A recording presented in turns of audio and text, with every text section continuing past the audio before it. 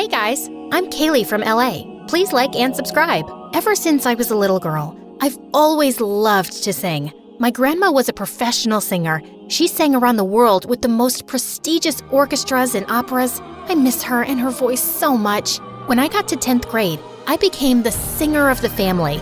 I went to the most prestigious performing arts school on the West Coast. My favorite class was music, of course, and my favorite club so far was show choir. We had been the best in the state for 14 years, with the trophies to prove it. My best friend Addison is also in show choir with me. He and I met in kindergarten and have been inseparable ever since. He's the funniest guy I've ever known. He's also gotten pretty cute over the years too. Or at least, that's what all the girls in school think. But I just don't see him that way. Hard to see someone that way when they used to sneak over from next door and put frogs in your bed. Yuck! One day, our show choir teacher, Miss Conrad, had big news for us. We've been asked to compete at this year's National Show Choir Competition. All right! Yeah! But to ensure we get top scores, the soloists will have to be chosen very carefully. Miss Conrad told us that we were going to have to audition for the big solo right in front of each other in 1 week. My nemesis, Heidi, started bragging in front of the whole group. We all know who's going to get it. Me, of course. Everyone knows I have the stage presence of a star. I don't know. I think Kaylee might give you a run for your money. She's got star power and the voice to match. The others' eyes widened. Were they about to fight? Just then, the bell rang. As everyone left the class, I swatted Addison on the arm. Don't start fights with Heidi. She's my biggest competition. That's exactly why you have to stand up for yourself in front of her. I just don't want anyone to think I'm better than her. Well then, I guess that's why I'm here. To remind them for you. What would I do without you? Good thing we'll never have to find out. I was so nervous, even though I'd sung in front of our choir before, but the pressure was on. The whole week leading up to auditions, I practiced. In the shower, in the car, between classes. I really wanted to beat out Heidi for the big solo at the end of the show. Finally, audition day arrived. I woke up, put on my cutest outfit, curled my hair, and took extra time with my makeup. After all, if I'm gonna be a big star one day, I might as well start dressing like it now. When I stepped out of my house to walk to school with Addison, his cheeks turned super red. What's wrong? Nothing. You, just look different is all. Your hair is… Oh no, does it look bad? Maybe I should have worn it up. I'll just go change. No, leave it. You look good. Great. When I arrived in class, Heidi was sitting in the front row, looking totally perfect. What was I thinking? With her shiny hair, big eyes, and as much as I hated to admit it, her beautiful voice, why would anyone ever look twice at me? But I just tried to remember what my grandma would always say. It's not about who sings the loudest or looks the prettiest. As long as your song comes from your heart, people can't help but listen. So I took a deep breath and sat down next to Heidi, right in the front row. She gave me a once-over and rolled her eyes. Who cared what she thought? I knew I looked great. Miss Conrad sat down at the piano and called Heidi up first. After she finished singing, I applauded politely, along with everyone else. Then, it was my turn. I stood confidently and turned to face everyone. Addison gave me a thumbs up from the back row. Such a good friend. Miss Conrad played the opening notes for my song when suddenly, the door to the classroom burst open behind me. I turned to look, and standing in the doorway was the most handsome boy I'd ever seen. Tall, with long brown hair that fell perfectly into his eyes. He looked just like a fairy tale prince. My jaw dropped. He handed a note to Miss Conrad. "Class, this is our newest addition, Patrick." He waved to everyone, then put his hand on my shoulder, looked deep into my eyes and said, "I'm so sorry I interrupted your audition. Knock 'em dead." Then he took my seat right in the front row. I gulped. Oh, now I was nervous again. I shook off my nerves, took a deep breath, and nodded to Miss Conrad. As she played, I could feel the music filling me up, all the way to the top. I opened my mouth to sing and let my song come from my heart. When I finished, the whole class burst into applause. I felt like I was walking on air. Patrick got up to sing something last minute. He was so good. The next day, Miss Conrad put up the list, and I had gotten the solo. And she'd even added a duet in the middle of the show for Patrick to sing with me. Looks like it's you and me, Kaylee. I'm so honored to be singing with someone as talented as you. I felt my cheeks turn red, and he grinned. You're so cute when you blush like that. Be careful, or I might just fall in love. He walked away with a wink at me. I couldn't believe he'd just said that, and neither could Heidi, who'd been listening around the corner. Don't get too comfy with that solo. Once Miss Conrad figures out that you'll cave at the first sign of pressure, I'll be ready to step in. Eavesdrop much? Jealousy isn't your color, Heidi. The next day, we started rehearsing for nationals. Everyone was working so hard, and Patrick and I sounded great together. But when it came to our dance, it was like I'd suddenly grown a second left foot. No, Kaylee, no. Once more from the top. Miss Conrad, I'm happy to come up front and show Kaylee how it's done. Not necessary, but thank you, Heidi. Just here for the team. After I knocked Patrick over by mistake for the third time, Miss Conrad called it a day. Kaylee, please go home and practice. Ugh, I could have wiped that smug look off of Heidi's face. Everyone went to start packing up their bags, and I started to head backstage to get my bag when Patrick came up to me. Hey, gorgeous. Want to stay and practice a little with me? Then it'll be perfect by tomorrow. Oh, I wouldn't want to impose. Your toes must be all bruised. That's okay. I really don't mind. And I wouldn't mind spending a little quality time with my co-star. Well, if you insist. Just then, Addison came up to us. Hey, Kaylee, ready to go? That's okay. I should really practice a little longer. I can practice with you. I could use a few run-throughs myself. Oh, well, Patrick already offered to stay behind and practice with me here. He did he? How are you gonna get home? I can drive her. Oh, do you live in our neighborhood? No, but, I mean, if it's not really convenient for you. I'm not spending time with Kaylee because it's convenient. Neither am I. I'm spending time with her because she's cool. My face turned bright red. Did he really mean that? Addison, I'm gonna stay here too, just for a bit to practice. I'll see you later, okay? Fine, if you insist. I'll, see you when you get home. He turned on his heel and walked out. Patrick turned to me with a grin on his face and held out his hand. Shall we? We practiced more, and I was finally getting good. Patrick swung me out for our final spin, then pulled me in close and dipped me. That's when I noticed his face was just so close, his ice blue eyes staring deep into mine. Was he gonna kiss me? Just then, all the lights in the theater went out. Patrick dropped me in shock, and I shrieked. All of a sudden, the lights came back on, and Miss Conrad stepped back on stage. Oh, hey kids. I'm so sorry. I didn't realize you were still here. Ugh, I couldn't believe she'd interrupted our moment. Still, we waved goodbye to her and headed out. A little while later, when Patrick dropped me off, he got out of his car to open my door. Such a gentleman. It was nice hanging out tonight. I'll see you tomorrow, superstar. Then he wrapped his arms around me and gave me a big hug. Is this what heaven smelled like? Then I headed up the front walk to my door. So do you like him or something? I whipped around and saw Addison waiting on our front porch swing. I don't know, maybe. He's so cute and really talented. Okay. Cool, I guess. Do you still want to practice? That's okay, I think I got it now. Okay then. Well, then I guess I'll see you tomorrow. Here, I got you a milkshake. Hey, thanks. He started crossing the yard towards his house. Is it? Cookies and cream, your favorite. Thanks. I'll see you tomorrow? You know it. Then it was finally time for nationals. As we arrived at the concert hall, I was overwhelmed by all the other groups here and overheard one girl say to another, "She was a little flat at the end." I couldn't believe it. What if I lost us the whole competition? All night and throughout all our warm-ups the next day, it was all I could think about. If I messed up again, I'd be letting everyone down, including myself. And there were several famous music industry people judging the competition. What if I ended my career as a singer before it even started? And then, it was almost time to go up. I tried to calm down, but I was shaking like a leaf. Miss Conrad, Kaylee doesn't look so good. Miss Conrad came over. She looked pretty nervous herself. Kaylee, you look terrible. Are you going to be able to perform? Of course, Because if you're sick, I can always put Heidi on. I'm ready to go, Miss Conrad. Just then, I spotted Patrick warming up down the hall. I just need a minute. I raced down the hall towards him. He was stretching, shaking out his hands, jumping up and down. Patrick? His expression was so strange. Was he nervous too? I'm so nervous. Do you think we could practice? Kaylee, I'm kind of busy. What if we... I really just need some space here, Kaylee. Yesterday, you said we were a team.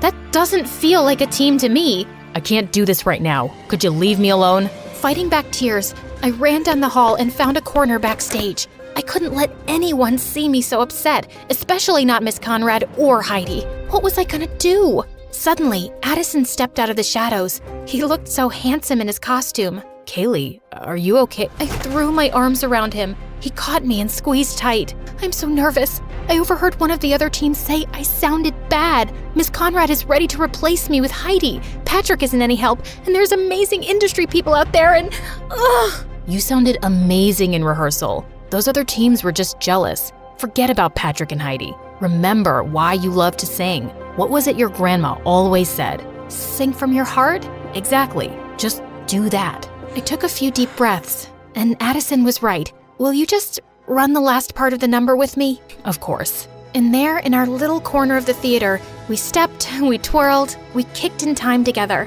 Addison took my hand, spun me around, and dipped me low. I felt his arm slip. He was dropping me, but right before I was sure I'd hit the ground, he caught me with a twinkle in his eye. I swatted his arm. You tricked me. I'd never drop you, and even if I did, I'll always be here to catch you. Thank you, Addison. Then he smiled at me so genuinely, and my heart fell into my stomach. What was that?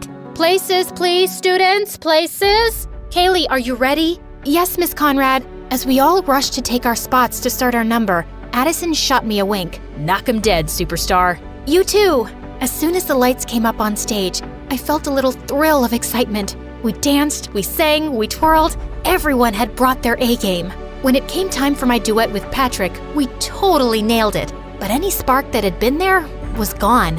As the opening chords of my solo began, the lights shined down on me, and I opened my mouth, and the music poured from my heart. I knew my grandma was right there with me. I hit my final note and held it out forever as everyone finished their steps behind me. As we struck our final pose, the crowd erupted into applause, a standing ovation.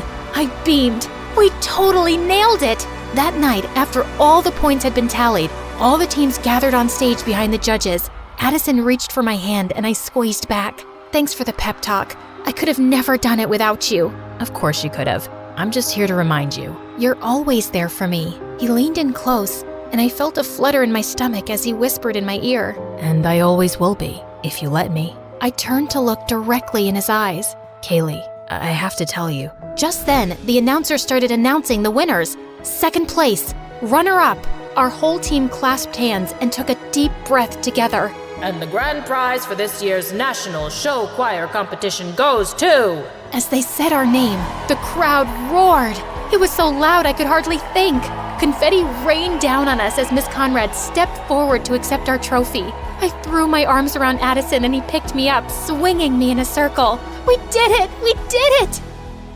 As we packed up our things in the dressing room and said goodbye to the new friends we'd made at the competition, one of the judges knocked on our dressing room door. He was an exec for a record label back in LA. I was so impressed with you. Your vocals were so clear, and you've got some real presence up there. Give me a call if you think you'd be interested in recording a single. He handed me his card, and I shook his hand, totally awestruck. Maybe dreams really do come true. I felt so relieved. Not only had I not let everyone down, but I'd made myself proud. On the bus, Addison dropped down in the seat beside me, running a hand through his hair. When he saw me watching him, he grinned, and the butterflies were back. I'm totally beat, aren't you? Definitely. I, got you something. Oh yeah? I pulled out a bag of gummy worms. Your favorite. You're the best, Kay. He ripped open the bag and dug in. Hey, Addison, what was it you were gonna tell me earlier? I don't know. I don't remember. Well, I have something I want to tell you. Yeah? I like you. Really? Really. I like you too. I have for a while now. Really? Really. He took my hand, and I know my cheeks turned pink. I got something for you too. Ooh, okay. I love presents. And then he put his hand on my cheek, leaned in close, and kissed me. It was the perfect end to a perfect day.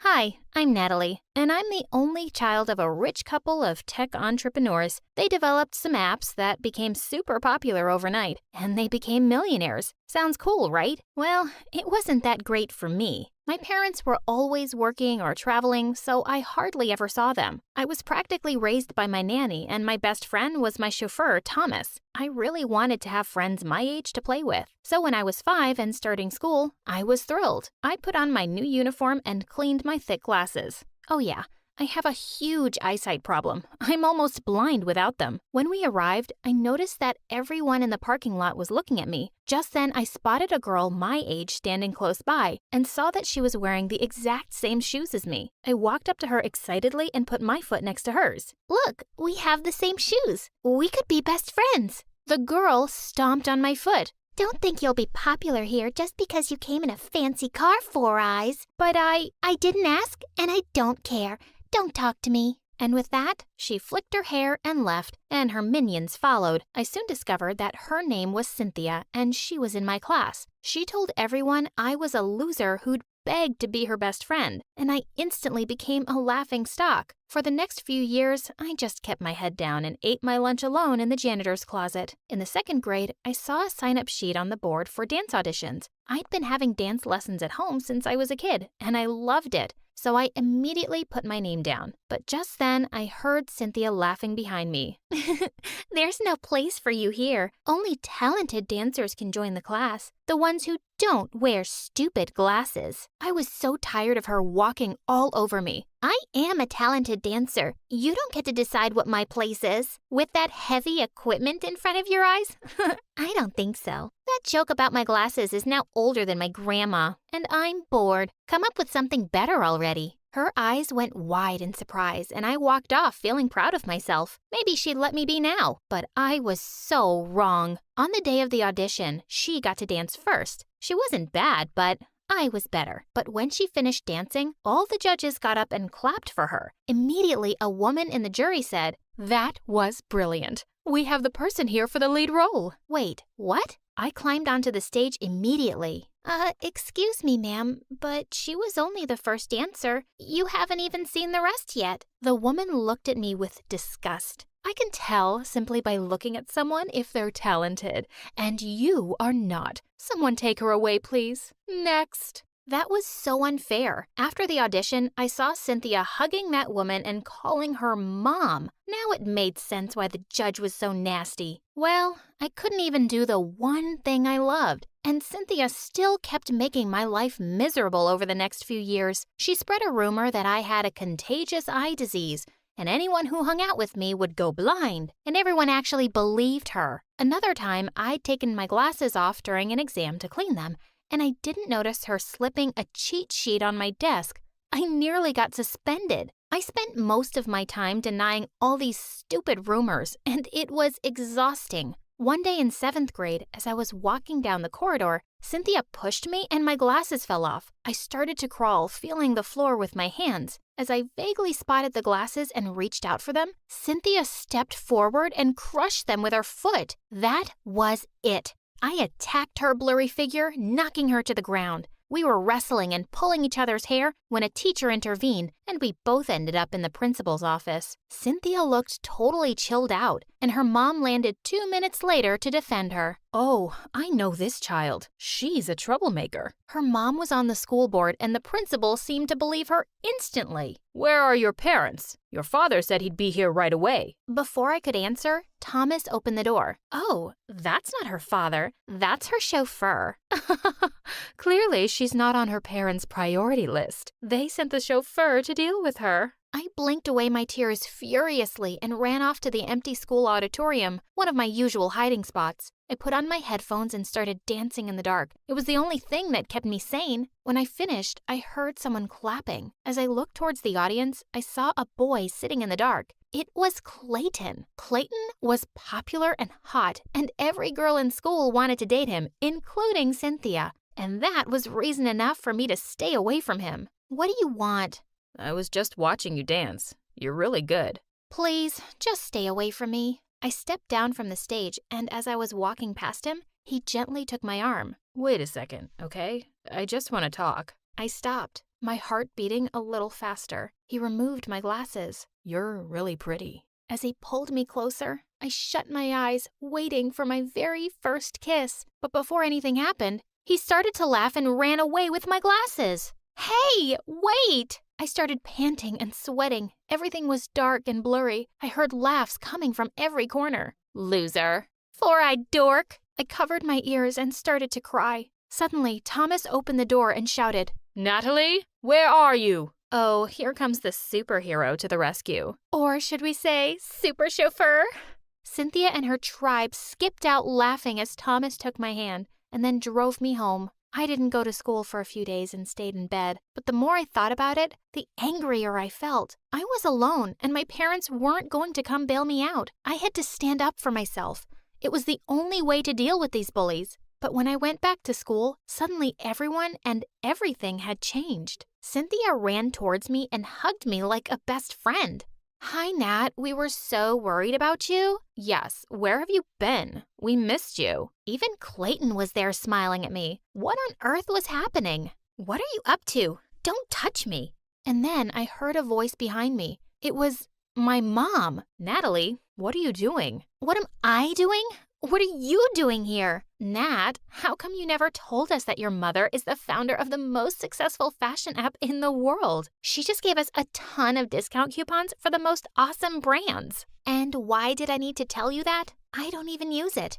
You're hilarious, Nat. That's why we're best friends. No, we're not. You're a psycho. Natalie, you're being so rude. I didn't teach you those manners. You're right. You didn't teach me any manners. You didn't teach me anything. So go back to making your apps, Mom, and take these psychos with you. Well, maybe having a famous mom would finally help get Cynthia off my back, but that was wishful thinking. Because from that day on, I not only had to deal with her at school, but also in my own home. Since Cynthia had convinced my mother that we were best friends, Mom had a brilliant idea of inviting her home every day and to come with me in the limo. Cynthia and her minions were really enjoying the limo ride, touching every button. Knock it off, you're going to break something. Poor Four Eyes.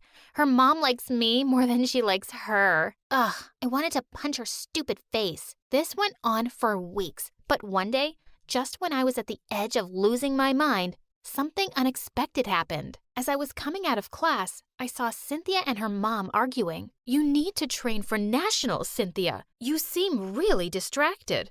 Don't worry, Mom. I'm practicing at the studio every day. I know how important the competition is. Okay, just checking. You have to win every competition to get a university scholarship.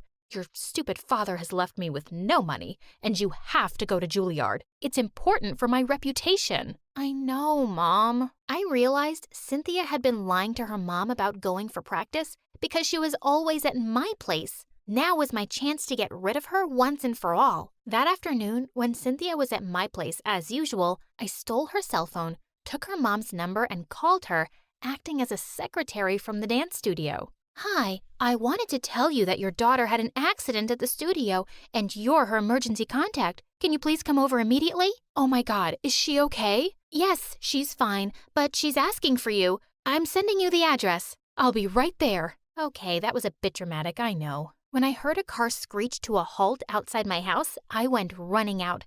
Cynthia's mom was shocked to see me. You? What is this? Some kind of prank? Oh, no, please believe me. You have to come see Cynthia. As her mom looked at me suspiciously, I led her to my bedroom where Cynthia and her minions were reading magazines lying on my bed. Gosh, I think I'll just run away and become a teen model. Or marry some rich billionaire. I don't want to dance and go to stupid college. Mom is really annoying. No wonder Dad left her. You ungrateful brat.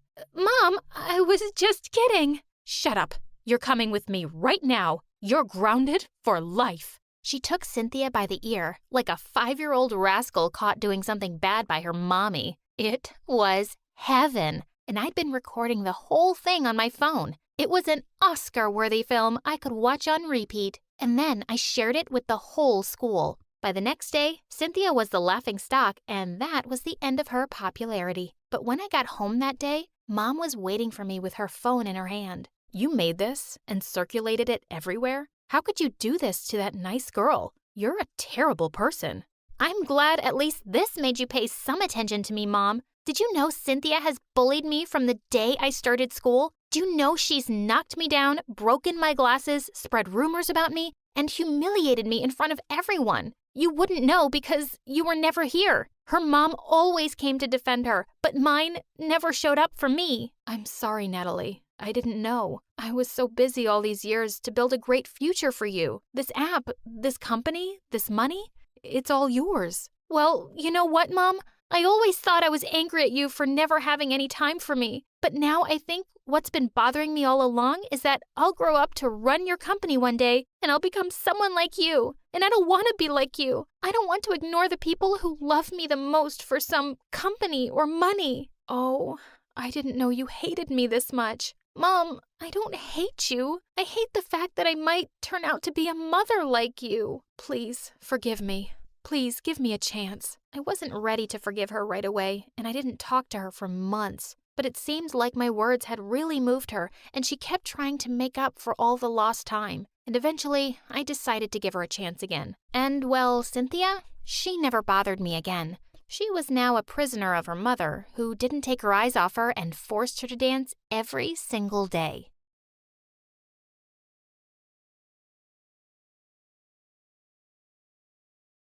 Hi, I'm Abina, and I live in an orphanage in Ghana. And before you start feeling sorry for me and blah, blah, blah, relax, man. Everyone is super chill here. The coffee is bomb, and I have a little brother who worships me. So I guess that's why I've never wanted to get adopted. Before I continue, please like and subscribe. Ever since I could remember, rich, stupid foreigners would come every month to take one of us home with them. But I knew they were just using us to brag about how they'd done such a noble deed by adopting a poor orphan. So whenever those snobs would drop by with their camera phones and designer clothes, I'd convince my brother Kofi to help me mess with them. Come see our room. We just got new blankets. Sweetie, I'm taking a selfie with... Our new blankets smell like lavender. Ah! Is that pee? Silly me. I forgot. We have a bedwetting problem. A bedwetting problem! The woman ended up bursting into tears from the awful smell. So traumatic. But one day, the warden had had enough of my behavior. You're 14 years old now, and Kofi's 8. It's important for your development to have parents. So the next time a visitor arrives, you better behave yourself. I was about to refuse, but I wanted Kofi to be happy and healthy, so I gave in. Except when a couple finally decided to take us home, I immediately disliked them. Apparently, they were both philanthropists who loved doing charity work. They were just too sweet, and I had a bad feeling about these people. Just like that, they whisked us from our beloved home to some mansion in America. Who wants to see their new room? Do you want to see your big boy bed, my cutie-wootie widow mouse? Ew, gross. We hate mice, and don't talk to Kofi like he's a baby. Of course, dear. I'll try again. Yo, dudes. Who wants to see their billion-dollar golden baller sleeping place? You hear me, bro? There's gotta be a cliff I can jump off of. At least I had a giant bed with a mattress from heaven. But the next day, things took an awful turn. I discovered that Kofi and I were all over the news, and the paparazzi were right outside our window. Were my new parents famous? How come you didn't tell us you guys were celebrity philanthropists? I don't want to live in the public eye, and I've got an 8-year-old brother. I don't want his picture everywhere online. Oh, come on. Being a celebrity is fun. You never have to wait in line. You get free stuff. Give it a chance, Abena. It's Abina. I've told you 3 times. You know what? Just call me Abby, since I'm an American now. Mom looked hurt when I said that, and from that day on, things went downhill. Mom and I fought about everything imaginable. Like, she'd get mad because I hated being interviewed by reporters, or because I hated the itchy $1,000 clothes she bought me, or the fact that she kept feeding Kofi fancy food that he wasn't used to, even though I told her to just give us something more simple. By the time school started, I was exhausted from all the media attention, and I didn't want a bunch of kids coming up to me since I was the famous Ghanaian orphan that they were fascinated with. So I decided to ditch class and hang out in the school garden. Then suddenly, I heard a voice near me. Hey, are you okay? I looked over to see a boy my age with neon hair dressed in rags. Even the clothes I wore at the orphanage were nicer than his. No? I don't know. My parents are annoying. Your biceps are gorgeous. Never mind. The guy just laughed, and suddenly I found myself pouring my heart to a total stranger about everything that had happened. I found out his name was Carter, and we went to the same school. He apparently skipped classes regularly so he'd have enough energy to work nighttime shifts, and it was all because his parents barely had enough money to buy food. I felt bad for Carter, but I was kind of relieved to finally meet someone here who wasn't rich. He ended up walking me home, but when we arrived, Mom greeted us at the door, and she immediately asked Carter to leave. Abby, I know that boy. He lives in a trailer outside our neighborhood. I want you to stay away from him. He's a criminal. You'll be in danger, and people will think my daughter's mixed up with a crook. Because your publicity image is all you care about, right? You don't actually care about my safety. Well, guess what? You're not my real mom, which means I don't have to listen to you. Mom grounded me after I said that, but I didn't let that stop me. Carter and I started hanging out all the time. Sometimes we'd ditch class together, and sometimes he'd sneak in through my window so we could watch MSA videos together on my TV. I'm so glad you watch these on YouTube instead of TikTok. Promise me you'll never watch MSA on TikTok and fry your brain, please. I didn't believe Mom about the criminal nonsense until one day I noticed Carter take off his baseball cap to reveal a clump of shiny jewelry. Please tell me he didn't steal all that. Abby, you know I have a family to support. Yeah, I feel bad for stealing, but a job washing dishes can only pay so much. Look, I get it, but you don't have to become a thief. No wonder Mom thinks you're a delinquent. Maybe I'll ask her to give you some money. She and my dad love bragging about how they give to charity. Then suddenly, Carter got this really serious look on his face, and then he told me something disturbing. My parents were known for being frauds. Kofi and I hadn't been the first kids they'd taken home. Apparently, they'd foster them for a year or two, use them to get publicity, and then they'd send them somewhere else. That makes no sense. They took me home and signed the papers. Are you sure? Because they've never adopted an actual kid before. Look, I don't know the logistics. I just don't want you getting hurt. I know it's only been a short time, but I've grown to care about you, Abby. I was about to confront Mom and Dad when I got home, but when I arrived, I was hit with awful news. Kofi was in the hospital due to food poisoning, and he was really sick. This is all your fault. I told you a million times not to feed my brother fancy food like caviar because he's not used to it. Now he's sick, and it's all because you two were too stuck up to give him something like rice and beans. Abby, it's not fair to blame us for something like this. The food poisoning could have been from anything. Plus, he'll be fine. Why are you making such a big deal about food poisoning? It's not about the freaking food poisoning. It's about you two being selfish, irresponsible jerks that don't care about us. Mom and Dad apologized and reassured me, but I didn't listen. I knew now that Carter was right. My brother and I weren't safe with these people. So as soon as Kofi was better, I crafted a plan to run away from home. Carter said Kofi and I could stay with his family in the meantime, while he would help find new parents who weren't horribly selfish. So one night at 1 a.m., I turned off the location services on my phone and helped Kofi sneak out the window. I don't want to run away. These people are nice and they take good care of us. They seem nice, Kofi, but they don't really care about us. We'll be living in another foster home in another year. Trust me. Says who? Your new boyfriend Carter, who you've known for like 5 minutes and who also happens to be a thief? I know you're not actually this dumb. It's not like he wants to be a thief. He has a family to support, and I still would trust a thief over any adoptive parents who could hurt us. Carter picked us up in his car a few minutes later, but Kofi wasn't speaking to me. I felt bad, but I was doing the right thing by protecting us, right? Besides, Carter's parents were happy to let us stay with them for the time being. Yeah,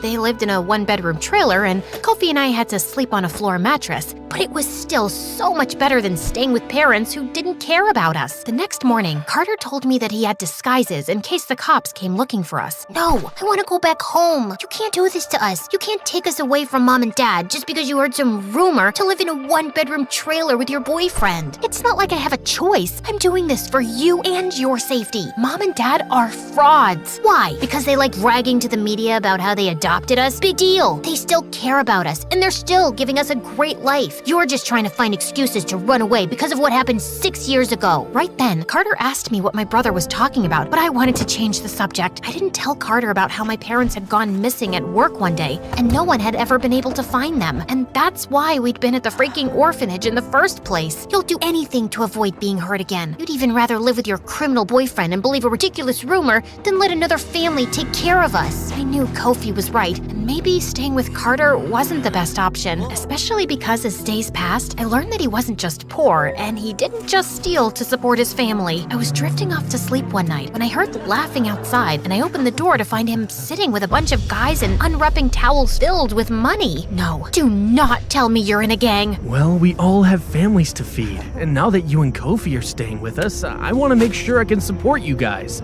I don't want all of us to have to live in a one-bedroom trailer. Here, babe, I stole $50,000 just for you and your brother. Carter, I can't accept this. You can't keep stealing. It's wrong, and I don't think we should be together either. I appreciate what you're doing for me, but I think it's best if Kofi and I leave. No, please, don't leave me. You're the only thing that makes me happy. Nobody at school wants to be friends with me because I'm a poor loser, and no one in the neighborhood wants to associate with me because I'm a thief.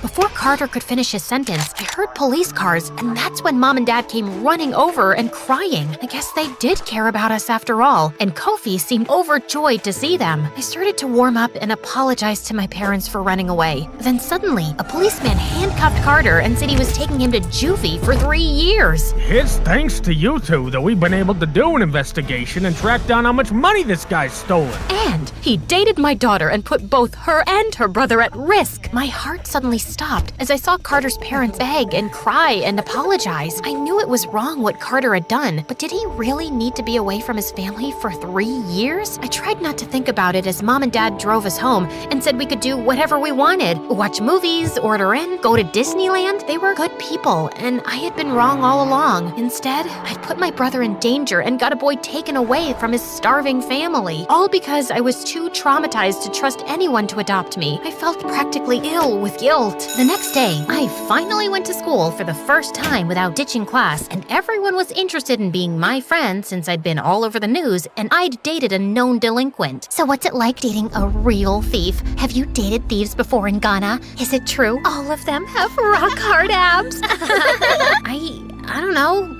Why would I know that? By the time I got home, I felt like I was literally gonna die of guilt. And then things got even crazier. Mom and Dad called Kofi and I into their study because our old warden had called. She wanted to check in and see how things were going. We told her we loved fostering you two, and the truth is, we want to adopt you. What do you mean? I thought you already adopted us. Oh, no. Usually, we foster children for a few years and then we find them a home. Your warden sent you off with us because you'd have better living conditions. But we love you two so much that we want to keep you. So Carter had been right about the whole fostering thing, but he'd been wrong about them trying to hurt us. He'd just been looking out for Kofi and me. He was a good guy. I couldn't let him sit in juvie for 3 years. You guys can adopt us, but on one condition. You have to help out Carter's family. They don't have any money or food. That's the only reason why Carter formed a gang and became a crook in the first place. Yeah, he committed some bad crimes and I won't date him anymore, but he's a good person and shouldn't have to stay in juvie for 3 years. To my surprise, my parents actually agreed, and the 4 of us went together to talk to the police about Carter's situation. My new mom even insisted on buying his family a new house. Thanks, Mom.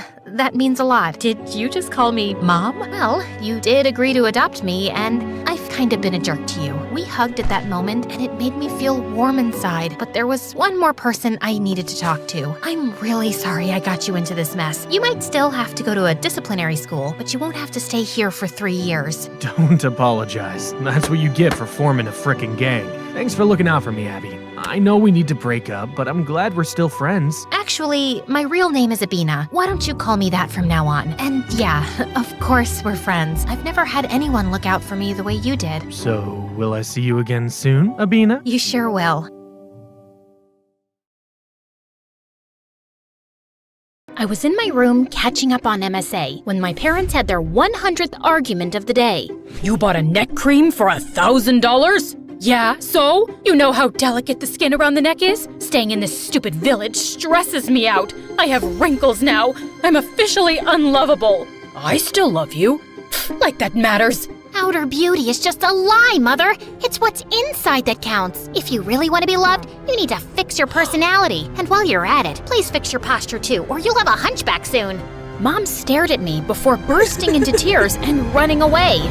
Okay, maybe it was a bit harsh, but hey, that was me trying to help Mom become lovable. It was a good deed. Hi, I'm Julia, and I'm about to tell you how my parents ruined my life. But before I do, please hit like and subscribe. I knew very early on that I wasn't an ordinary kid. By 3, I could use a knife and a fork to cut apples to perfection. By 10, I could recite Shakespeare word for word. By 13, I could bake pastries that could give a French baker a run for his money. I've always wondered how I turned out to be so amazing.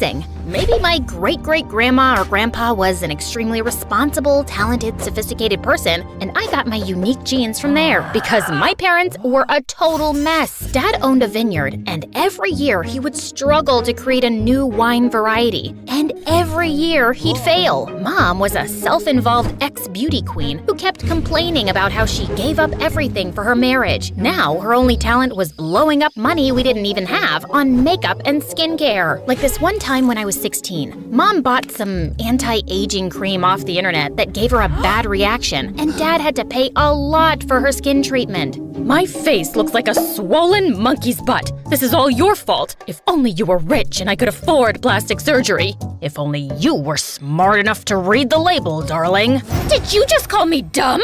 If you keep screeching like a banshee, Mom, we'll have to get you new vocal cords too. But before I could finish, she picked up a tray next to her bed and flung it at Dad. Dad ducked, the tray hit the TV screen on the wall, and he ended up paying more to the hospital. Even though Dad was pissed, he went home early and arranged a surprise welcome home party for Mom. But she decided to surprise him instead by packing her bags and leaving for good. And divorce papers soon followed. How could she leave me like that? I've done nothing but love her. Please compose yourself, Dad, and let's not cry over spilled milk. What? You'll get over it. I'm not some stone-hearted witch, trust me.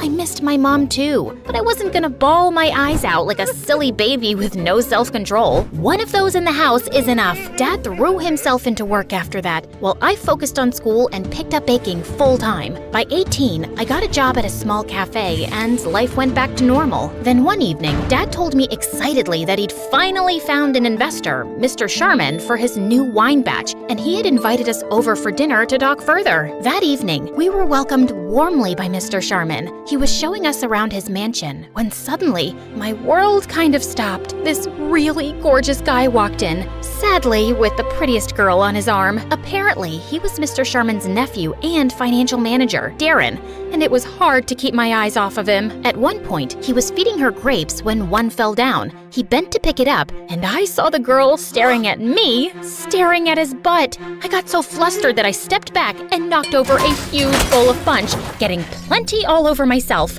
So humiliating. As I cleaned myself up and walked out of the bathroom, I crashed into Darren in the hallway. Wow, are you always this clumsy? Or do I have this effect on you? I am not clumsy. I am the very picture of grace, and you have no effect on me. My date said you were staring at my butt when the accident happened. That's a false accusation, a blatant lie. Why would I be staring at your rear end? It's okay, I don't blame you. I work out a lot. Yes, it shows, and your behind is perfectly sculpted like a Georgia peach. But what does that have to do with me? Your girlfriend sounds like an insecure lady just making up nonsense. I doubt that you would make her insecure. She's a model and you, well, you look and talk like you're Mary Poppins' daughter. No offense. With that, he grinned and just walked off. I loved Mary Poppins, but it didn't feel like a compliment coming from him. I joined Dad and Mr. Sharman, but minutes later, someone tapped on my shoulder, and I nearly passed out when I saw Mom? Surprise! What is happening? Mom told us how she'd met Mr. Sharman on a cruise and they'd fallen in love. They'd been dating for a few months and she only recently moved back to the city. I went to the house and saw that your dad was still poor as a street rat, so I thought of investing in his business and helping him out. Am I not the best ex-wife ever? This is certainly unexpected, but calling yourself the best ex-wife is an exaggeration, Mother. My father and I have something called self-respect, and we'd like to keep it, so please excuse us. I grabbed Dad's hand and we left. We were still reeling from the shock of meeting Mom, but the next evening, she showed up at our door begging us to hear her out. I wanted to turn her away, but Dad gave her a chance. I know I left you too abruptly and hurt you, and I'm really sorry. But despite everything, you're still my family. I have a chance to make things right by getting your father the break he deserves, and I'd love to reconnect with my only daughter too. I wanted to be less cynical and believe this was an unselfish act, but I wasn't convinced. Dad, however, was staring at her with stars in his eyes, and he agreed to take Mr. Sharman's investment. After she left, I turned to Dad.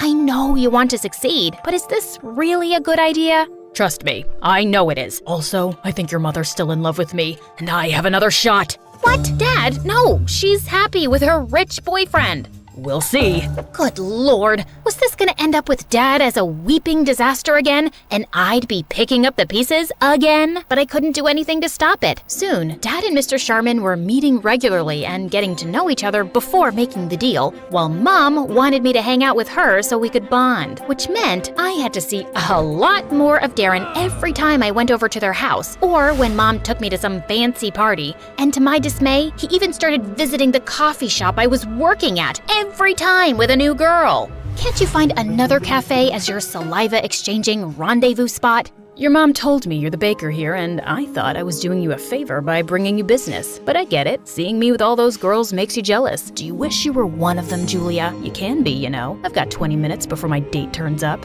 As if I'd ever want to date an insufferable Neanderthal who thinks he's God's gift to women. One kiss from me, and you think I'm God's gift to women too. I'm curious, have you ever kissed anyone? I mean a boy, not your cat or your grandma. Of course I have. I have a very steady boyfriend of 2 years, and I'm wildly in love with him. Wow, does he also talk like he has a stick up his butt? I'm dying to meet him now. Let's have a double date tomorrow. How about a movie and dinner? I'll text you the details. Just then, his date of the day turned up, and I walked off. I had to find myself a boyfriend by tomorrow. I asked one of the newest interns at the cafe to be my date and showed up at the movie theater the next evening. After I'd introduced my boyfriend happily, we took our seats and the movie started. But Darren and his date kept giggling and whispering like teenagers. Sorry to disturb you guys, but my boyfriend Billy— Actually, it's Bobby. Billy, Bobby, tomato. Anyway, Barry and I are trying to watch the movie and would appreciate it if you guys could keep it down. Darren simply smirked and looked away, but minutes later he started making out with his date. You're still noisy. You're still annoying. Cut it out. Bite me. I grabbed Darren's soda and spilled it on his head. He got angry and knocked down my tub of popcorn, and we got into a huge argument. Soon enough, we were thrown out by security. Wow, this was a terrible date. I'm so sorry. Let's part ways with these two and grab some burgers? Sure, if you can tell me my name. You're so funny. Baby? It's Bobby. My date stormed off angrily, and I caught one look at Darren's smug face and fled the scene. But the next morning, as I was walking to school, a car slowed down by me, and I saw it was Darren. Hop in, I'll drop you. No, thank you. I do not need you to rub last night in my face. You're clearly troubled if you can't manage to have a real boyfriend, but I don't have time for that right now. I need to talk to you about your mom. That caught my attention, and reluctantly, I got in. I've been working with my uncle for years, but ever since he started dating your mom, things have been a mess. The business is running in losses, and the accounts are all over the place. I can't help thinking she's stealing from my uncle. How are you so sure? Call it a hunch. She has really expensive taste, and she's not really rich, so... So, just because she doesn't have your kind of money, you think she's a thief? Have you ever thought that maybe your accounts are a mess because you're too distracted with your girlfriends and you're bad at your job? Julia, This conversation is over. Stop the car. He did, and I got off. I was so annoyed at Darren for accusing Mom, but I couldn't shake off the nagging feeling that he might be right. Mom had always valued money more than relationships. Could it be true? I didn't have to wait too long for an answer, because late that night, I woke up from my sleep when I heard a car pull up in my driveway. I looked outside and spotted Mom and Dad talking in the garden. I went out the back door and crawled behind a bush close to them. Darling, I was a fool to let you go, but now everything will be perfect. Once we have the money, we can leave this place and go anywhere. but what if we get caught? My boyfriend's an idiot. I've been stealing money from him for months now, and he has no idea. By the time he realizes it's me, we'll be long gone. And baby, don't you want Julia to have a better life? Dad nodded, and then they kissed. Mom left, and as soon as Dad walked in, I cornered him. Hello, Dad. Oh my god, Julia, you scared me. You can't cheat Darren's uncle. He's willing to invest in your business, and you're just gonna take off with his money? Why are you ruining this amazing business opportunity? Because your mother and I love each other, and that matters more than anything else. Once we have the money, we can start over and be together anywhere we want. It's still illegal and criminal. This isn't who you are, Dad. And what makes you so sure she won't leave you again? Because she's changed, and I know things will be different this time. She really loves me. The only two things Mom loves are money and herself. I have a big day tomorrow, Julia, and I would like you to stay out of it. I tried talking to Dad again the next day, but he just blew me off. So I went to Darren's place and told him everything. We needed proof, and I started with searching Mom's room. I was going through her stuff when I found a bunch of fake passports and IDs at the back of the drawer. I shoved everything into my pocket and was leaving when my foot got caught in the carpet and I fell flat on my face. Just then, Mom walked in. Julia, what are you doing in my room? I came to see you, and I was just admiring this carpet. The thread count is amazing. The embroidery is exquisite. So elegant. Your taste is so chic, and you passed it all to me. I am so thankful to you for making me the lady I am today. I kissed Mom's hands, hugged her tight, and ran out. Right outside the room, I caught Darren snickering and pulled him into an empty room. Admiring the carpet? How'd you come up with that? Quick thinking, and I found something. But before I give anything against my mom, promise me that Dad will not face any criminal charges. I know he's at fault too, and I'm asking a lot here, but he's just an innocent man who is blindly in love with the wrong woman, and he's the only family I have left. Darren touched my cheek gently, and suddenly I felt hot tears rolling down my face. I get it, Julia. My dad left when I was really young, and it's not easy dealing with something like that. I promise you, I'll keep your dad safe. You really mean it? Darren nodded and pulled me into a hug, and it felt amazing. He dropped me home, and that night, I slept with Darren in mind. The next morning, Darren called me up and told me that he was chasing some lead and would meet his uncle at a golf event to tell him everything. I wanted to talk to Dad one last time before Darren exposed Mom, but he wasn't around. That's when I noticed an invite to the same golf event on Dad's table. I quickly took a cab and reached the venue. The place was huge, and I was running out of time, and that's when I spotted an old lady climbing onto a golf cart. "Excuse me, ma'am. I'm really sorry for what I'm about to do, but it's an emergency." With that, I shoved the lady aside, slid inside the cart, and zoomed off, despite her screams and protests. Please ignore my driving skills here. I'm actually a very safe driver. You can ask my friends. They say I drive like a grandma, and that's a compliment. Anyway, after crushing a bunch of feet and getting chased by a mad golfer, I finally spotted Dad and Mom in a corner talking to Mr. Sharman. Dad pulled out some papers, and Mr. Sharman was about to sign them when I got out of the cart, lunged at him, snatched the pen, and threw it away. "Julia, what are you doing?" "Sorry, where are my manners? I apologize for the outburst, Mr. Sharman, but your girlfriend, and unfortunately, my mother, has been stealing from you. And now she wants you to sign over money for Dad's business so she can steal that too and leave forever." What is this rubbish? Darling, don't believe her. She's lying. Oh, no, she's not. I turned around and saw Darren walk in with all the evidence we'd collected and some papers. He told everyone how Mom was actually a con woman who'd been running around conning millionaires the last couple of years, and her latest target was Mr. Sharman. I always had my doubts about you, but I had no proof. But then, you booked this one-way flight leaving for Ibiza tonight, and I chased that transaction to find out about the secret account where you've been stashing away my uncle's money. Wait, you were gonna leave for Ibiza without me? You just bought one ticket? Julia was right. You were gonna take the money and just leave me. I tried to warn you, Dad, but why did you come back, Mom? You could have conned anyone. Why Dad? Suddenly, Mom looked like a raging mad woman. Because he was such an easy target. Your dad needed money, and I wanted an exit from this miserable relationship with his old hag Sharman. So I decided to use him to get the money and leave the country. I would have been successful if you hadn't butt in, Julia. Seriously, why do you hate me so much? I don't hate you, Mom. I feel sorry for you because you're doomed to stay alone. Have fun in jail. Mom got arrested that day, and I never saw her again. Darren convinced Mr. Sharman to not press charges against Dad, and it took some pleading, but thankfully he agreed. Dad and I were on our way out when suddenly I heard Darren calling my name. Dad left to wait in the car as Darren caught up with me. I just wanted to say thank you. That can't have been easy for you, watching your mom being taken away. Honestly, it wasn't that hard, and thank you for not sending Dad to jail.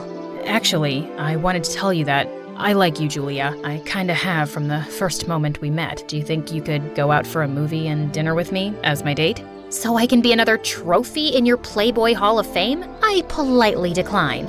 Will you listen for a minute? All those girls you saw me with are blind dates my mom set up. She's dying for me to find a girl I can settle down with. I clearly don't like her choices because I've had eyes for you only. Oh, well, that's flattering, but you'll have to woo me and treat me like a lady and work your way to my heart. Darren's still trying his best to impress me, and I'm almost in love with him. Okay, fine, I am in love with him. We're getting engaged soon, and all of you are invited to the party.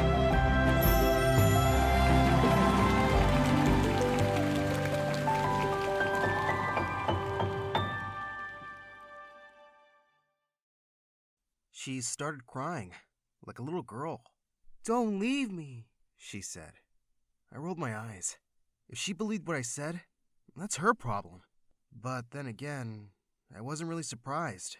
Girls are always like this. They believe me every time. I left her house, then headed back to mine. There, I saw my parents fighting. Again. Mom was holding up her phone and showing Dad a picture. It was Dad, with a very hot girl. "Who is she?" my mom yelled. She wanted to know the details every time Dad so much as breathed near another woman. "Give a man some space to breathe," my dad yelled back. I defended him. I was always by his side. He was the coolest and smartest man ever. "Well, for God's sake, Mom! You're being dramatic for no reason. He's not cheating. Just get over it." Mom looked at me, coldly, and then said that I was just like Dad. With that, she walked out. "Thanks for the compliment," I called out after her. Then Dad turned to me and said, "Now that she's gone, son, I have a very important task for you. I'm going to meet a very important man." He said that this person was one of the most important businessmen in the state, that he wanted to convince him to become his business partner. Now, this man has a very lonely child who he loves a lot, and your mission is to make her fall madly and deeply in love with you. You have to make her convince her dad to sign the deal. I grinned. "Piece of cake, Dad. Consider the deal sealed." The next evening, we went to a restaurant. My dad had created the most romantic atmosphere. He really wanted this. My parents met her parents cheerfully, and I tried to flirt with her. But damn, she was ugly. Her mom, though, she was gorgeous. To make matters worse, Dad kept elbowing me and winking at me to approach the girl. He even told her mom we'd make a great couple. Ugh, there was no way I was doing it. She also kept batting her eyelashes at me. I was really creeped out.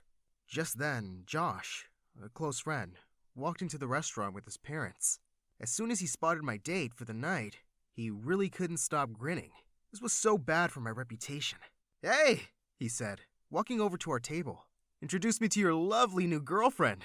"Gross, Josh. She's not my girlfriend. She's, my sister." Her stupid smile disappeared in a second, and she looked like she was about to burst into tears. I excused myself to go to the bathroom, but instead, I just slipped out of the back exit. What did they expect setting me up with someone like that? I called up one of my girls, and we met to party. When I got home, my parents were in the middle of a fight. "I saw the way you were looking at her." She was yelling at him, but just then, Dad saw me and turned his anger on me. He was furious and said that I embarrassed him. "If you really want to make the deal, why don't you go out with her? Why set me up with her?" I yelled at him. "It's just one stupid deal." And she was too ugly. My mom was stunned as she figured out what we were talking about. "Oh, so this is how it goes." Dad told her to shut up, and things really escalated between the two of them. Mom kept saying that Dad was a monster, and Dad kept telling her to shut up. Then Dad said, "Get out of my house! Both of you! Leave! Now!" At first, I thought he wasn't serious, but in a few days, we moved into a small apartment. I knew that I pissed off Dad, but I was sure he would take us back. At least, he'd take me back. I didn't really care about Mom, but days turned to months, and we heard nothing from him. Mom didn't talk to me either. She said she was ashamed of me. "I'm just letting you stay because I feel sorry for you. You're an embarrassment," Mom said. Well, yeah? Who cares? I did the only thing that made me happy. Going out with girls. I called my friends over. We had a wild party. Mom got really mad and kicked everyone out. One day, Dad called and said he misses me and wanted me back. "I have so many important tasks for you." Dad said. I was thrilled, but he said he didn't want my mom. I'm tired of that ugly woman, he said. I know, right? I grabbed my stuff and left to live with him. There, I saw something that thrilled me. He had a new maid. She was around my age. She was gorgeous. Her name was Stella. I was sure Stella would fall for me in no time. So I flashed her my most charming look. Hey, how are you doing? I asked. She looked at me and then looked away, like she'd seen a car crash or something. For a moment, I didn't know what happened. Had she just ignored me? She probably doesn't speak English, I thought. But then she said something to the housekeeper in fluent English. I gasped. Was she ill then? Terminally ill? But the way she worked, I knew she wasn't. Then what is it? I couldn't stop wondering. Meanwhile, when I wasn't completely distracted by the gorgeous Stella, Dad kept giving me all these missions to make wealthy men's daughters fall for me. I did it every time, and I gained my dad's trust again. But I just couldn't stop thinking about Stella. I saw her everywhere. Every brown-haired woman reminded me of her. She even popped up in my dreams. I kept trying to talk to her, but all she did was look at me like I was an idiot. One day, Dad called me into his room. He looked deadly serious, as he told me he had a crucial task for me. There's this man from New York, and he's willing to make $1 billion investment in our company, he said. That was great news. Why did Dad look so worried? He said that the trouble was this man's daughter. She was really nosy and always trying to influence her dad's decisions about the company to favor her boyfriends. Her dad listens to everything she says. I knew my job without him having to say anything else. Don't worry, Dad, I said. I won't embarrass you again. The girl I was supposed to flirt with was pretty and all. But man, she was insane. She was super jealous. The most jealous girl I've ever been with. She was so crazy. She would come to my house without telling me. And when I asked why she didn't call before coming, she would say, I just wanted to surprise you, babe. I missed you, and I needed to touch you. Well, that was a lie. She came over to make sure I wasn't cheating on her. She didn't know that she was dealing with an expert. One night, she came over unexpectedly. I was with another girl.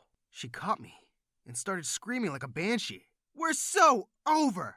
She yelled over and over again. Whatever, just leave, I said. I was so tired of her drama. But then she looked at me with her big eyes and said, aren't we going to make up? Damn, we love each other. Ugh, I didn't want to deal with this crackpot right now. Just then, Stella came in with some soda. My super crazy girlfriend took one look at her, and she freaking blew up. She just went insane. She grabbed the can and threw it at Stella, saying, what the actual hell are you doing here? You disgusting gold digger! Stella looked shocked as my girlfriend kept saying she was planning to steal me from her. I jumped to my feet and yelled at my girlfriend to stop and told her that Stella has nothing to do with this. But my girlfriend wouldn't stop yelling and pushing Stella away. Suddenly, Stella looked super pissed and she pushed her back. My girlfriend fell to the floor. Damn! Stella was so hot. I loved a girl who could fight. Get out of my house right now, I said to my girlfriend. She looked so shocked. She got to her feet and threatened me, saying that her dad wouldn't be happy about this. And she left. I approached Stella and gently told her that I was sorry for my crazy girlfriend's behavior. Then I made an offer I knew she couldn't resist. Would you like to spend the night hanging out with us? She looked at me and rolled her eyes. No, she said. Damn. She wanted me all alone for herself. I turned to the other girl and said, you heard her. She doesn't like sharing. Get out. But Stella said, God, no. Again, what was wrong with this girl? She tried to walk away, but I grabbed her hand. Are you into girls? I hope she was. At least, that would make me feel better.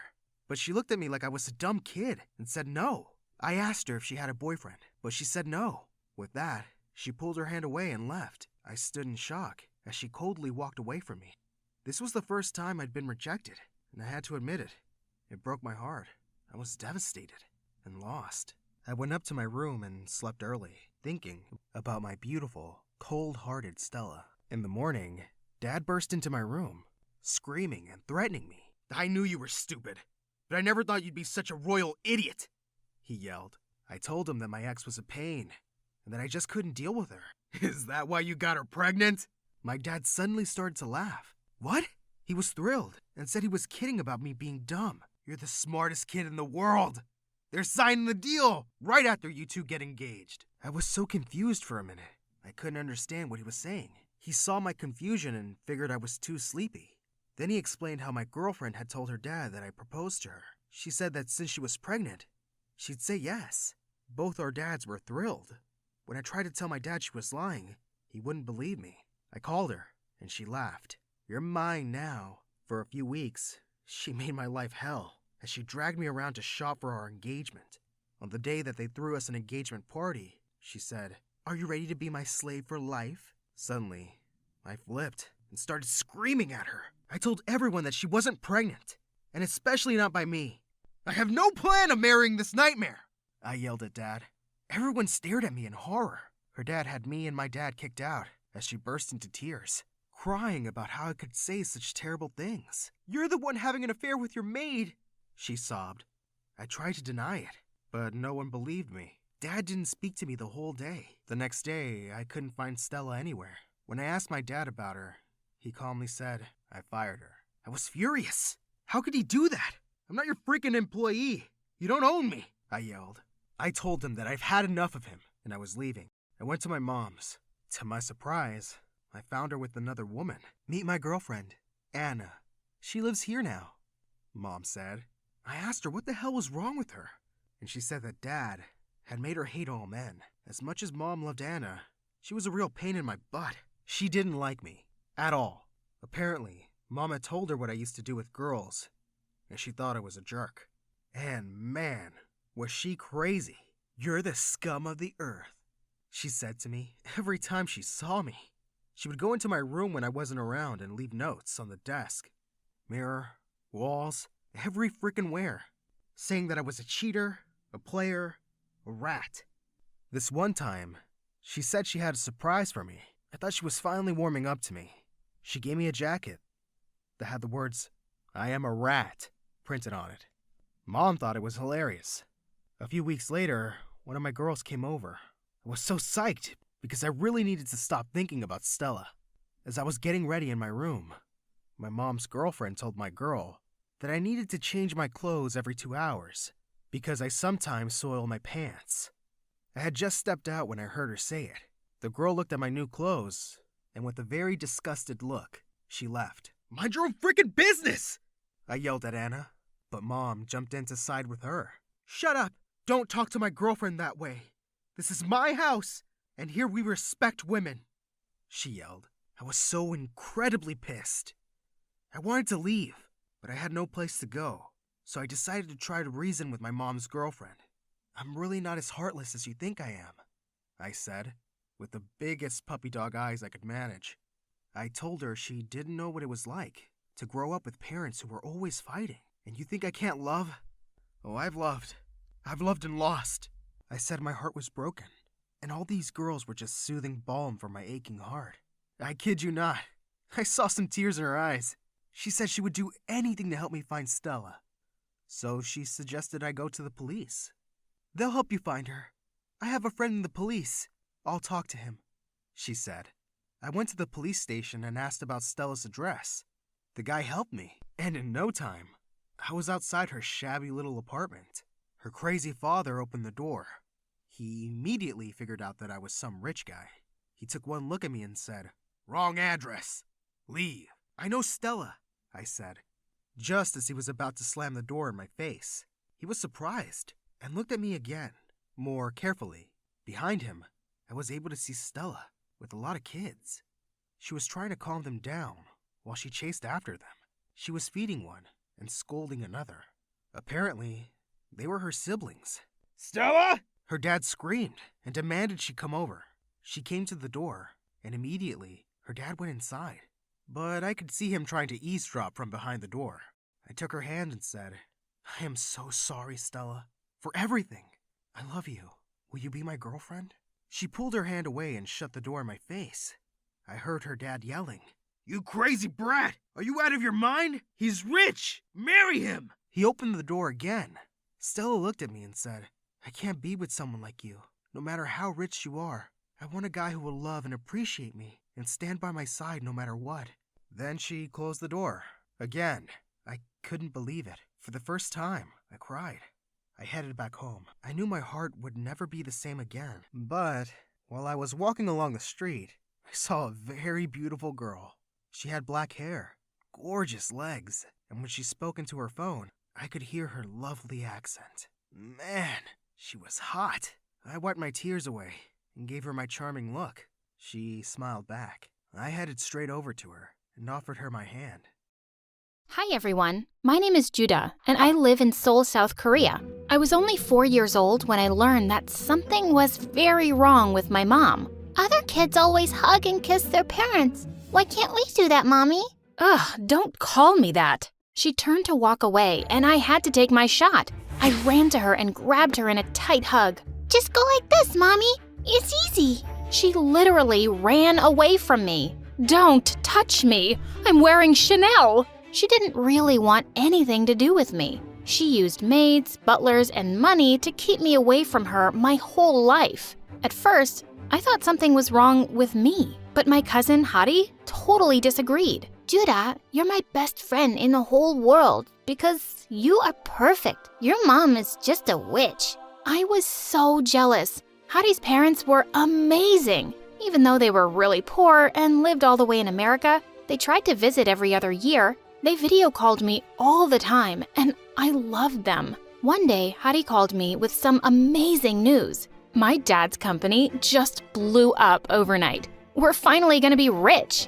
That's amazing. What's more amazing is that I can afford tickets to see you. Ask that witch if I can stay over. I went out to talk to Mom, but she was sitting there with some strange men. Judah, here you are. Come meet the boy I want you to date. You what? He owns diamond mines. Diamonds! You can date him now and get married after college. No way! Have you gone insane? Don't you dare insult me in front of everyone. Don't you dare try to ruin my life. Hadi is right. You're a witch. Her guests laughed and she turned red. You ungrateful little...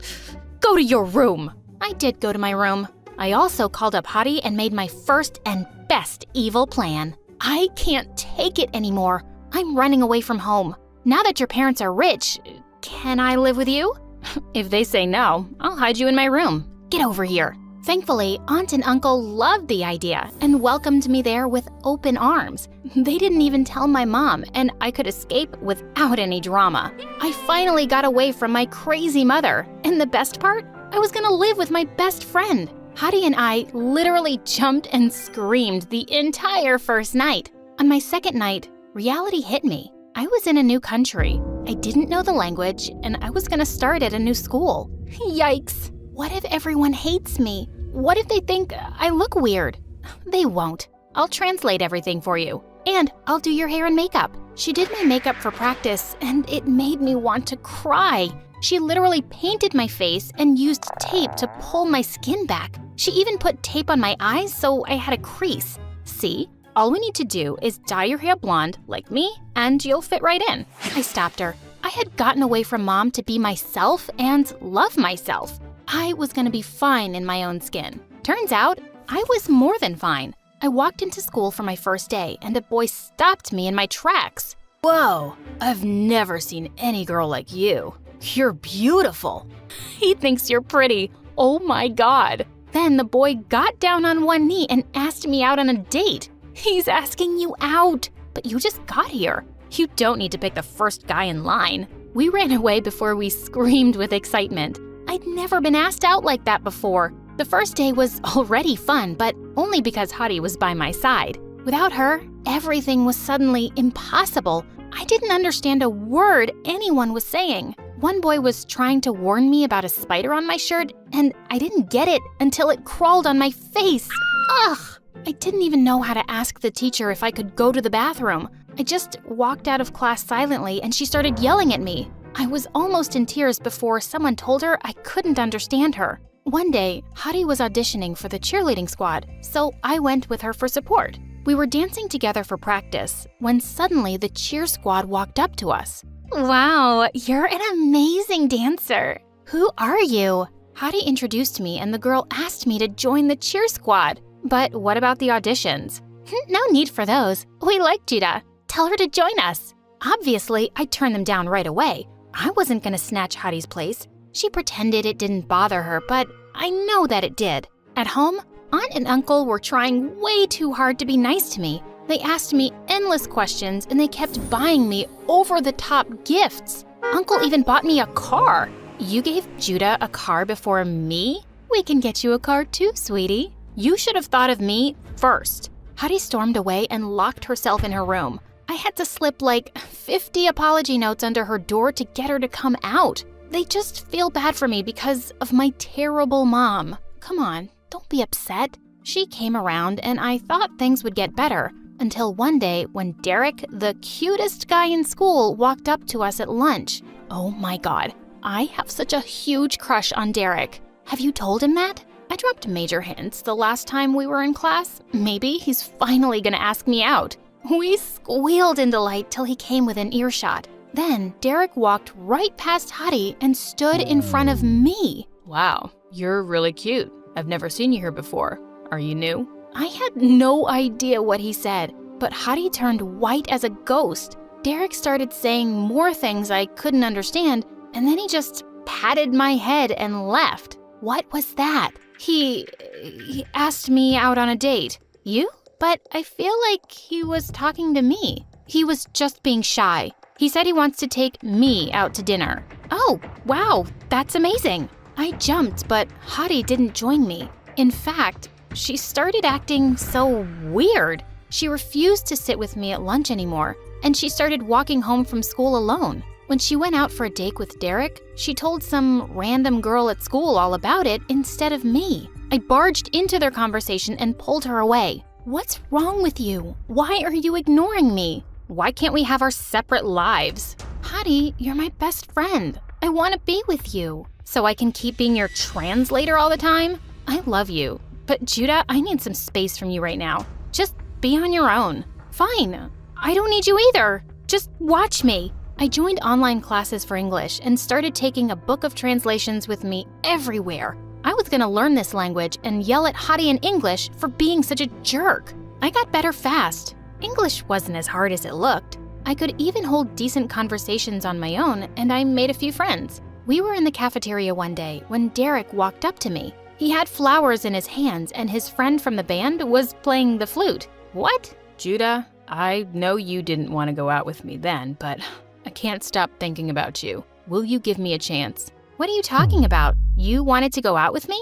I asked you out that day, remember? Hadi said you didn't want to go, so she came on our date instead. She what? I stared at Hadi with my jaw loose. She was already in tears. Okay, fine. Derek asked you out, not me. Happy? I was jealous, so I lied and I went to see him. Are you serious? You're such a freak. What's wrong with you? Hey, don't talk to her like that. We missed our date because of this pathetic loser. Jeez, how desperate can you get? I just lost it. I flew forward and punched Derek right in the face. It was a total blur, and suddenly, I was at the principal's office. Derek had an ice pack on his bleeding nose, and my aunt and uncle were getting screamed at. I got suspended from school for a whole week. Hadi and I had the biggest fight ever at home. I would never date someone you had a crush on. How could you be so mean to me over some stupid boy? It's not about the boy. Ever since you came here, you've just taken over. My friends, the cheer squad, the guy I like, you're getting everything. Even my own parents like you better than me. Hadi, don't say that. You're sisters. We're cousins. I'm your daughter, but all you want to do is talk to Judah and buy her crazy presents when I never got treated that way. We're just trying to make up for past mistakes. What mistakes? That was when my aunt told us her final secret. Hadi and I were non-identical twins. They were my parents. I sat there in shock while my aunt explained how poor they were when we were born and how they had to give me away to her rich sister. Why did you keep Hadi? Why not me? You were having a lot of medical issues as a baby. We couldn't manage the bills. I thought my sister would take better care of you. I see. I thought I had one mother who didn't want me. Turns out I had 3 parents, and none of them wanted me. Judah, it's not like that. I got up and ran to my room. I started packing my things through a haze of tears. Judah, no, please, don't leave. I'm so sorry. You abandoned me with a monster.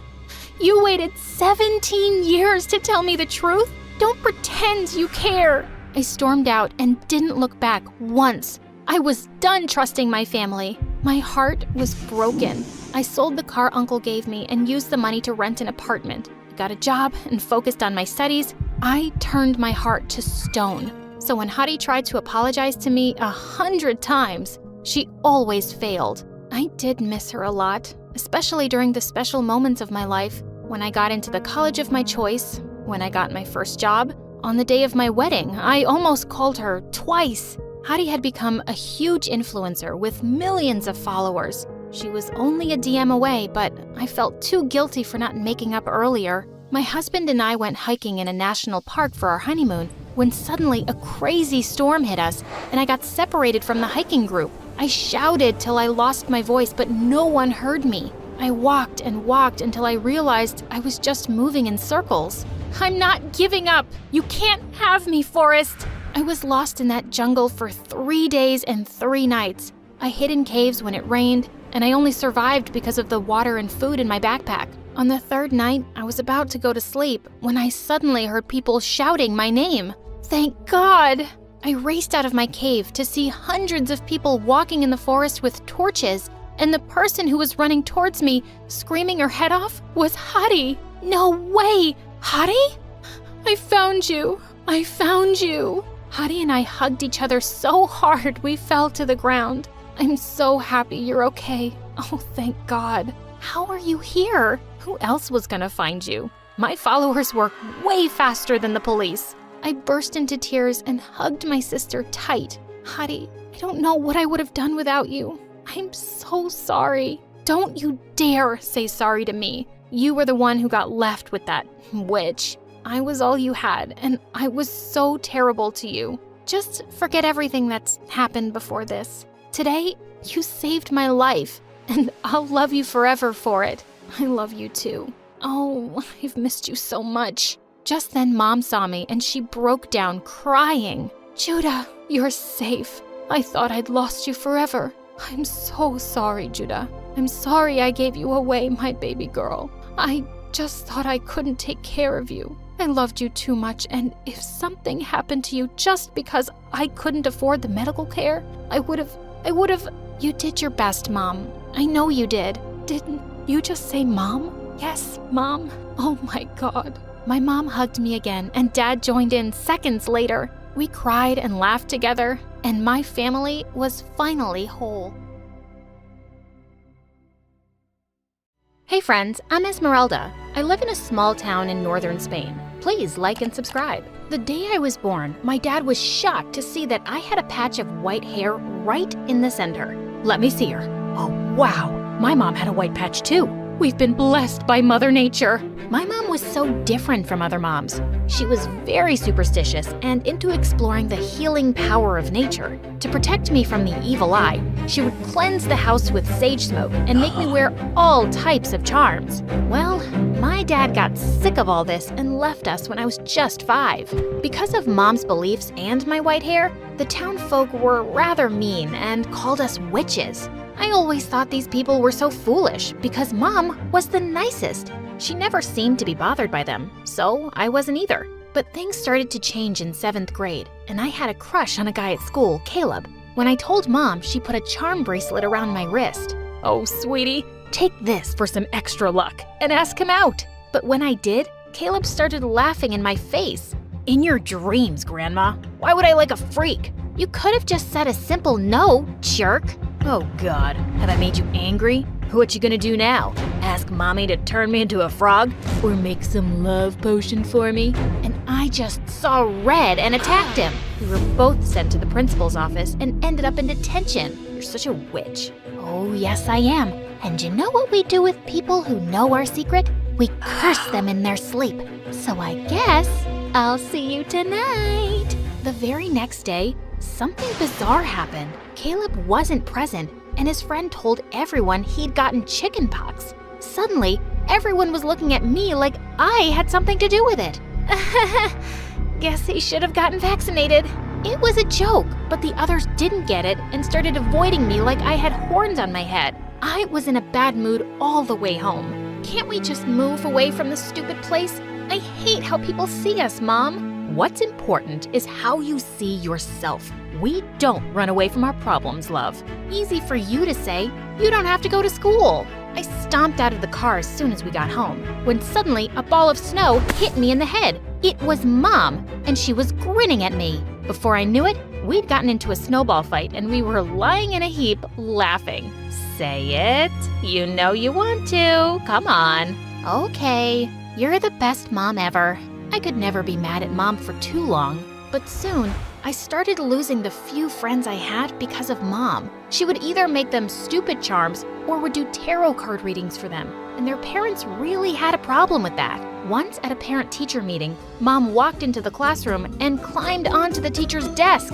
The vibes in this room are so negative. Let me cleanse the aura first so we can have a positive, wholesome day. And then she closed her eyes and started chanting something, and everyone screamed and left the room. After that day, I became the school's official outcast. Why did Mom always have to be herself? I decided that things would be different in high school. I told Mom she didn't have to pick and drop me off anymore because I'd be taking the bus. I just wanted her to stay away from my school as much as possible. When I walked into the hallway on my first day, I heard some noise, and I saw a girl dressed as a goth holding Caleb by his collar. Don't mess with me, punk. You think you're really cool for making fun of me, huh? I'll make you scream for your mommy. When she let him go, I couldn't stop myself from clapping, and everyone stared at me. What? That was pretty awesome. Finally, someone showed him his place. I guess she's a witch just like you. Did you both go to the same summer camp for witches? Hey, shh. Do you hear that? It's the sound of me not caring about what you say. Seeing everyone laugh, Caleb looked like a ripe tomato. I'll get back at you both. And he stormed off. What a jerk. Yep, I can't believe I had a crush on him once. By the way, I'm Esmeralda. I'm Aria, and I love your hair, girl. You look like a rock star. OMG. It was the first time someone had complimented my hair, and I freaking loved it. We clicked instantly, and later that day, we even walked home together. We were going through a rich neighborhood, and I was shocked when she stopped in front of the most beautiful mansion on the street. Wow, her house was awesome. In school, Aria was fast becoming one of the most popular girls. Her dress sense was so cool, and she aced all subjects. She was like a beauty with brains. Since we'd become really good friends, I got a taste of what it felt like to be popular too, and I was rather enjoying it. But then one day, Mom came to school to pick me up unannounced. I so wanted to run away before Aria could see us, because if Mom met her, she would say or do something weird for sure. But it wasn't my lucky day. Aria spotted us and came over, and the two started talking. And then, Mom offered her a palm reading. Mom, can we please go? I don't think Aria is into that kind of stuff. No, I'm really curious. Your mom sounds awesome, and I'd love to know. Mom looked at her hand and then spoke. Yes, I see you have a tough life, but I also see something really positive here. Sweetheart, even with all the hardships, you'll make it big one day. Just trust that, okay? Aria was practically living in a mansion. Mom had it so wrong. Gosh, Mom, enough of this, please. No, it's fine. That was really nice. Thank you. Mom offered Aria a ride home, and when we stopped outside her house, Mom said, "Oh, this is where you live? I've come here several times because your mom buys my candles." She never mentioned she had kids, though. I guess she isn't so proud of me. Thanks for the ride. I gotta go. And before Mom could say anything else, Aria walked off and went inside. I wasn't quite sure what she meant by that, but I realized that she hardly ever talked about her parents. After that day, Aria and I grew closer, and she started coming over to my place for sleepovers too. She actually enjoyed Mom's company, and I finally had a friend who didn't find my mom weird. Things were going good, but my happiness was short-lived because just a few days later, I was performing a recital at school, and Mom burst into the auditorium looking panicked. "Esmeralda, you left the house without being blessed." Oh no. And then, Mom lit a roll of sage and jumped onto the stage, circling around me with smoke. That set off the smoke detectors, and we had fire alarms blaring and sprinklers going off everywhere. There was chaos in the entire school. Everyone was screaming and running. It was a wet mess. all because of Mom. Well, that was just a false alarm. Sorry, folks. Mom, are you completely crazy? You ruined everything. Everybody is staring at us now, and I'll be the butt of everyone's joke. Honey, aren't you overreacting a little? No one will even remember this incident by tomorrow. I'm overreacting? Gosh, Mom, you really don't get it. You do weird things and it puts people off, and no one here forgets. We'll just be hearing about this till the end of high school. Sometimes I wish you'd just be more normal. I regretted my words as soon as I saw the hurt look on her face, but I was too mad to apologize. And it was true. I'd had enough. When I went to school after the weekend, I could feel people looking at me, and then Caleb popped out of nowhere. Wow, amazing that you can show your face after the stunt your psycho mom pulled off. But before I could say anything, somebody leapt forward and pushed him hard. Aria, Buzz off, jerk, and don't talk about her mom like that. She is 10 times the person you'll ever be. Yeah, 10 times crazier. Better crazy than a loser. Seriously, dude, no one cares about what you have to say. So why don't you just go and get a life? I was really grateful to have a friend like Aria on my side, but it was just her, because everyone else said and thought the same things as Caleb. I tried to ignore them, but at home, I also grew distant from Mom. I just wanted to be 18 and get out of this place, and maybe even from her. It was almost the end of the term, and we were busy preparing for the school's talent show. Aria and I had paired up for a dance-off, but during practice one day, we found out that our favorite music teacher was leaving soon. We all really wanted to get her a farewell gift, so the entire class pitched in money and gave it to the class monitor the next day. During recess, I realized I'd forgotten my lunch in the classroom, and when I went to go get it, I got the shock of a lifetime. Aria was taking out money from the class monitor's bag. Aria, what are you doing? Oh, I found it on the floor. It must have fallen out of her bag. I was only putting it back. Just then, Caleb suddenly walked in, and he started yelling at the top of his lungs. Oh my God, thieves! His yelling attracted some other kids, and he told them he'd caught us stealing the money red-handed. Ultimate jerk! We were both taken to the principal's office, and she called our moms, but only my mom showed up. Stealing? That's impossible. My girls could never do such a thing. I know my daughter. And I can also vouch for Aria. You better check that kid Caleb. He's always been trouble. And what a coincidence that he caught the girls. Mom took my hand and squeezed it gently, and my heart just melted. I've been such a jerk to her lately, but she was really the best person I knew. She then gently touched Aria's head, and all of a sudden, Aria started crying. What's wrong? I can't lie about this.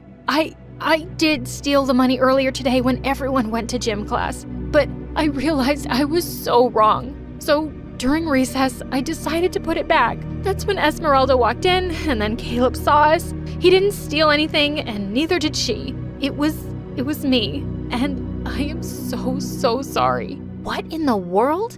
Before I could say anything, the principal sent me back to class. I didn't know what happened next, but when Aria didn't return, I decided to go to her place after school. But the lady there said Aria wasn't her daughter. She said Aria only came sometimes to mow the lawn. What? Luckily, the lady knew Aria's actual address and gave it to me. And when I got there, I found her sitting on the stairs. What are you doing here? What are you doing here? Is this where you live? Gosh, who are you, Aria? And why have you been lying to me all along about living in that mansion? I never said that was my place. I just said I'll stop here. Esmeralda, even this isn't my home. I don't have a home. I'm a foster kid. But why didn't you tell me? And you always wear nice clothes and shoes. How did you manage? If you're thinking I steal regularly, I don't. I work part-time and I shop at thrift stores. And I only took the money this time to buy a costume for the talent show. It was wrong and so stupid. And I never told you about me because I didn't want to be pitied. I just wanted to fit in. I'm sorry. I sat next to Aria and hugged her, and I told her I loved her no matter what. If it wasn't for your mom, Esmeralda, I would have been expelled today. What? And then Aria told me how Mom convinced the principal to give her a second chance. As a result, she was just suspended for a week instead of being expelled. I swear, your mom is an angel. At that moment, I felt even worse about all the things I'd said to Mom. I ran home, and the moment I saw her, I hugged her tight. I'm such an idiot, Mom. I'm so sorry. I was so awful to you. You know I love you, right? Yes, sweetheart, I know. On the day of the talent show, I was really nervous about dancing alone. But right when I was about to step on the stage, Aria appeared with Mom. You're here! And the hair looks awesome! Wow, I did the hair. And I'm here because your mom got me the dress and convinced the principal to let me participate. As the three of us hugged, we suddenly heard Caleb behind us. Oh my God, you aren't expelled? I'll have to take it up with the school board. Zip it, kid. When Mom turned and glared at Caleb, he suddenly stumbled on something and fell on his butt. You're all witches. When did I say we weren't?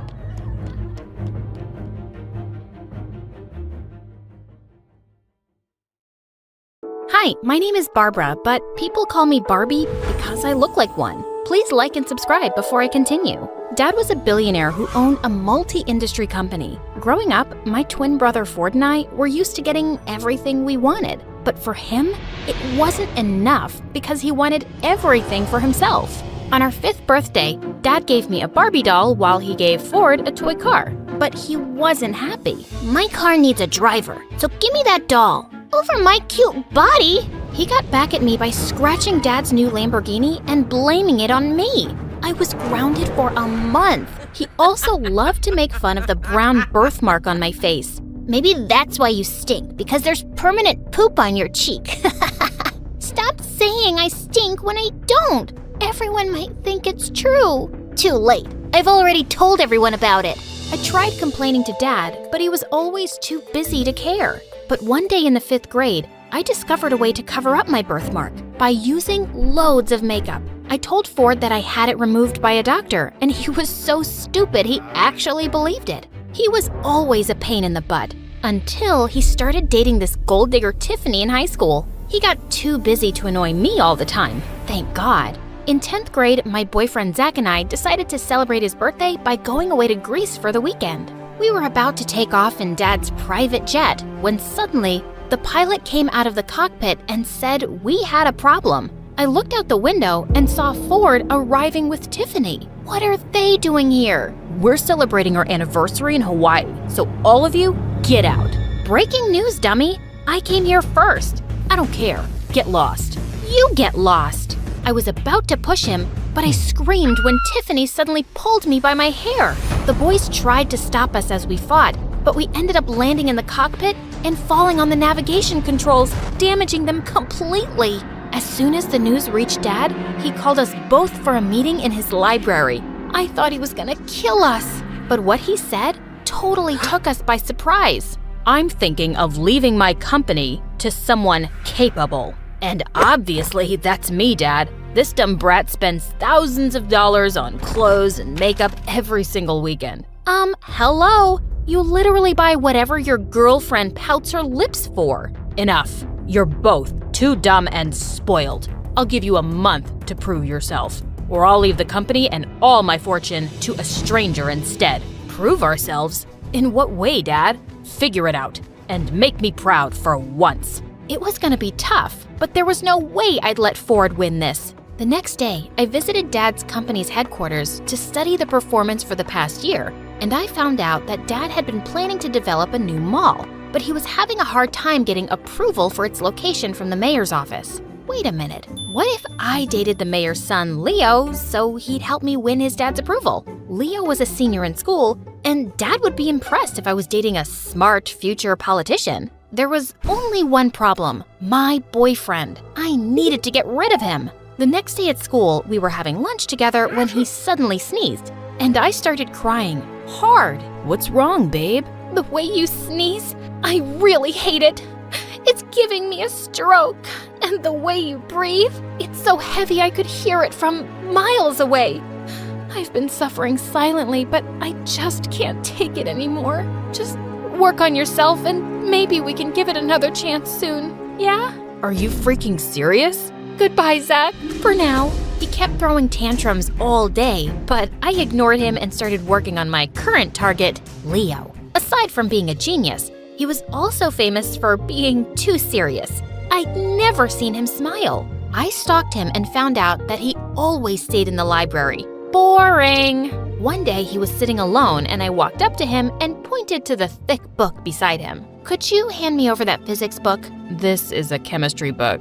Oh, yeah, sorry, I got confused. Physics and chemistry are similar words. No, they're not. Oh, what's that you're reading? You're into literature too? I love Michael Jackson. Do you know about him? Yeah, of course I do. But I like Shakespeare more. Shakespeare? That's a cool name. Before he could say something, his friend suddenly called him. Just when I thought we were connecting.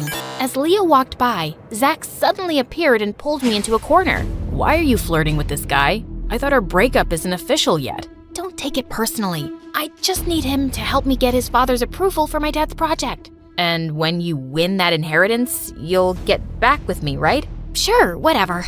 I'll wait for you. Don't hold your breath. A few days later, I heard that Leo was running as a president for the student council again. But what shocked me was Ford was running too. So that was his first move to prove himself and impress Dad, huh? And the next day at school, Ford challenged me to run against him. And why would I do that? So we can settle who's better. Obviously, it's me, but I badly want to see you cry. Do you really think I'm that dumb? You never play fair. I told you, she's scared. Since you're begging for it, then fine. See you at the elections. Nice. Any last words? Send my regards to Satan. Oh wait, that's you. And with that, I stormed off. But if Leo was also running, I didn't have any chance to win. He had already won 3 times in the past. I immediately talked to him about this. I also want to run for school president, but with you on the list, I don't think I stand a chance. So you want me to back out? Yeah. Leave it to me this time. Why are you running? Basically, I hate my brother and he's running and I want to beat him myself. But I need your support. And what do I get in return? You can date me, I guess. To my surprise, he smiled at me and said, "Sure." Wait, are you serious? He just winked at me and walked away, leaving my heart fluttering with that smile. I was so confused. It was time to put our names down as candidates the next day, and I was surprised to see Leah was running as my vice president instead. What are you doing? Supporting my girlfriend. So he really was serious about it. I couldn't believe making him fall for me was this easy. I decided I'd wait a few days before I started talking about the mall project so it wouldn't look suspicious. We started hanging out together, and sure, he was serious, but he was also sweet and funny, not boring at all. He even introduced me to a super cool channel on YouTube called My Story Animated, and when I saw their videos, I actually found them exciting and relatable, especially about those billionaire girls. On the weekend, he asked me out on a date, and I said yes. While driving, someone suddenly called him and he turned to me. I was supposed to lead Dad's charity drive at a hospital tomorrow, but they moved it to today, and they need me there. I'm so sorry. Instead of sulking, I smiled and volunteered to come along. Seeing all those sick people who couldn't afford treatment made me realize how lucky I was. And the way Leo talked to these people made my heart melt. Later that night as he drove me home, he suddenly took my hand and kissed it. You must be really tired. I'm fine. Actually, I had a great time. The date isn't over yet. I've got a surprise. He took me to a closed restaurant and revealed that his mom owned it. So, how are we supposed to eat? Watch me. To my surprise, he started working in the kitchen himself and ended up with the most delicious meal ever. I can't believe I'm with someone like you, a goddess. Yeah, I know. Thousands of guys wish to be you, so you're very lucky. My heart went wild when he tucked a strand of hair behind my ear. You're really funny and pretty. I stared back at him and just found myself leaning in closer for a kiss. I felt like I was on cloud 9. It was the least fancy date I'd ever been on, but it was the best time I'd ever had in my life. Soon, we made our relationship official, and Zach wasn't happy. You broke up with me because of him, didn't you? No, Zach, we just didn't work out. I'm sure you can find someone better. You're gonna regret this. Zach was too dumb to do something that could actually ruin me, so I just ignored him. When the election campaign started, Ford and Tiffany were spending Dad's money like crazy.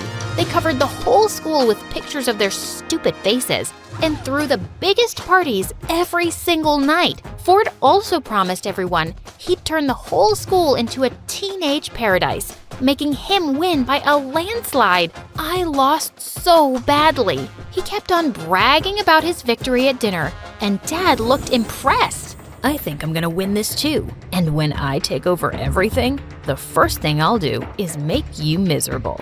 Say goodbye to all your credit cards. Don't be too confident. Maybe you'll be the one who ends up crying. I really doubt that. Ford made me so mad. I had no choice but to finally use Leo's connections for Dad's mall project. I brought it up, and to my surprise, he immediately talked to his father about it.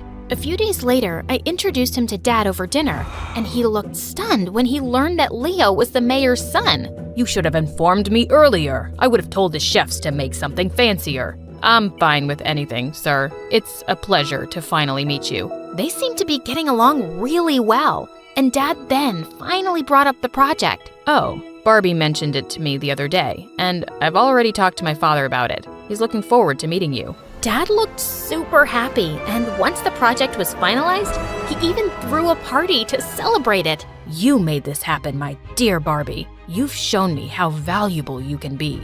Ford was smoky red with rage. I gave him a smirk as Dad made a toast for it. Later that night, I thought about a plan to give back to Leo. He'd told me about an orphanage he had set up, and I decided I'd donate books and laptops to the kids there. I talked to Dad about it, and he was happy to support me. The next day at school, I was waiting for Leo at the canteen to talk about it, when suddenly, Ford came and took my plate of spaghetti and rubbed it in my face. I told you not to mess with me. As I angrily rubbed it off my face with tissues, I suddenly realized people were staring at me in shock. Oh no, all of my makeup was gone.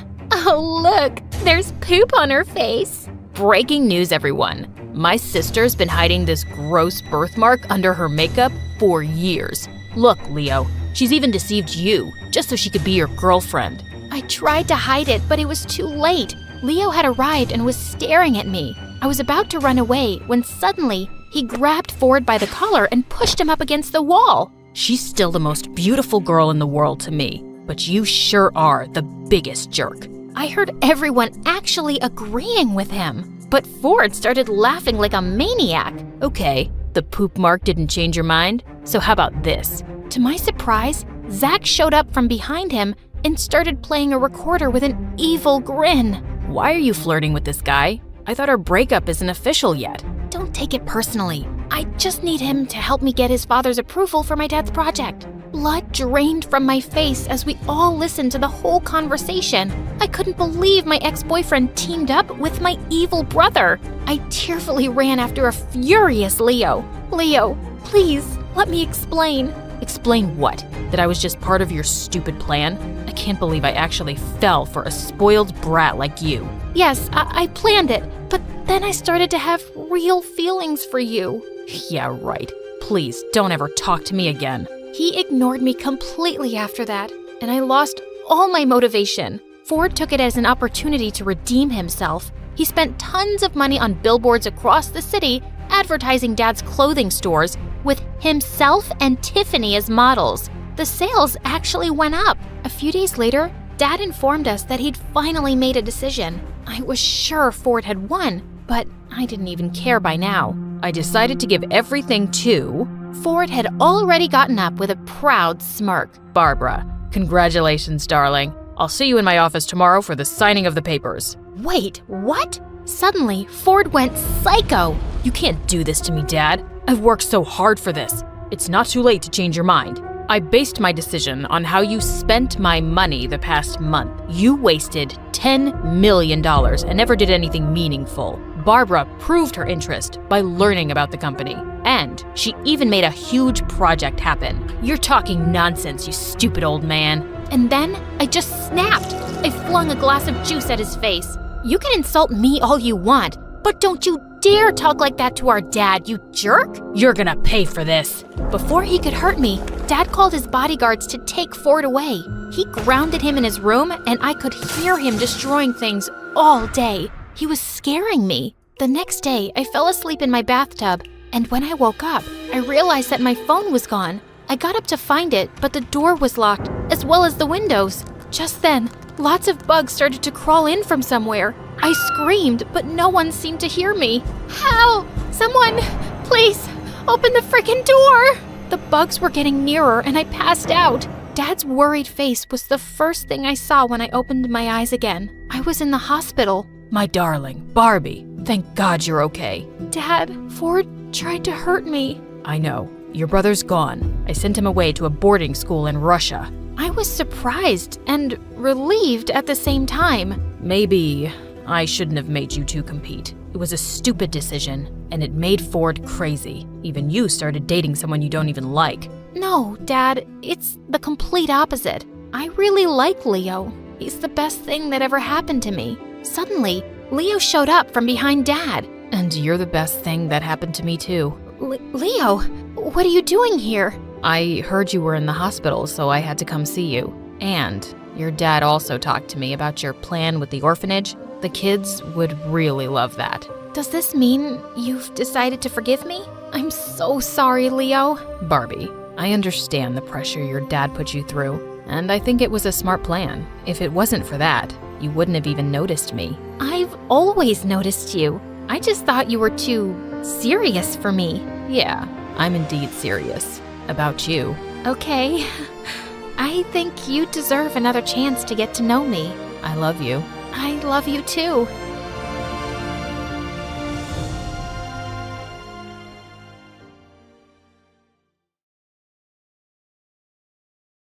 Charlie took her hand, and then, to her shock, he kissed her. Brianna's mom spotted the two kissing on the porch and stormed off angrily. I knew these beggars were going to be a nuisance. Everyone in school was shocked to see Brianna and Charlie walking into the hallway holding hands, and all anyone could talk about at recess was the brand new couple, and Madison and Elijah were pissed. I always knew Brianna wasn't really one of us, and she's proved how low class she is. To think that she had a chance with someone like me, and she chose that gutter rat. Trash likes garbage. But later in the hallway, Amber caught up with Charlie and Brianna and gave them a hug. You guys are so cute together, and I'm so happy for you. Really? I'm pretty sure I heard you call us trash and garbage. That's just an act from Maddie. You know how she gets? But I always knew you'd end up together. I have an eighth sense about these things, like an octopus. Just then, Elijah and Maddie walked into the hallway, and Amber jumped back. Ew, it hurts my face to look at you two. When I become president one day, I will ban scholarships for poor people in rich schools. She winked at them as she walked off, and Charlie and Brianna couldn't help laughing. A few days later, Brianna and Charlie were hanging out in their favorite park, and Charlie could see Brianna seemed distracted. Brianna, don't freak out, but there's a giant tarantula next to your head. Yeah, sounds cool. Wait, what did you say? I was kidding. Where are you lost today? It's nothing. Well, it's not nothing. Ugh. Here, read this critic's review on the latest Stargirl episodes. It's awful. You can't be taking this seriously. You don't sound like you have a half a brain, and your acting isn't underwhelming. Come on, this guy doesn't know what he's talking about. Yes, he does. And I know the show isn't the best, but I had to start somewhere, right? Of course. And people love it. Except that the show's ratings are tanking, and the next season might be canceled. Maybe Mom was right all along, and I'm just kidding myself with this acting business. No, you're brave to pursue your dream, and you're lucky you get to do that without worrying about money. Don't give up on it. Well, there is something I've been thinking about to boost ratings. Don't judge me, okay? I have this doctor who I could pay to make fake medical records and say I have a serious disease. People would feel a lot of sympathy for a young, suffering actress, and it would jump up the views. It's a reality show, so you'd act like you're sick? Yeah, just to spice things up. All reality shows do stuff like that. How much would this cost? Like $200,000? Wow, okay, so you'd really just spend so much money on that? You're judging me, aren't you? I didn't say anything. He lay back down and fell quiet, and Brianna looked over at him. If you had $200,000 right now, What would you do with it? You know when I was away some weeks ago? I went back to my hometown to meet an old friend. Well, we've been working on an app together. I think we have a really good idea, so yeah, I'd invest in that. Then that's what I'll be doing with my $200,000. What? No, I wasn't asking for money, Brianna. I don't want charity. It's a loan. You said the app is promising. I'm sure you'll be able to pay me back. Do you really mean that? Please, you're saving me from spending it on something stupid. I really mean it. Charlie stared at her, then let out an excited whoop and hugged her as she laughed. A few days later, Charlie walked into the boys' locker room to find the coach and Elijah sitting on a bench looking pale. Coach, you called me? Charlie, I know this is a lot to ask, but we have the season's biggest game next week, and Elijah still can't play. He's hurt himself in practice, and we need a captain. It'd be a huge favor to the team. Otherwise, we're out. Elijah was seething with rage, but Charlie just couldn't turn down the coach. Of course, sir. I'll see you at practice. On the day of the match, Charlie played his heart out as team captain, and when he scored the winning goal against the school's biggest rivals, the whole crowd erupted into cheers. He ran over to Brianna in the stands and kissed her in front of everybody. Then his teammates carried him away on their shoulders while he waved the trophy happily. After celebrating with the team, Charlie headed out of school. He was just a couple of blocks away when someone pushed him into an alley. He looked up to see a couple of thugs, and behind them was Elijah. What are you doing? No, Charlie, what are you doing? You've really picked the wrong guy to mess with, haven't you? I'm not messing with you, man. I helped your team because you couldn't play. Now you want to beat me up for that? I couldn't play because your girlfriend caused my injury, and you're to blame. She rejected me and insulted me because of you. She rejected you before she even met me, because you're a jerk. You little weasel. You might be flying high right now, but I've been trying to warn you, you don't belong here. What makes you think Brianna is so different suddenly?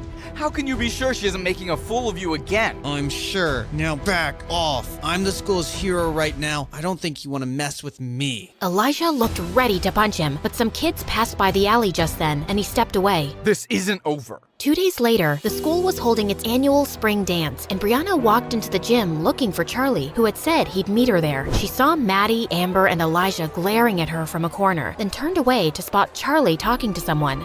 Hey, there you are. You look good. She leaned in to kiss him, but he gently pushed her away. We need to talk. I can't delay it any longer. Okay, you sound serious. What is it? Brianna, I'm breaking up with you. What? Haha, very funny. Do I look like I'm joking? Charlie, come on, what are you doing? I said I'm breaking up with you. I don't understand. Can we please? Are you really as dumb as everyone says? I thought you were the smartest of the Barbie angels. Did you really think I was in love with you? No, Brianna, I was just playing your game. When you told me how you were desperately in love with me, I saw it as the perfect chance to take revenge. I decided to make you believe I loved you too, and then dump you publicly just like you girls did. Brianna stared at him speechlessly as everyone stared at them. Then Charlie walked closer and leaned in.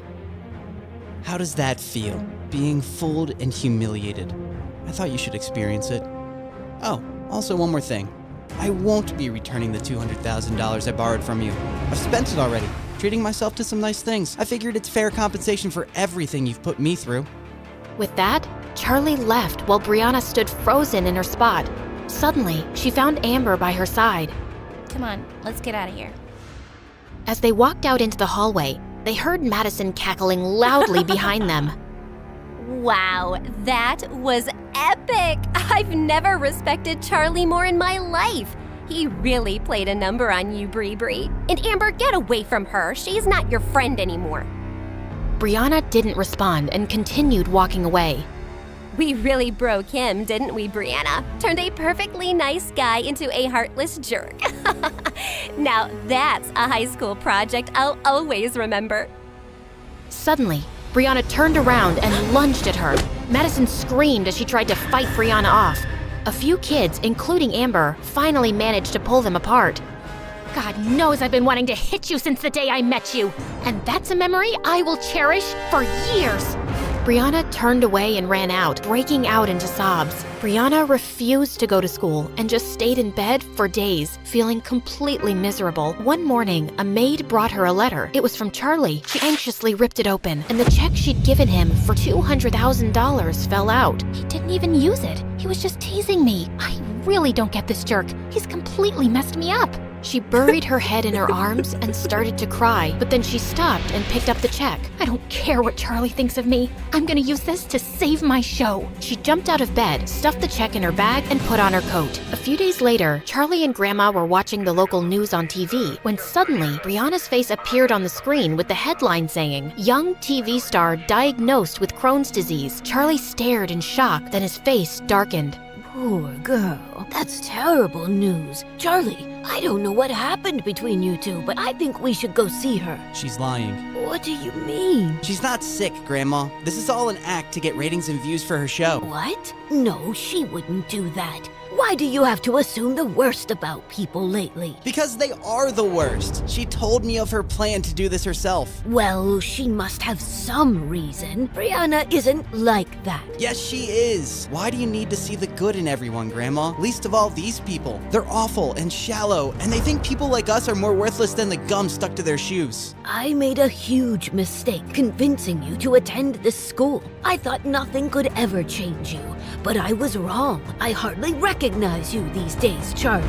Grandma walked out before Charlie could say another word. A few days later, Brianna was told someone had come to see her downstairs. She made sure she looked pale and walked weakly into the lounge to find Elijah sitting next to her mom. "What are you doing here?" "Mom, I told you, I feel too sick to have visitors." Brianna, please sit down. This is important. Brianna, we both know you haven't been very nice to me, but I've always cared about you. It just crushed me the way that poor scumbag humiliated you. "What do you want, Elijah?" Oh, I don't want anything, but I brought you something that will really teach Charlie the lesson he deserves. That day at the spring dance, one of the kids standing close to you made a video. Elijah handed her his phone, and Brianna stared at it in shock to see Charlie caught on camera saying, How does that feel? Being fooled and humiliated. I thought you should experience it. Oh, also one more thing. I won't be returning the $200,000 I borrowed from you. I've spent it already, treating myself to some nice things. I figured it's fair compensation for everything you've put me through. Brianna, when were you going to tell me about this? If Elijah hadn't shown me this video, I would never have checked your account and known that $200,000 have been withdrawn. How dare he threaten to not return your money? "Oh God, how can I tell Mom that Charlie returned the money? If she asked me where I spent it, I can't tell her I used it to bribe the doctor." Brianna, answer me. Has he been making any other threats? "No, Mom, he hasn't. Please, I'm just too sick to deal with all this. He'll give it back." Oh, you bet he will. When I sue him, I'll have my lawyer send him a notice today. "No, I don't want to do that." Honey, I'm not asking you to be a part of this. You just need to rest. I'll take care of everything. There is no way I'm going to let some good-for-nothing beggar rob us blind. He's treated you very poorly, Brianna. Don't worry, we'll make him pay. Brianna got up and left the room, feeling panicked. When Mom accuses Charlie, he'll rat me out. What if the news gets out and everyone discovers that I faked my illness? My reputation will be ruined for good. Oh God, what have I done? The next night, Charlie found a courier at his door, handing him over a legal notice to appear in court the next morning. It was served by Brianna's mother, accusing him of stealing $200,000. He crumpled the paper and threw it aside, holding his head in his hands. Moments later, he got up and looked at himself in the mirror. I gave her back the money, and she used that to bribe the doctor. But of course she didn't tell her mom, and now she's too scared to tell the truth. So her mom thinks I still have the money and I'm some thief. If I said the truth, Brianna's reputation would be ruined. I won't stand a chance against people like them in court. Why should I suffer anymore because of Brianna? I shouldn't even go. But I will, because I'm in love with her. The next morning in court, Brianna nervously stole glances at Charlie as she sat next to her mom and Elijah. Charlie just sat there blankly, not turning to her once. Would the plaintiff's lawyer please read out the charges made against the defendant? The defendant, Mr. Charlie, is accused of the theft of $200,000 from Miss Brianna. We have submitted video evidence where he admits himself that he has no intention to return money given to him as a loan. The defendant is also accused of bullying and harassing Miss Brianna, causing severe emotional and psychological damage. We have submitted documents of Miss Brianna's recent illness triggered by extreme distress. Objection, Your Honor. Is there any medical evidence to prove that? Your Honor, I know it's not my place to speak, but as a mother, I simply cannot stay silent. My only child has fallen extremely sick after being harassed by him.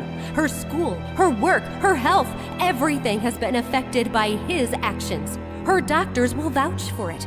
And people like Charlie are predators who prey on the feelings of rich young women to get money out of them. He must be made to pay for it. Brianna's mom burst into tears as she took her place, while Brianna stared at her in shock. She's a better actress than I am. Would the defendant like to say something in response to that? Charlie rose from his seat, slowly. No, Your Honor. Did you intend to return the $200,000? No, Your Honor. And do you believe your actions have caused Miss Brianna psychological and emotional damage? Yes, Your Honor. Young man, do you understand that the charges against you are very serious? If you are unable to return the loaned money as well as damages, you could land for 2 years in prison. Charlie looked up and hung his head. I understand, Your Honor. Very well. Since you have pleaded guilty on all counts, the court gives you a day to arrange $500,000 or face prison. No, this is enough. Brianna, what are you doing? What I should have done before. Your Honor, I want to immediately withdraw this case. There is no case against Charlie. He returned the money, and I spent it on bribing a doctor to say that I'm sick. I did it to increase ratings and views for my stupid show. Everyone stared at Brianna in shock. How could you lie to me like this? Because you've made me feel like I'm a failure as an actress, and I just wanted to fix things on my own. I was feeling down, and I wasn't thinking clearly. It was desperate and stupid, and I would have never told you, but this has gone too far. Young lady, you will be fined for wasting the court's time. I understand, Your Honor, and I will pay it, and I am so sorry. Case dismissed. The judge walked out of the courtroom, and Brianna held up a hand to her mom. We'll talk, but not now. Please, just leave me alone, Mom. Just go. Brianna's mom and Elijah stormed off, and soon it was just Charlie and Brianna in the room. And suddenly, Brianna pushed him really hard. Oh my God, what is your problem? You! I swear, Charlie, I don't understand you one bit. Yeah, I wouldn't expect someone like you to. If you hate me so much, why were you about to go to freaking jail for me instead of telling the truth? You answered your question yourself, but I'll give you a few minutes to figure it out. I know you're slow. What are you saying? You don't hate me? Charlie just looked at her and she started to cry. If you don't hate me, Charlie, then why did you break my heart? Because I became a monster, Brianna. I just couldn't get over how you girls used me for entertainment. I was just so consumed by anger and revenge. But after I broke up with you, I realized that hurting someone you love is the worst feeling in the world. I just couldn't expose your secrets and make you look bad, and I'm really sorry for how I've treated you. So am I. I hate the things we've done to each other. Listen, do you think there's any chance that we can start over? No drama, no games, no lies. Because I really love you, Brianna. I know you're way out of my league. I always knew that. And you could find someone else 10 times richer and handsomer, like you deserve to be with some movie star. But I swear I'll try to be cooler and I won't ever hurt you again. And if you let me out... How do I get you to stop talking? I'll even work on that. It's a nervous tick. I'll go to a therapist.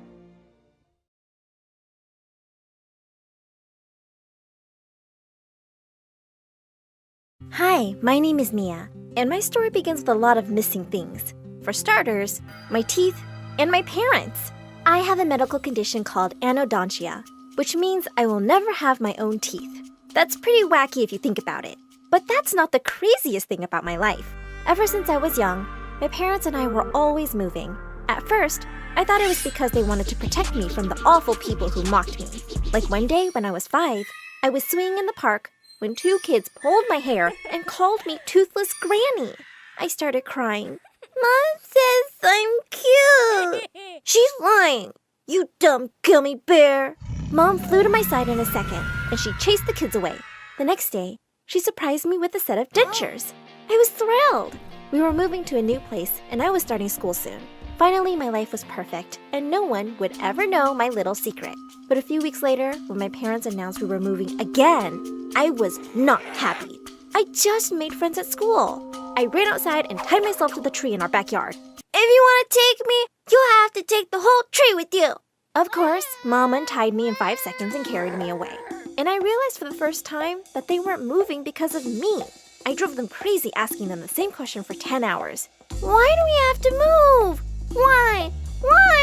I can go on forever. I won't shut up till you tell me. Why? They always said I was too young to understand. For the next few years, we kept moving every 6 months.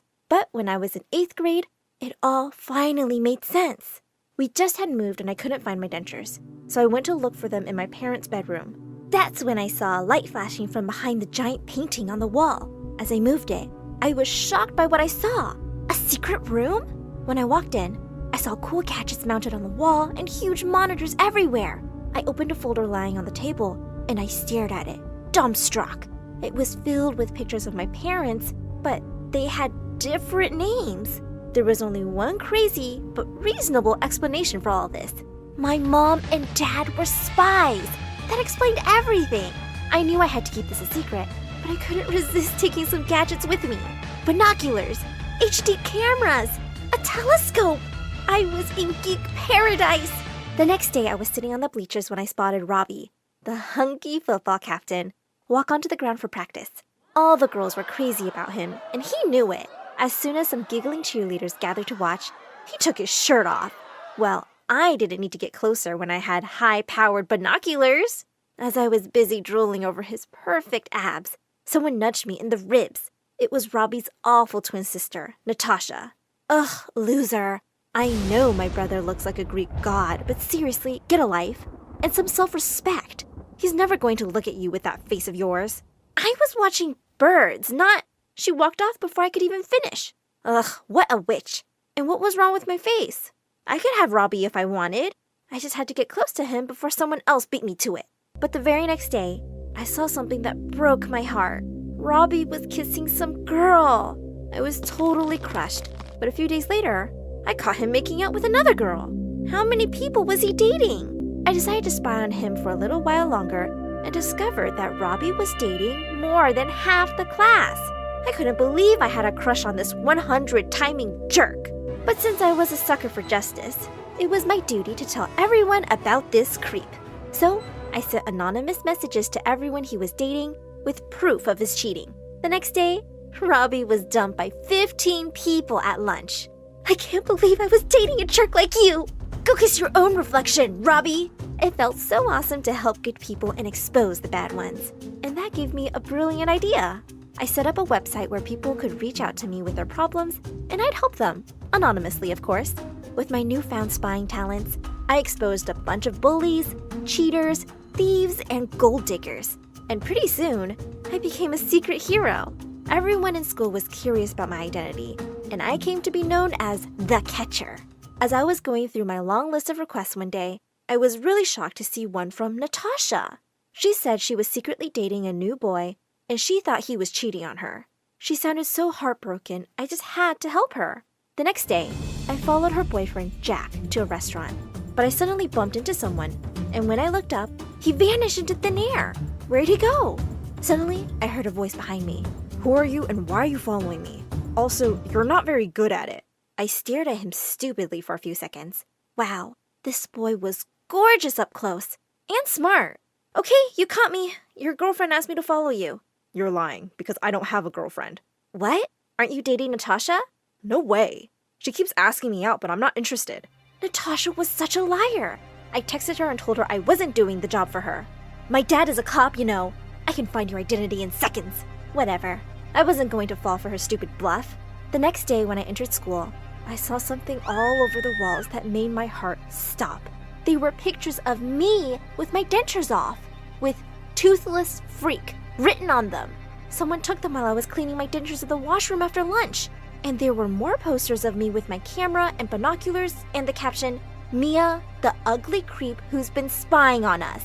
The people I spied on were glaring at me. The people who I spied for were pretending I didn't exist, and the others were laughing at my pictures. And then came the devil Natasha. How's the payback, jerk? You humiliated my brother, remember? No, your brother did that to himself. He deserved it. I think you framed him because you couldn't have him, you toothless witch. I think you did all this because you can't have Jack. And you know what? I'd rather be toothless than be an awful person like you. At least I can fix my problem by wearing dentures. But you can't buy a nice personality or a good heart. She stared at me in shock. And just as she was about to attack me, someone suddenly stepped in. It was Jack. I can't believe you stooped so low, Natasha. Take these posters off, or I'm filing a complaint against you to the principal for bullying. And with that, he took my hand and started walking away.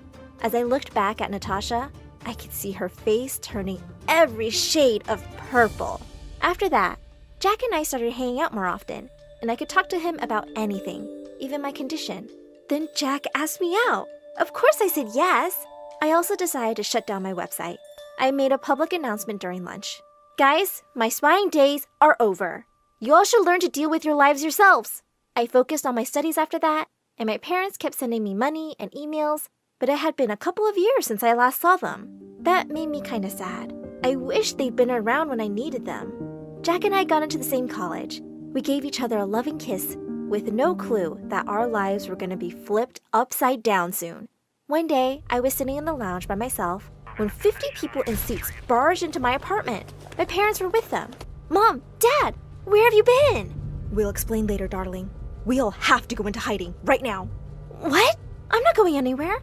What about college? What about Jack? Sorry, Mia. This is non-negotiable. Go, go, go! Before I could protest anymore, the agents literally put me in a car and moved us to a new place.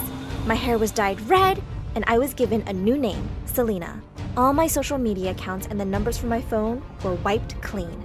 And the worst? I was told not to contact Jack for my own safety and his. I couldn't believe it. I'd worked so hard to build my life, and it had been torn to pieces. I got really mad at my parents and decided to run away and live alone. It was my only way to try and have a normal life.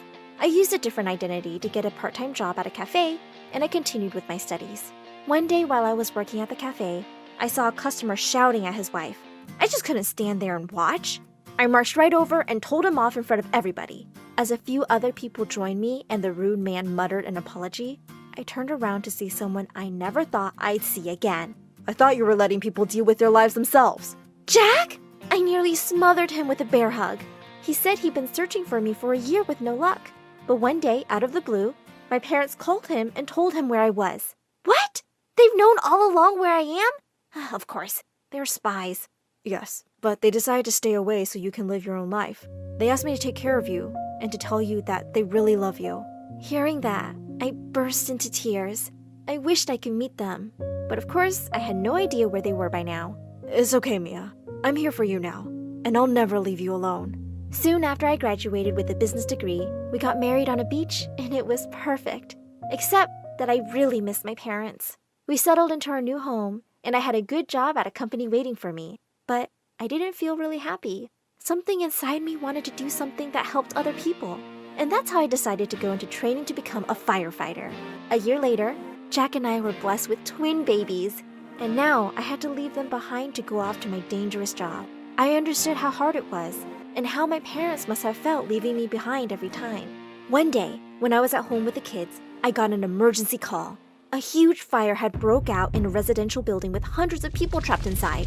I dropped the kids at the neighbors and rushed to the disaster site. Just when we thought we'd gotten everyone out, I spotted a little girl inside. Without a second thought, I ran back straight into the burning building, found the child, and helped her climb out through the window. Just as I was about to get out, a burning beam fell on my head, and I blacked out. When I opened my eyes inside the hospital, I couldn't believe what I was seeing. Mom and Dad were standing by my side. They instantly hugged me tight. We're so sorry we haven't been there for you, Mia. No, Mom. Dad, I understand that you had something really important to do, and I'm really proud of you guys. But I still think what you did to me wasn't fair. We don't expect you to forgive us now, but please let us make it up to you for lost time. I decided to give them a chance. Fast forward 6 months, and I fully recovered, and I'm back at my job. My parents have retired from their exciting lives now, and they live right next to me. Even if they couldn't really experience my childhood, I don't want them missing out on their grandkids. And I forgave them eventually.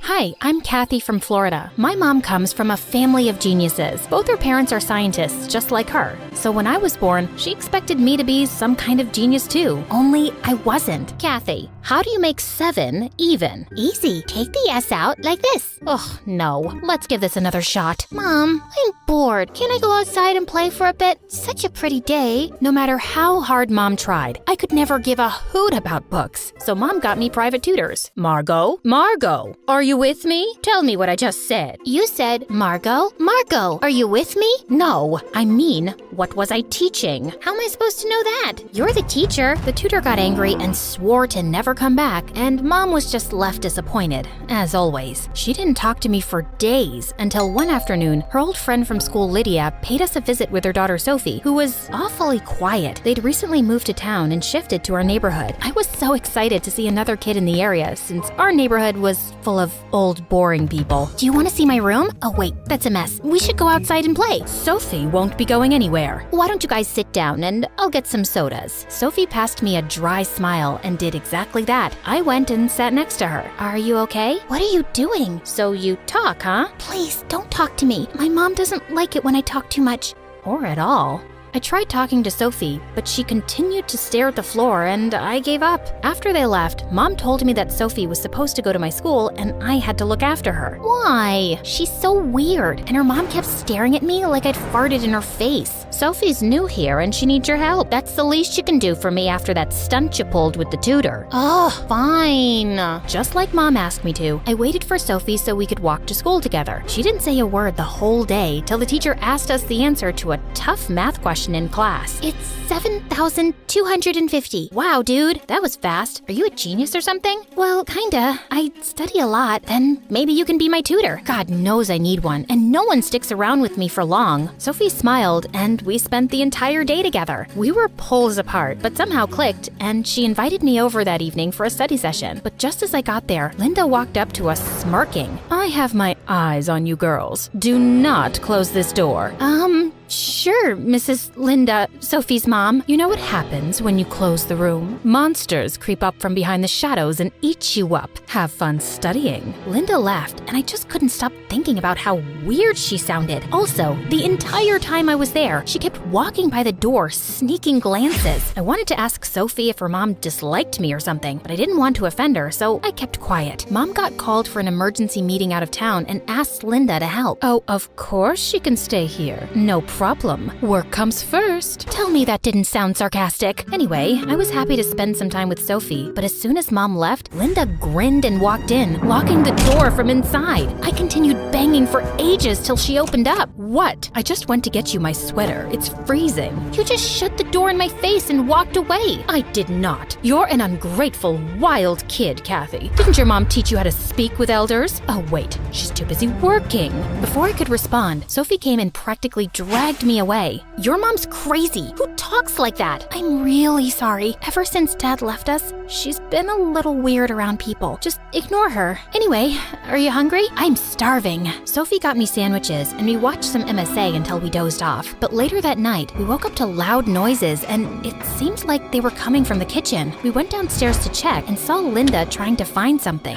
What are you doing? Oh no. Did I wake you guys up? I was so hungry and I thought I'd make lasagna. Go back to bed. Who eats lasagna at 3 a.m.? I do. Sophie and I left, but we couldn't get any sleep and were super exhausted the next day. I didn't know what her deal was, but Linda just kept getting weirder over the years. But Sophie and I continued to remain the best of friends. While I was still figuring out what I wanted to do in life, she had already set her mind on becoming a writer. Look at this poem I wrote. I could never explain how much you meant to me, for sharing my joys and pain. This is beautiful. You think? It's not complete yet. I think poetry is my calling, Kathy. I don't want to waste my life studying. I think it's amazing. I just wish I knew what I wanted to do too. I'm sure you'll figure it out. Well, I tried to, but finding a passion was more difficult than I thought. I tried auditioning for the drama club, but I had trouble memorizing the lines. Art was boring and cheerleading was too much effort. I'd almost given up hope till one day a football hit me right in the head. Ouch! Watch out, jerks! Pass the ball, shorty. You holding up the game. Oh, really? Come and get it. Just as one of the guys walked forward, I dodged him and ran straight to touchdown. Everyone stared at me wide-eyed as the coach suggested I try out for the running team. I wasn't sure I'd do well, but I ended up overtaking everyone on the team, including the boys. By high school, I was good enough to compete in tournaments. After our team had won one of the biggest track events, we wanted to celebrate by going out for a concert, and I invited Sophie too. I don't know. I mean, I've never really stayed up that late, and Mom would never allow it. So we'll sneak out. Come on, it's high school, and you could use the break. What's the worst that could happen? I can murder you and hide your body? Or you could be a zombie in disguise.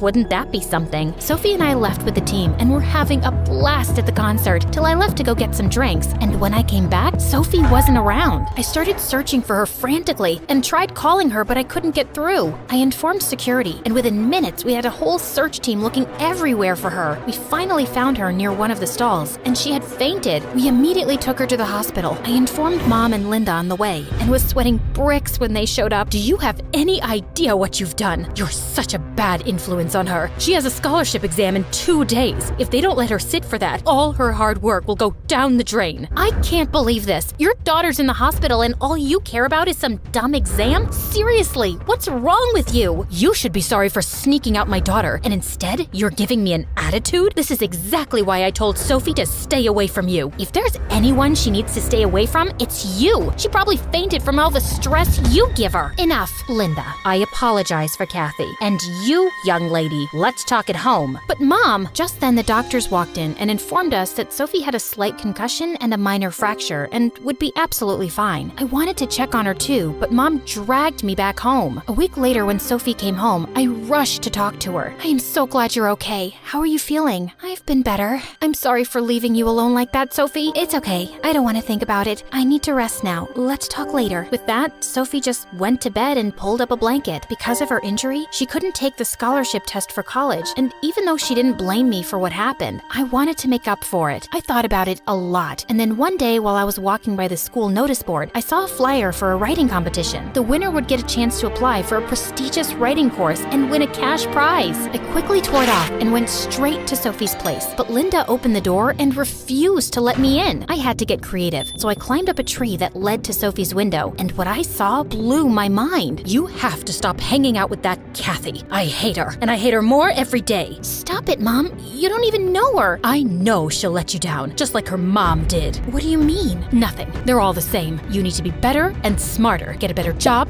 college, and more money than Kathy. That will be my revenge. Saying that, Linda turned around and left. She was worse than I thought. And what was she saying about my mom? I had so many questions in my head when suddenly the branch I was on snapped. Luckily, I caught the windowsill just in time. What the heck are you doing, Kathy? Hanging out? Pull me up, will you?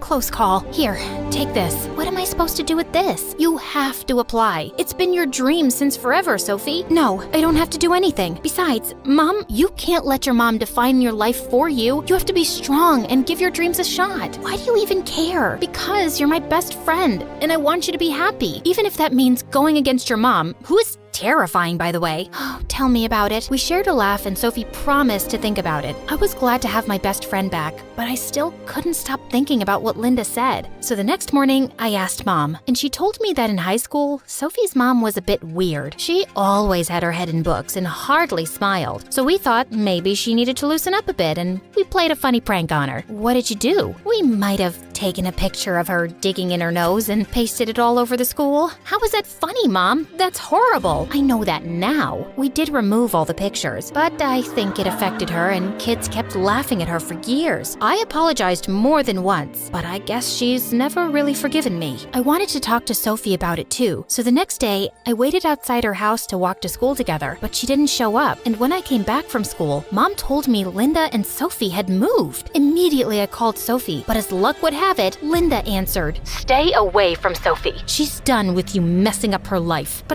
Linda disconnected, and when I tried calling again, the number wasn't reachable. I searched for Sophie for weeks, but finally gave up when I got no leads. It was as if she'd vanished into thin air. Soon, the school announced the annual track events, and I got busy. The best student would get a sports scholarship to a college of their choice, and even though I wanted to be the best, Sophie always remained in the back of my mind. I missed her, but I set all my feelings aside and gave it 100%. I didn't land the top spot, but I did get into a good college, and Mom was super proud of me. I continued participating in athletics in college, and with time, I even developed a taste for poetry. Maybe Sophie rubbed off on me a little. A year later, I was attending a poetry show with some friends when suddenly I heard a familiar voice on stage. I could never explain how much you meant to me, for sharing my joys and pain, for being my friend, patient and forgiving, never judging, scolding, or forsaking. It gives me peace that at the end of the day, you're only a phone call away. The audience erupted in applause, and I could feel warm tears down my face. When the show ended, I immediately went backstage to meet her, but it was too crowded. Kathy, is that you? Oh my God, I'm so happy to see you. And that poem? I completed it. It's actually dedicated to you. God, I missed you so much. Me too. And I'm so glad you're following your dreams and finally convinced your mom. Well, Not exactly. Sophie told me after they left town, her mom got diagnosed with bipolar disorder and had to get admitted to a mental facility. Since they had no other family, Sophie had to drop out of college and pick up a job to pay the bills. I'm so sorry to hear that. Why didn't you call me? You know I would have helped. I tried calling you. I guess you changed your number. And then I got busy with Mom's treatment, and there was never a good time. If it means anything, I'm here now, and I'm sorry for what Mom and her friends did to your mom all those years ago. It was a long time back. I knew Mom wasn't like other moms, but she tried her best to be there for me in her own twisted way. But after she got diagnosed, I realized how short life is to hold on to grudges and ignore what makes you happy. So now that Mom's better, I've finally decided to pursue my dream. I'm so proud of you, Sophie. So what do you say? We start again? This time, let's leave the moms aside. I'd love that.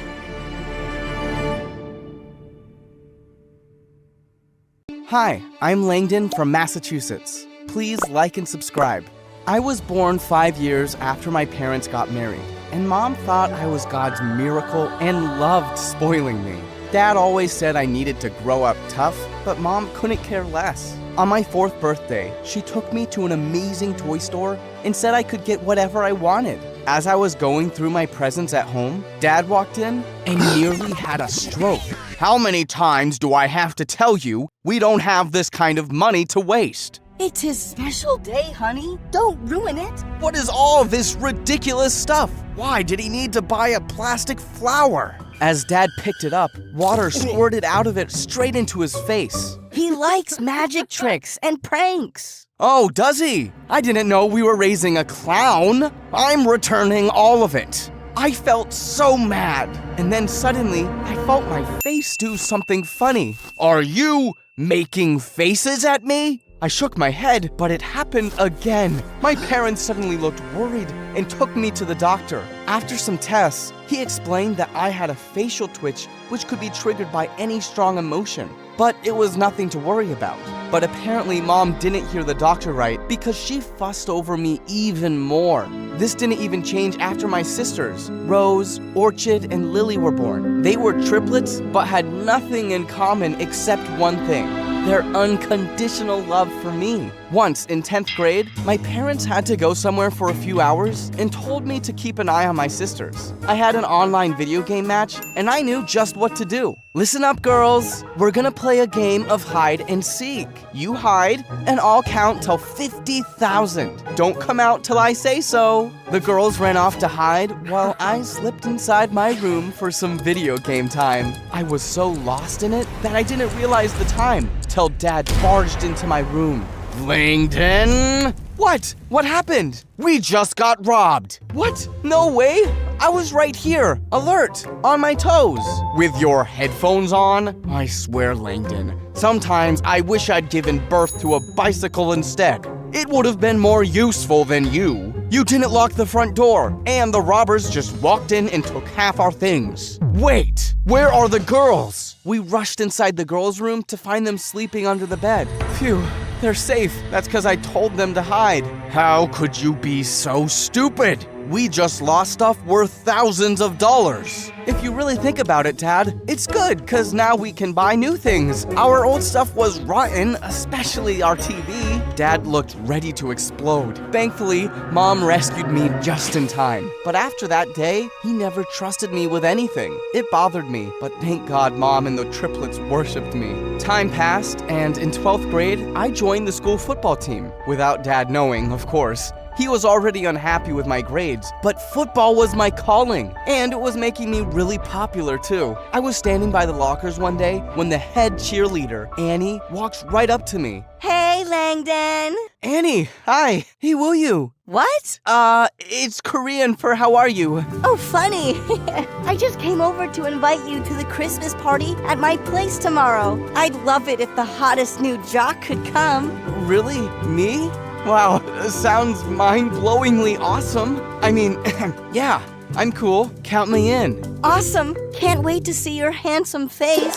I had a blast at the party, and I couldn't stop blushing when Annie introduced me as her new catch. Soon we became an official couple, and I was the happiest guy alive. A few days later, it was Dad's 40th birthday, and I wanted to do something nice for him. His car needed some repairs, so I took it to the mechanic to have it fixed and polished. But as I was driving back, I stopped by the bakery to pick up his cake, and that's when I heard a loud bang. I ran outside, and to my horror, I saw that Dad's car had slid down the sloping street and crashed straight into a truck. Oh my God! When Dad found out, he exploded like a pressure cooker. You, Langdon! You make me want to rip my hair out. My car is beyond repair. Do you think I just have money lying around to buy a new one? Dad, I'm so sorry. I got it fixed. For you. I guess I just forgot to put the brakes. You just forgot? How easy is it for you to say this every time? I've tried to make you more responsible, but I'm just done with you. I'm sending you to an army boarding school. Dad, no, I can't leave my football. I clapped my hand over my mouth as I realized I'd let it slip out. But Dad didn't even look shocked, just really disappointed. You think I don't know you sneak around and lie to me to play football? If you trusted me, I wouldn't have to. You should really come see me play sometime. Dad, I'm really good. I don't care, son. Your mom and I are leaving for your aunt's wedding tomorrow. But next week when I'm back, I'll ship you off. That's final.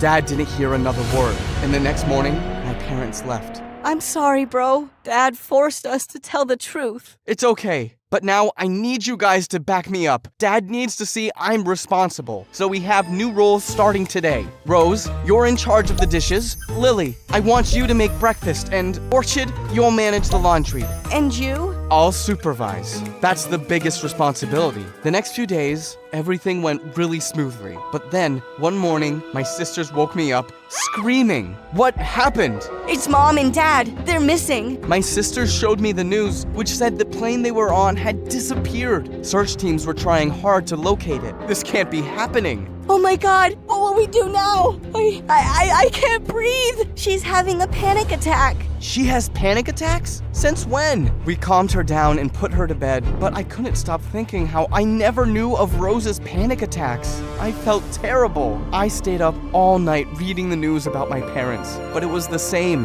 How was I supposed to make this work? What if they didn't come back? I didn't even hug them before they left. We stayed at home the next few days, waiting around for news of our parents, but none came. And when we returned to school, everyone was looking at us with pity. Great. People are treating us like we're orphans already. Don't say that. Just then, Annie appeared out of nowhere. Aw, baby. Your sisters look terrible. How are you holding up? Better than your fake eyelashes. Lily, behave. We're fine, babe. I tried calling you. Yeah, you know I always have such a busy calendar, babe, but you are right here all the time. I'll see you around, Poochie Poo. Seriously, how do you tolerate her? She's more fake than Monopoly money. I love her, okay? So you better get used to having her around. No, I won't. And after that day, Lily kept going from bad to worse. She would turn up late at home and get angry for the weirdest reasons. Whenever I asked her what was wrong, she said she was just fine. To make matters worse, we fell short of cash, so I had to work part-time as a mechanic. Things were tough. But thank God for Annie, or I would have gone crazy. One morning in school, Annie and I were sitting in the cafeteria when Lily walked up to us. We need to talk, Langdon. Can't you see we're in the middle of a conversation? Take your middle somewhere else. I need to talk to my brother. Lily, we can talk at home. Don't create a scene here, please. Everyone is staring. Oh, so you're worried I'll spoil your precious reputation now? Don't you care about your family at all? Oh my God, you're so loud. Babe, tell her to leave. Suddenly, Lily went crazy and emptied a can of yogurt on Annie's head. There, enjoy your lunch. What the heck, Lily? Annie, I'm so sorry. Annie stormed off, and I felt furious at Lily. The next evening when I returned from work, I went to her room to talk to Lily, but she wasn't there. She wasn't even answering her phone, and it was almost midnight. I informed the police, but they told me to wait for 24 hours. I was worried sick,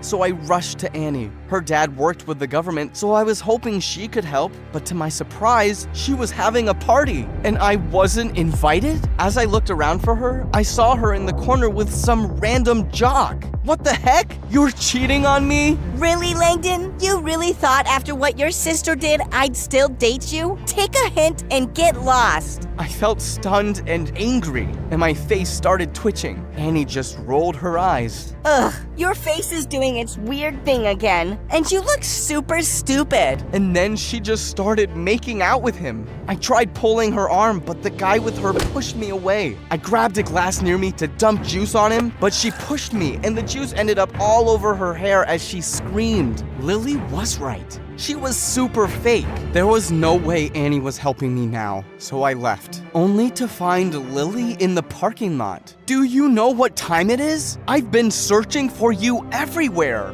Now you found me, so leave. I have a party to attend. You hate Annie. Why are you at her party? You're coming home with me. Don't tell me what to do. You've always done whatever you want, but now that I have my freedom, you can't stand it? You're not my dad. What's wrong with you? Have you forgotten I'm your older brother? Older brothers are responsible, so don't call yourself that. Now move. Her words felt like a slap in my face. I might be a brat, but I loved my sisters, and this made me feel defeated. I'd let my parents down. For the next few days, I was drowned in work.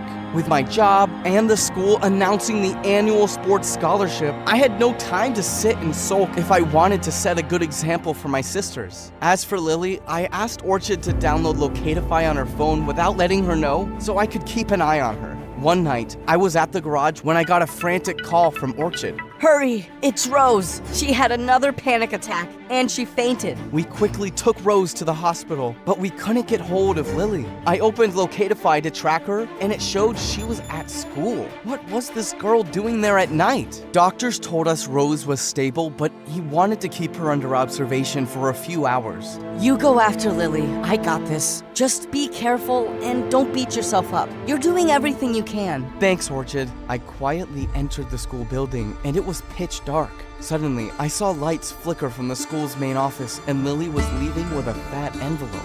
Lily? Langdon? You scared me. Why are you here? Wrong question. What are you doing here, and what's that?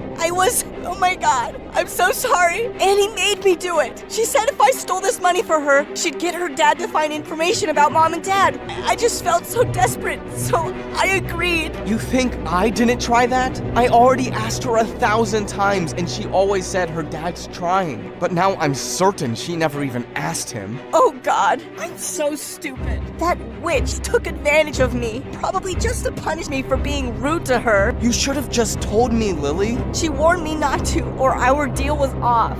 Also, I was so mad at you. I don't even know why. I'm such a mess. No, you're not. You're just a kid, Lily, and everything going on with Mom and Dad is a lot to handle. Now, we're gonna put that money back and leave before we get caught. Or wait, I have a better idea. Annie had cheated on me and manipulated my sister. I wasn't gonna let her go this easy. We tiptoed our way to her locker and slid the money in. Next, we dropped an anonymous tip to the principal saying that Annie stole money from the school's trip fund. The plan was a success as the next morning, the entire school saw what a whack job Annie was when the principal opened her locker. What? I didn't steal this. Lily did. Ask her. We found the money in your locker, Annie. There's enough proof to get you expelled. Call your dad. Now. No, please. He'll ground me for life. Please, I'll do anything. I'll clean the washrooms for a month. Just don't call my dad. He's already cut my allowance. But of course, the principal did call him, and she was expelled. Good riddance. Girls, I know I've been an idiot in the past, but I promise I'll do better. You're the best sisters anyone could ask for. What's that? What? You're getting emotional. Aww. Such a cutie. You're not so bad either. My finals came around the next week, and I actually managed to pass with decent grades. And I bagged a sports scholarship to college based on my football skills. One morning, when we were leaving for school, I saw a police van pull into our driveway, and my parents stepped out. Mom? Dad? Oh my god, you're back! Oh, my babies. I thought I'd never see you again. What happened? Where were you? How are you? Mom and Dad told us how their plane had to make an emergency landing in a forest with no connectivity, and it was only after weeks that the rescue team found them. Those were the worst weeks of our lives, not knowing if we'll ever see you again. But Langdon, I'm so proud of you, son. You did a fine job. And nothing's stolen, it seems. I'm so sorry, Dad. I never knew your struggles till I was knee-deep in mine. I'll be better, and I love you. I love you too, son. And I think I'd like to see you play football sometime. Really? So that means no boarding school? Don't answer that. I'm just happy you're here. Family really is everything. I barged into the living room, my butt sweating in anger. I marched up to my twin brother Sammy on the sofa, snatched his can of juice, and dumped it on his head. He made a run for it, and I was chasing him with a baseball bat when Mom walked in. Alexis, what are you doing to my poor baby? Your poor baby locked me in a haunted house down the street. I nearly pooped my pants. Didn't you guys notice that I've been gone for hours? How could we? Sammy hurt his little toe and he was in so much pain. Oh yeah? Well, he's about to be in a lot more pain than that. Enough, Alexis. Quit bullying your brother. Hey guys, it's Alexis, and I'm about to tell you why having a twin brother is an absolute nightmare. But before that, please like and subscribe to MSA. Ever since I was born, my twin brother Sammy acted like he was better than me just because he was born 10 minutes earlier. Even my parents acted like he was God's gift to mankind and pampered him all the time. It's not like they hated me, just that Sammy was the apple of their eye and he could do no wrong. Like on our 10th birthday, my parents threw us a beach party and I spent an hour building the most amazing sandcastle. But just as I turned my back to grab a shovel, Sammy and his best friend Nathan came running and smashed it to pieces.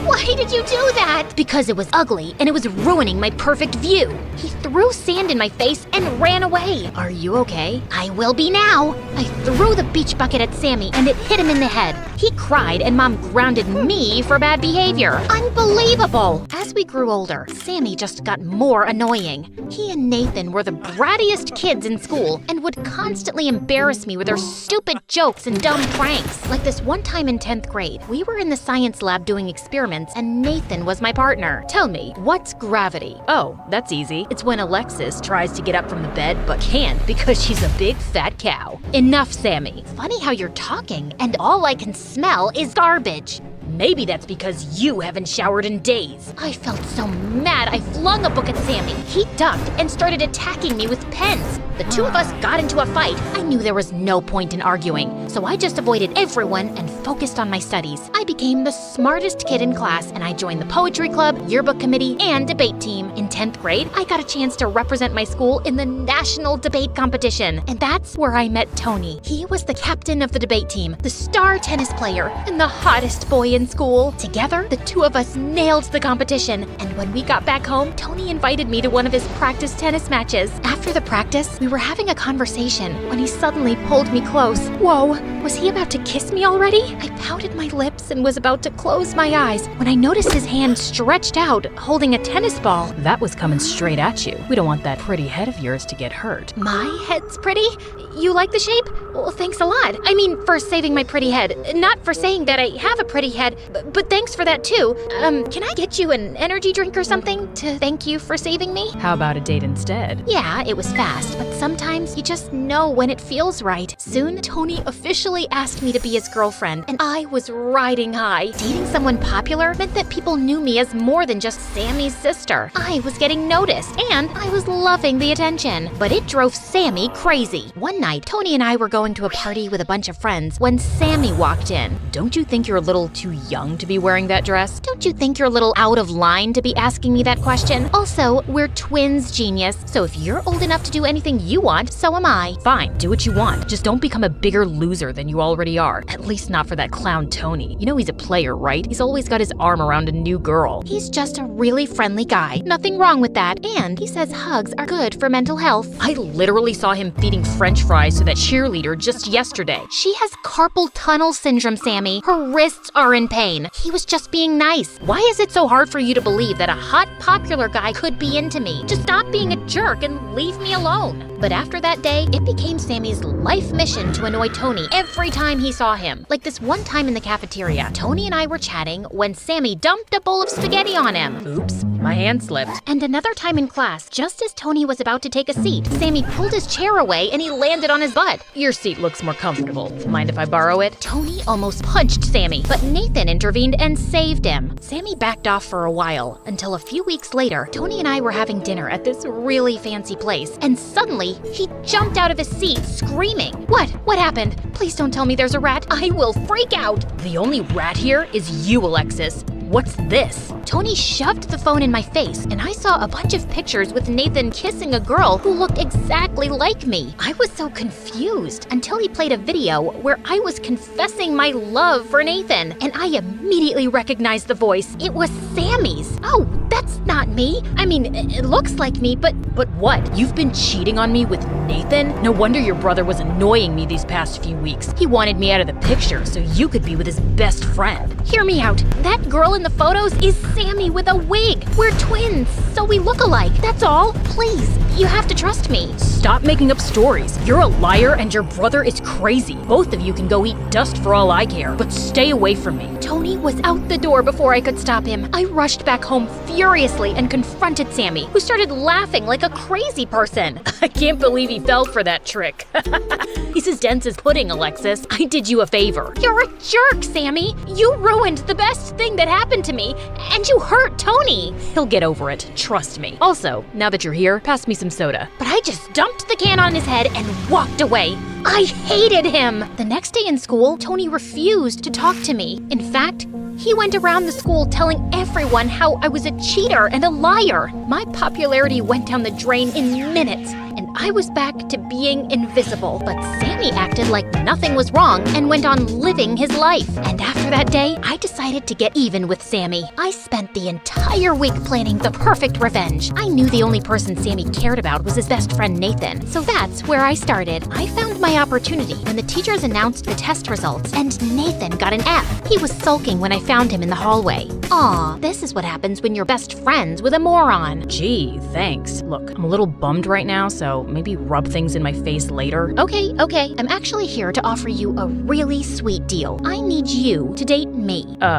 What? Sorry, pretend to date me. You're Sammy's best friend, so if you start hanging out with me all the time instead of him, he'll hate it. He'll finally have a taste of his own medicine. I'm not asking you to do it for free, of course. I'll help you study and ace your scores. No thanks. I know Sammy can be a jerk sometimes, but I'm not doing that to my best friend. Fine, fail high school then. I heard you telling Sammy your parents were angry that you had a C in science. This score is worse, so good luck dealing with that. Wait, fine. I guess we could make it work. Of course we will, my cute boyfriend. Now buckle up. We've got plans. The next day, it was time for phase 1. I walked into Sammy's room and called a truce on my fight over Tony. Just as we were talking, Nathan walked in, pulled me by the waist, and kissed me. Sammy's mouth fell open like a broken door, and my heart fell to my stomach. What the heck are you doing? Get off my sister. Didn't you tell him, babe? Sammy, Alexis and I are dating. You're what? Dating? Are you stupid and deaf now? Come, Nate. We'll be late for the movies. Nate? He has a nickname now?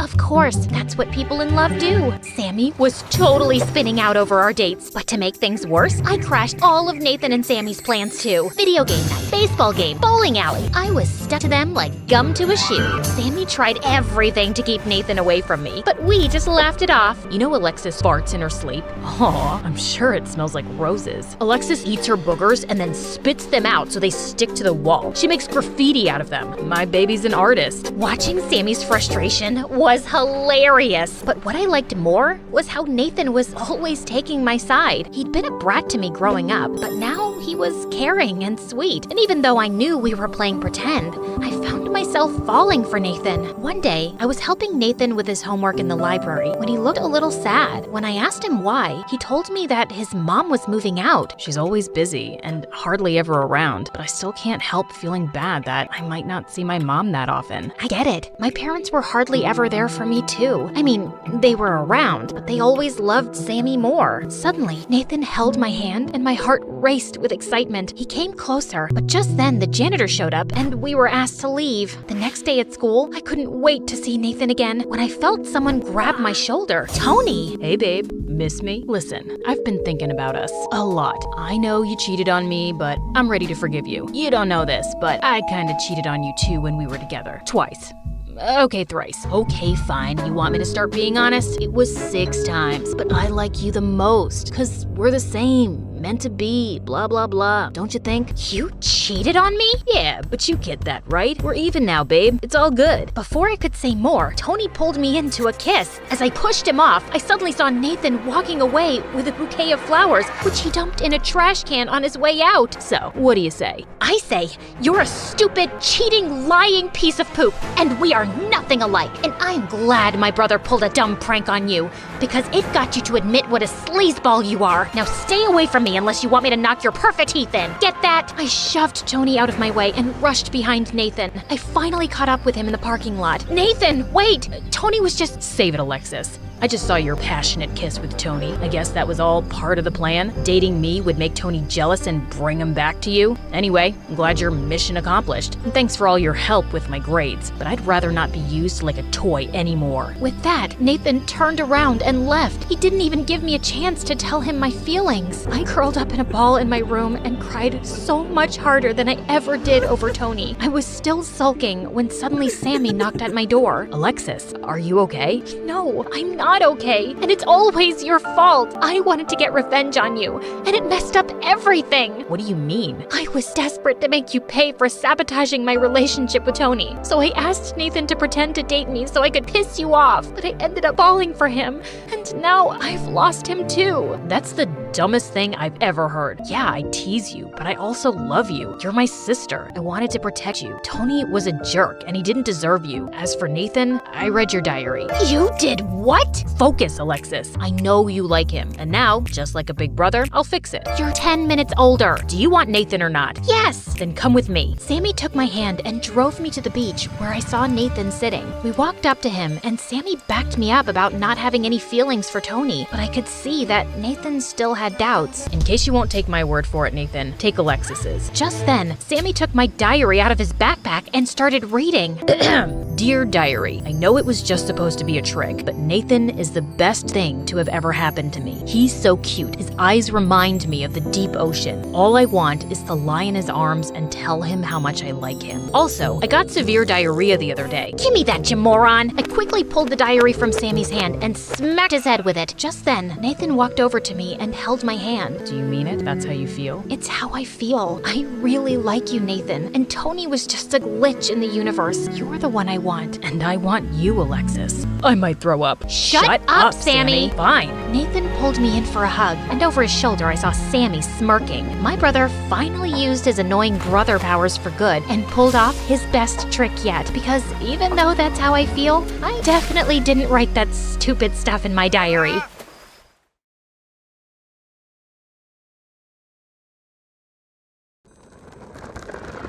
My name is Lily, and from the outside, my life looks super exciting. I've lived all over the world.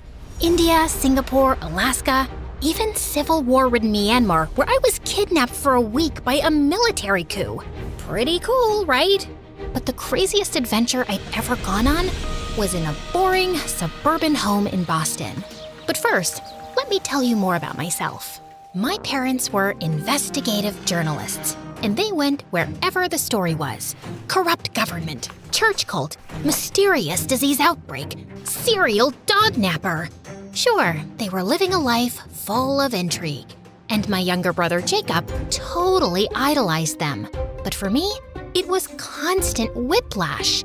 I craved normalcy, stability, and safety. And my parents' homeschooling techniques were questionable at best. So I spent most of my time teaching myself science and biology. The plan was to become a doctor one day. You know, something stable. Then one day, my mom delivered life-changing news. We're moving to Boston to cover a story on the mayor's disappearance. We figure it'll take at least 2 years to crack. So, we're sending you to high school. I screamed with excitement. The most we'd ever stayed put was 6 months. Of course, the transition to normalcy was tricky. But then one day, when I was performing surgery on a mouse in biology class, I did the unthinkable. I made a friend. Girl, you're such a natural. I'm impressed. Thanks.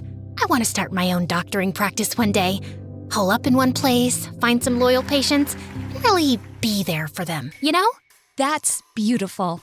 Oh, can you take a look at this mysterious fungus on my foot? Just kidding. But hey, you want to hit up the mall after this? Suze was the best.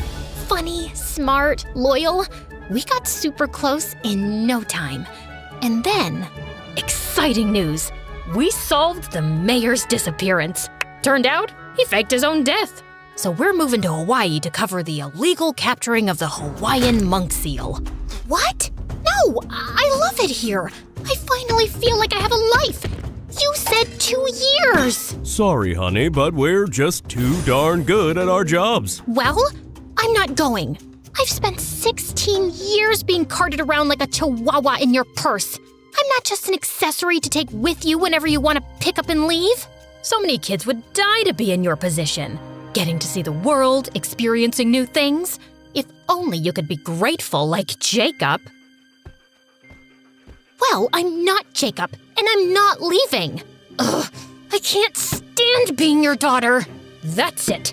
Now you're really not leaving. You're grounded. I was done listening to my parents. I ran out of the house and hopped on my bike, pedaling as fast as I could to Suze's house. I was in such a frantic state, I didn't even see the truck turn into my lane. And smack! I went flying off my bike, launched into the middle of the road when my head slammed against the cement. And then, everything went dark. When I woke up, my head was throbbing, and my bike was destroyed. But otherwise, I felt weirdly fine. I could have died, and it was all my parents' fault. I'll admit, I was a little disoriented. I didn't know if a day had passed or a week.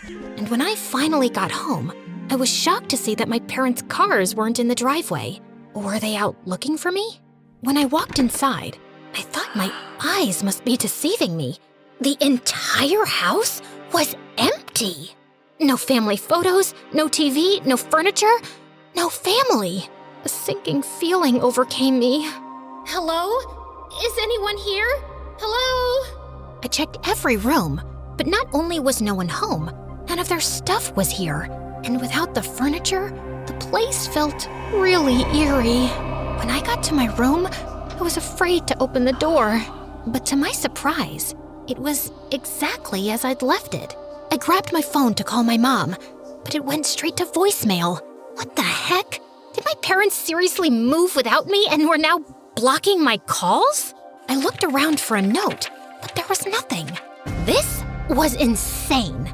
But then it occurred to me, maybe this was my parents' way of letting me have my way. So I decided to stay put. I'd live my life, graduate in a year, and go to college. I'm sure my parents would call me back tomorrow, and I'd deliver the news. But that night, as I was falling asleep, I heard footsteps. I ran downstairs to see who it was. Hello? Mom? Dad?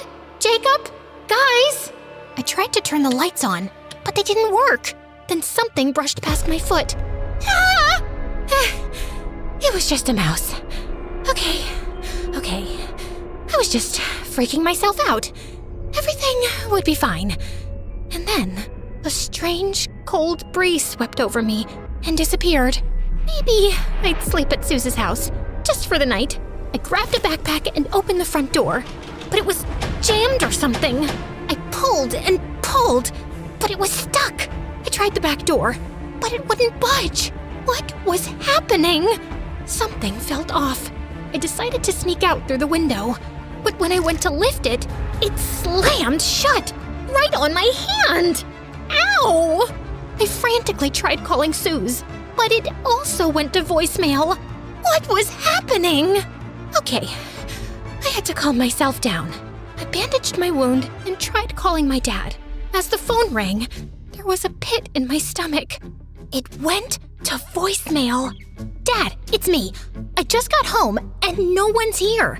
And for some reason, I can't leave. Where are you guys?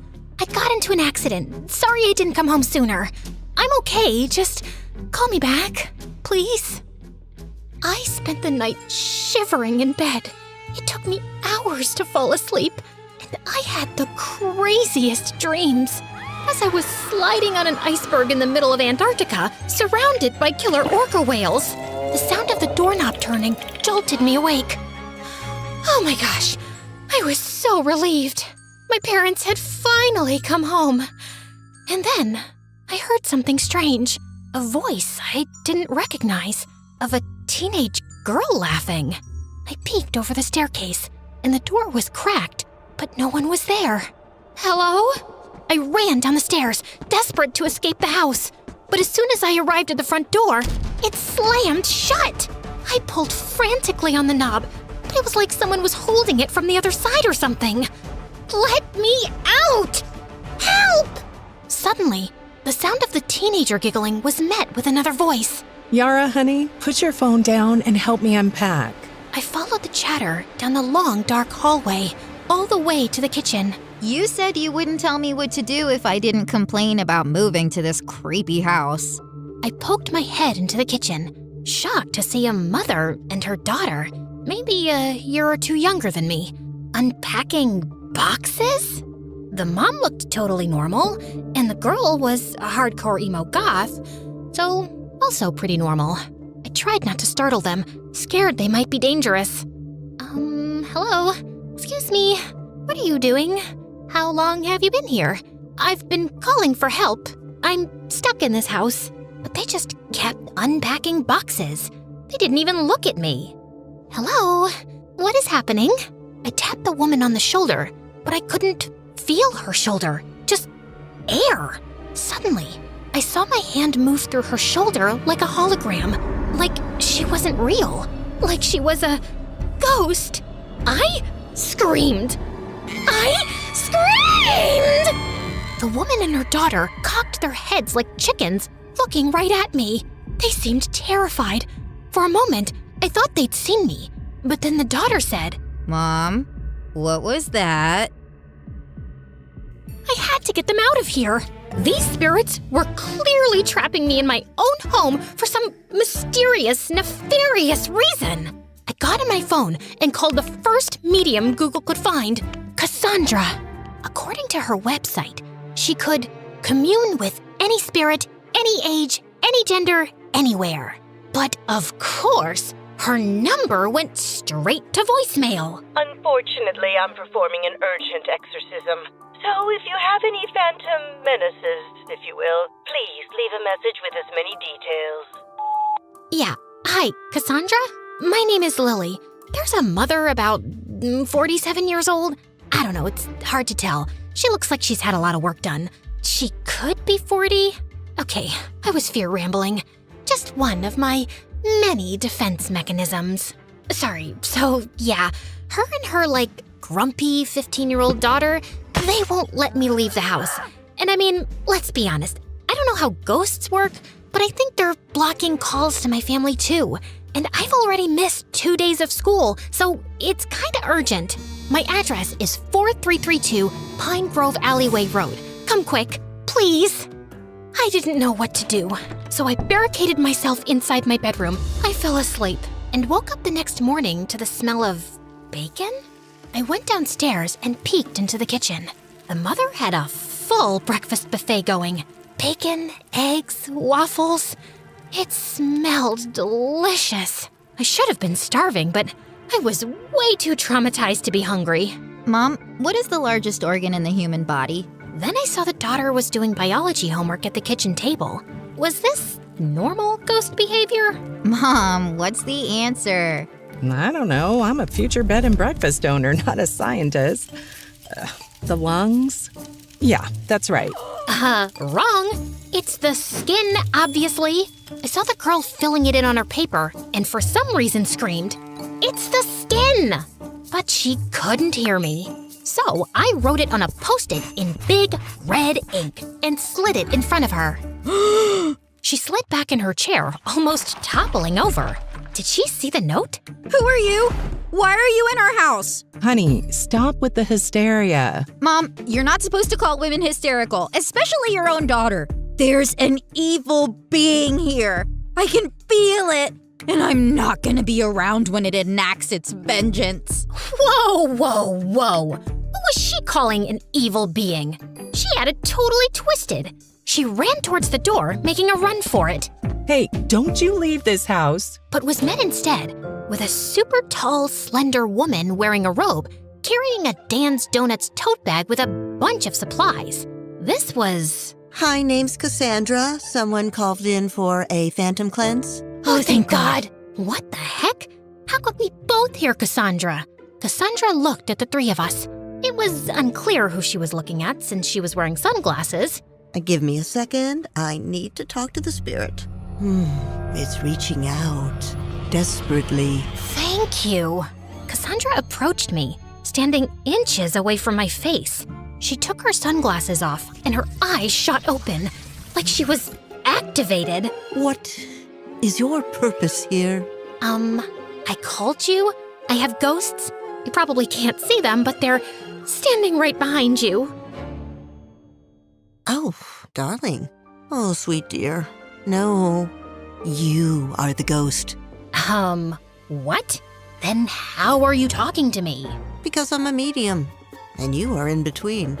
Wait, are you sure? How do I know you're not a ghost pretending to be a medium? And you answered my call. Only a human would be able to call you? She called.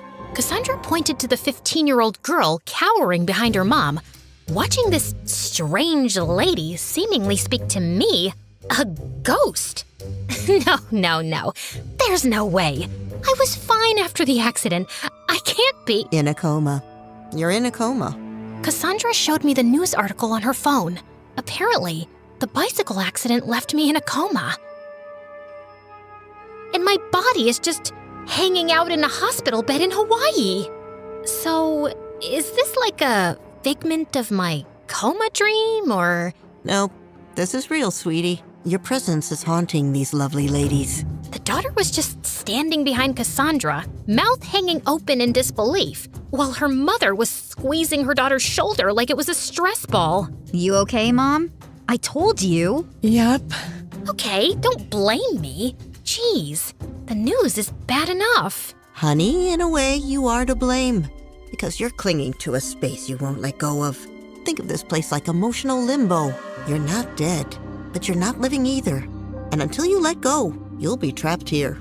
She turned to the terrified, lovely ladies and presented her credit card swiper. And for a second, I could have sworn she was holding a paper that said, "Like and subscribe to MSA." Nope, made that up. She didn't have that. Seriously? Please, like and subscribe to MSA. Time to pay. So, is she gonna leave? I want to. Tell me how. But Cassandra was already out the door. Luckily, she left it propped open. I tried running outside, but the door slammed right in my face. Oh my God, was that the ghost? Mom, maybe it's a sign. You're scared. I'm not happy. It would be the perfect time to bail on your bed and breakfast dreams and move back to where Dad is and where my old life used to be. Just saying. Honey, no. We're not gonna let one ghost ruin our dreams. I've got bigger fish to fry. Believe me. Mom, stop calling your dreams ours. Woof. I didn't want any of this mother-daughter drama. I just wanted to leave and be back in my body. I screamed it, hoping it would come true. I want to get out of here. I want to get out of here. I'm letting go. I reached for the door, but it wouldn't budge. I tried kicking and pushing, but my limbs just swooshed right through the wood.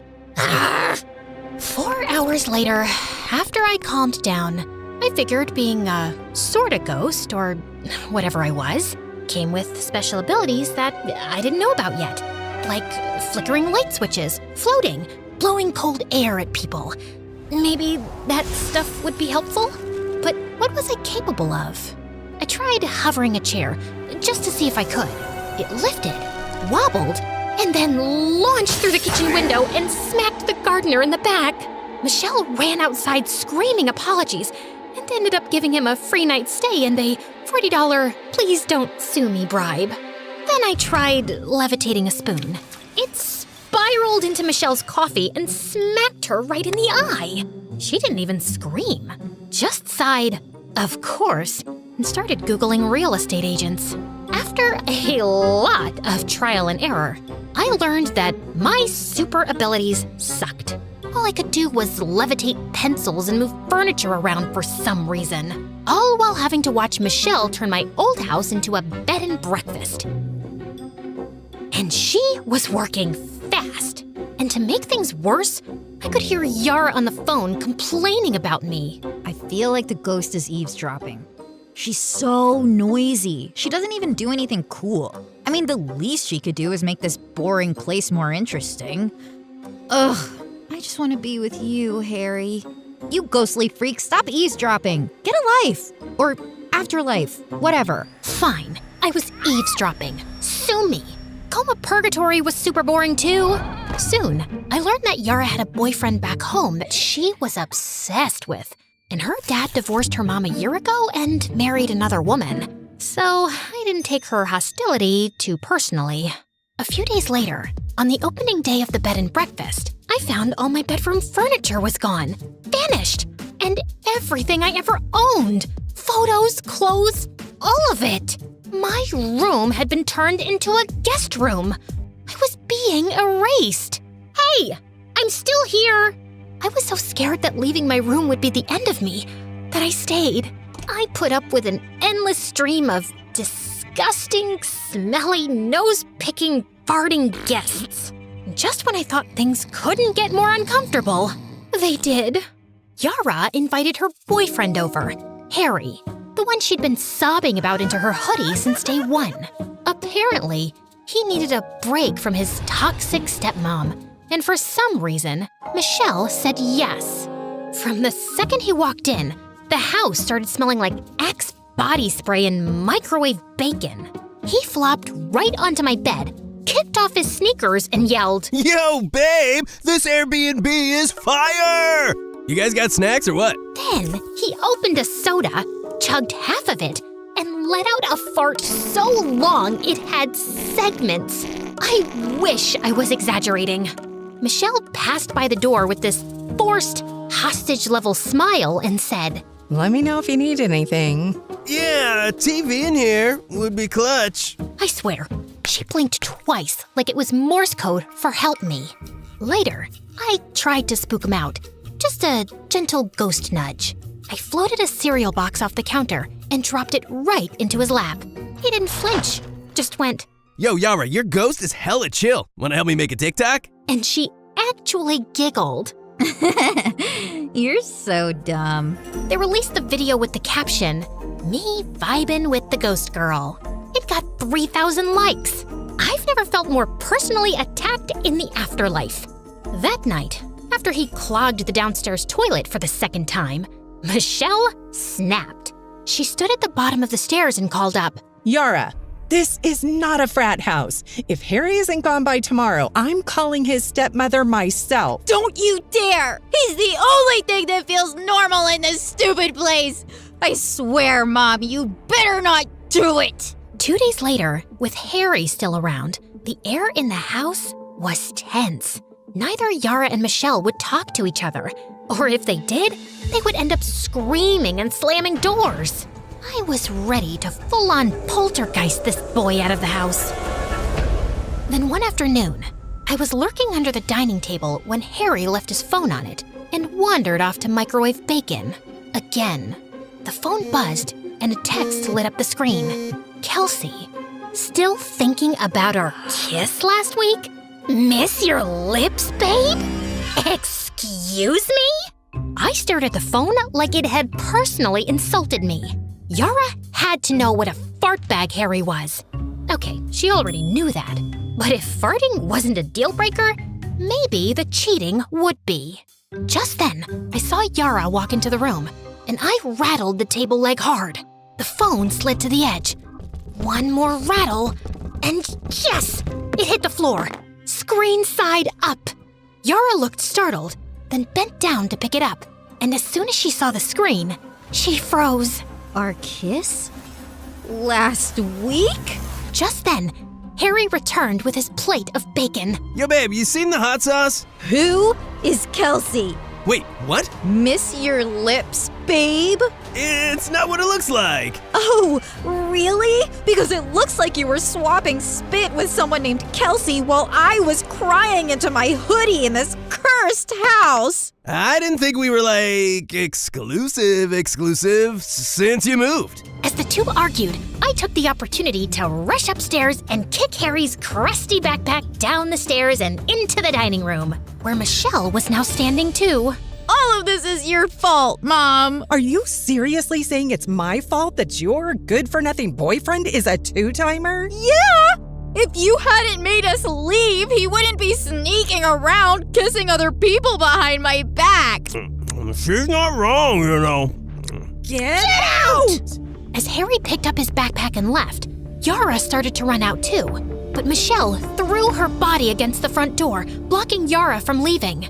Everyone in the bed and breakfast had gathered at the noise and were staring. I know you're upset, but you deserve so much better than that useless, toilet-clogging piece of garbage. You're a beautiful, brave, and resilient girl. You could have... Ugh! Just stop. This is so embarrassing. Just leave me alone. Yara shoved past her mom and darted toward the bathroom, locking herself inside. The guest seemed super confused.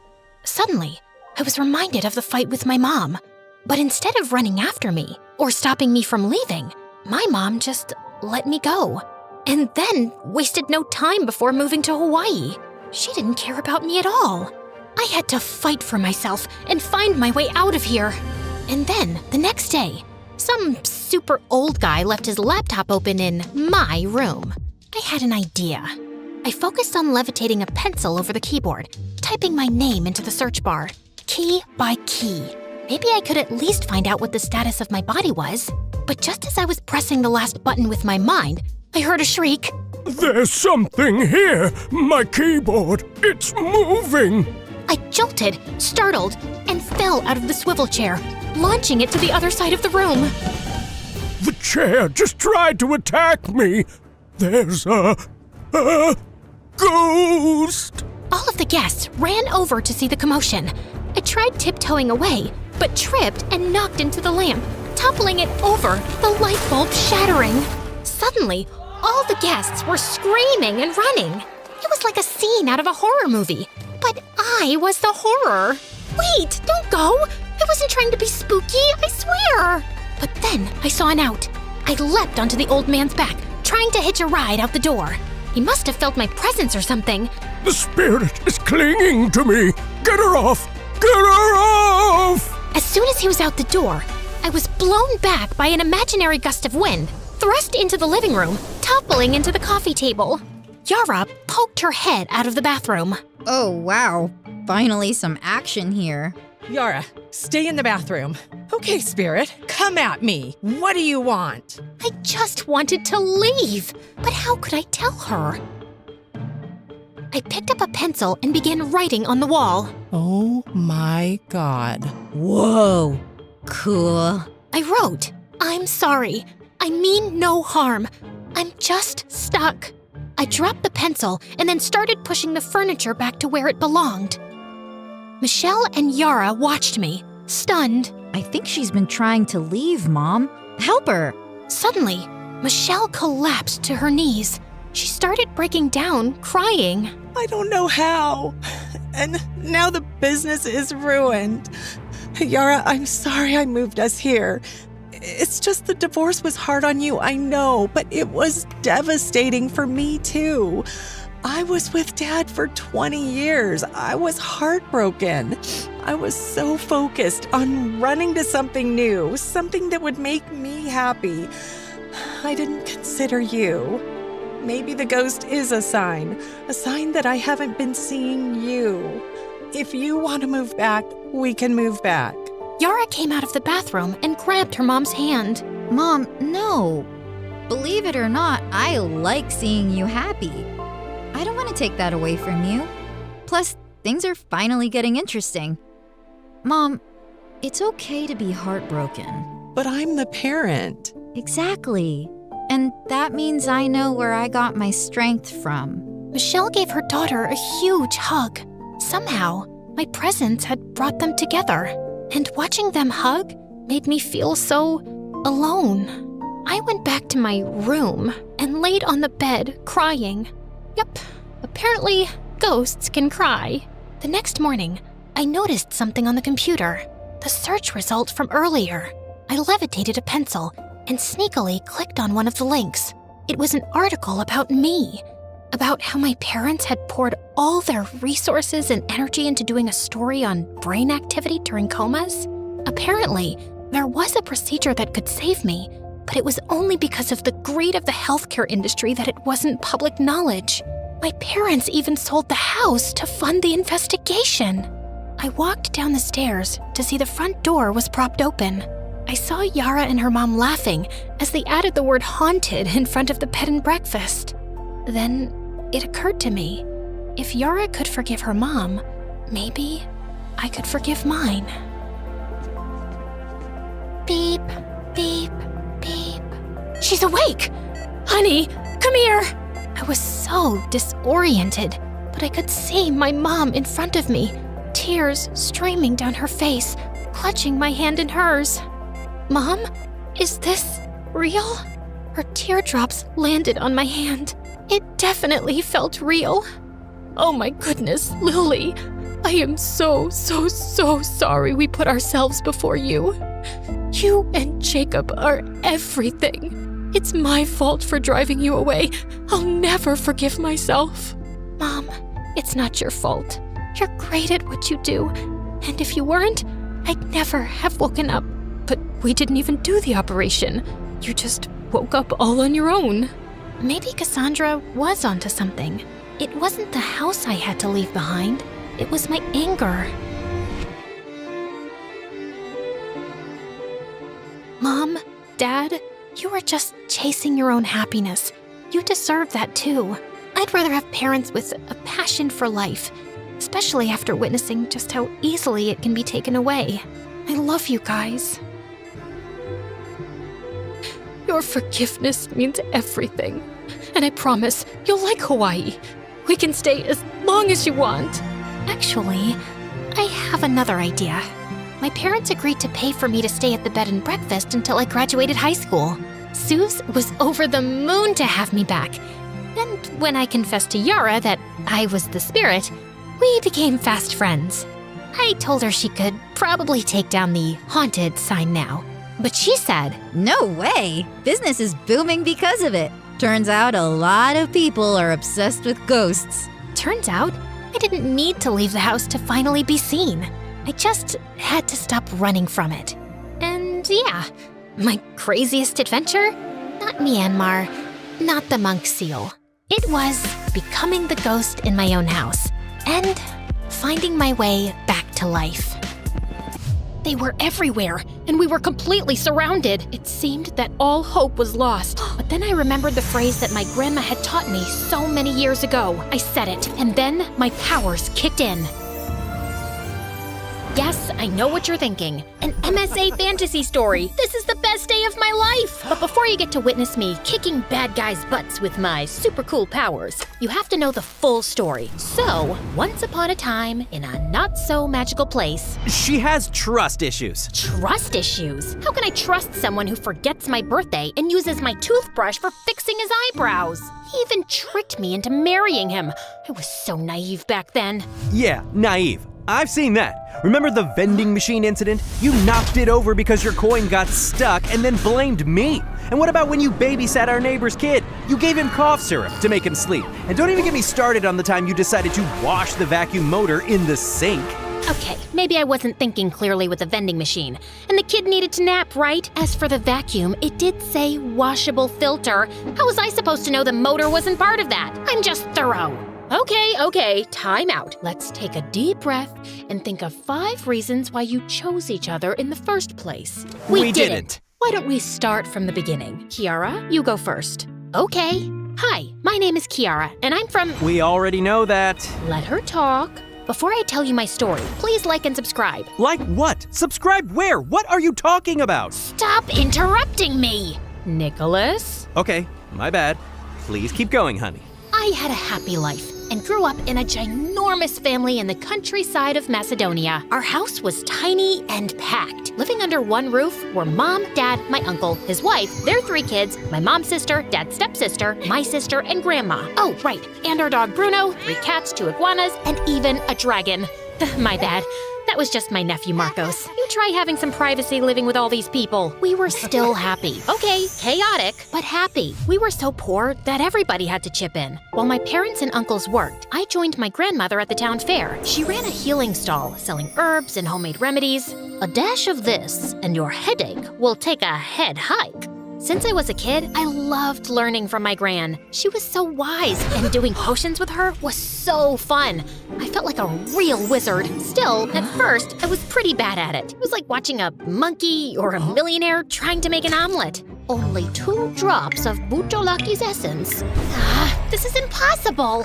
Be patient. Whenever you feel that there is no hope, just remember these words. Well, to be honest, guys, I don't remember the exact words. My grandmother was always teaching me different words and phrases in her old language, even though I had no clue what those meant. Angelo plenus mea cusa vetrilo? What is it, some kind of mantra or prayer? No, just the new Wi-Fi password. She used to tell me that she learned everything from her great-grandmother, who was the best healer in the region. You are just like me and her. You too have the gift. When I was 12 and going through aggressive puberty, some kid told me that I stank after gym class. I'll show you who stinks. So I created my first potion, which made sweat smell like a bouquet of jasmine. This is the Jasmine Whiff Potion. Because who needs deodorant when you can have a magical garden in your armpits? Side effects may include dizziness, depression, hair loss, body fatigue, extreme hair growth, temporary blindness, and bad odor. Okay, it wasn't perfect, but don't be so harsh. It was my first potion, and my Grammy was really proud of me. That same night, she gave me something really special, her necklace. This family heirloom has been in our family for generations. Now, it's your turn to carry it. Put it on. Do you like it? Not really. It's like ancient and old and too ugly for me. Definitely not my style. Oh, what's wrong with you? Well, that's a big question. I don't know why I blurted it out. It seems like I didn't care about the impact of my words, but I really did. I still love it, Grandma. More coming from you. I love you. Over the years, I didn't get any better at holding my truth vomit. It was like I was a professional snitch. Whenever I saw any wrongdoing, I would report it. Like the time Marcos tried to hide the couch by turning the cushion over. What's that smell? Marcos peed on the couch. Oops. You see, I can't help it. That day, my sister had her first date. Mom covered the smell with talcum powder, but he sat right there. Is your sister ready? It's kinda damp here. Oh, just water. No, that's actually Marcus's pee, and she is almost ready. She's just finishing stuffing her bra.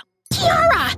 I'm gonna kill you! My life was just that of a regular teenage alchemist, you know? But then, when I turned 16, it took a wild turn. A royal envoy visited my village, and my school organized a talent fair in their honor. I know, what an honor to watch a bunch of clumsy teens trying to perform. I'm not talking about him. That was awesome. He's my favorite so far. While most of the girls sang or danced, I did a potion show. I was like a true wizard, creating something absolutely revolutionary. This potion can transform anybody into an amazing dancer. I need a volunteer, one that's a really horrible dancer. Come on, Principal Pandev, drink the potion and feel the music. He drank my potion and then started dancing like he was in a K-pop group. After such a display of magic, I obviously won the contest. However, the prize was more than I had asked for. Turns out, the royal envoys were not just there to admire our talents. On behalf of the royal court, we would like to ask you for your hand in marriage for the Count. It is tradition that the Count marries the most talented girl in all the land. Wait, what? Did I just win a marriage proposal? And if you think this is very Cinderella or another Disney princess, it's because I'm like a Disney princess. Don't you dare say another word. Like I was saying, I was just like a Disney princess. I didn't want to marry some count I didn't even know. What is this, the 10th century? I was more than ready to say no, but we had been poor for so long. My father had been fired recently, and my uncle had an accident. Don't worry, he's fine. He just fell from his hammock when he was sleeping and snoring, and he broke like 4 ribs. My grandmother's stand wasn't doing so well either. Apparently, modern people prefer conventional medicine. I'll give it a B for boring, and boo! I knew that marrying a count would be a game changer for us, like going from, so I did it for my family, under the condition that we wouldn't get married until I was 18. Still, I had to go to the count's castle, known as the Dracon Castle. Well, the place was absolutely huge, like a super mansion. It had rooms on rooms on rooms on rooms, but almost all of them were completely empty. Then I met my mother-in-law. If this were a Disney movie, she would be the wicked stepmother. Let's just say we didn't start with the right foot. I must say, you have a massive place. Imagine losing your remote control here. You would have to call a rescue team to find it. Or you'd need a GPS. By the way, I have a potion for removing wrinkles. I can see that you really need it. Stop talking, Kiara. I beg you. We'll have the engagement party tonight. Get ready. Tonight? But my family isn't here. That's a shame, but this isn't the kind of party for people like your family anyway. I wanted to punch her, but before I knew it, I had already been captured by the maids who did my hair, makeup, and dressed me. The final result was horrible. I look so horrible. My hair looks like Marie Antoinette's, and this dress is the ugliest one I've ever seen. That's the dress I and my mother and my grandmother got engaged in. Well, I guess not everybody has the class to pull it off. The class? You mean the big hips, right? Oh, I'm so sorry. I meant, I'm just more of a pants girl. Yes, I can tell that. The night came, and it was a giant masquerade ball. Everybody was so uptight that if they were noodles, they'd be straight up spaghetti sticks. I felt so out of place that I took the first opportunity to sneak out of there. While I was trying to get back to my room, I got lost and ended up in their greenhouse. The place was full of weird and exotic herbs and plants. Bingo! I started taking various plants and putting them inside my dress when someone caught me red-handed. Or should I say dirt-handed. Are you stealing plants? Even with the mask on, you could tell the guy was ridiculously good-looking. He also had a really cool dragon tattoo on his neck and chest. I'm not stealing them, I'm just borrowing them. I'll return them later.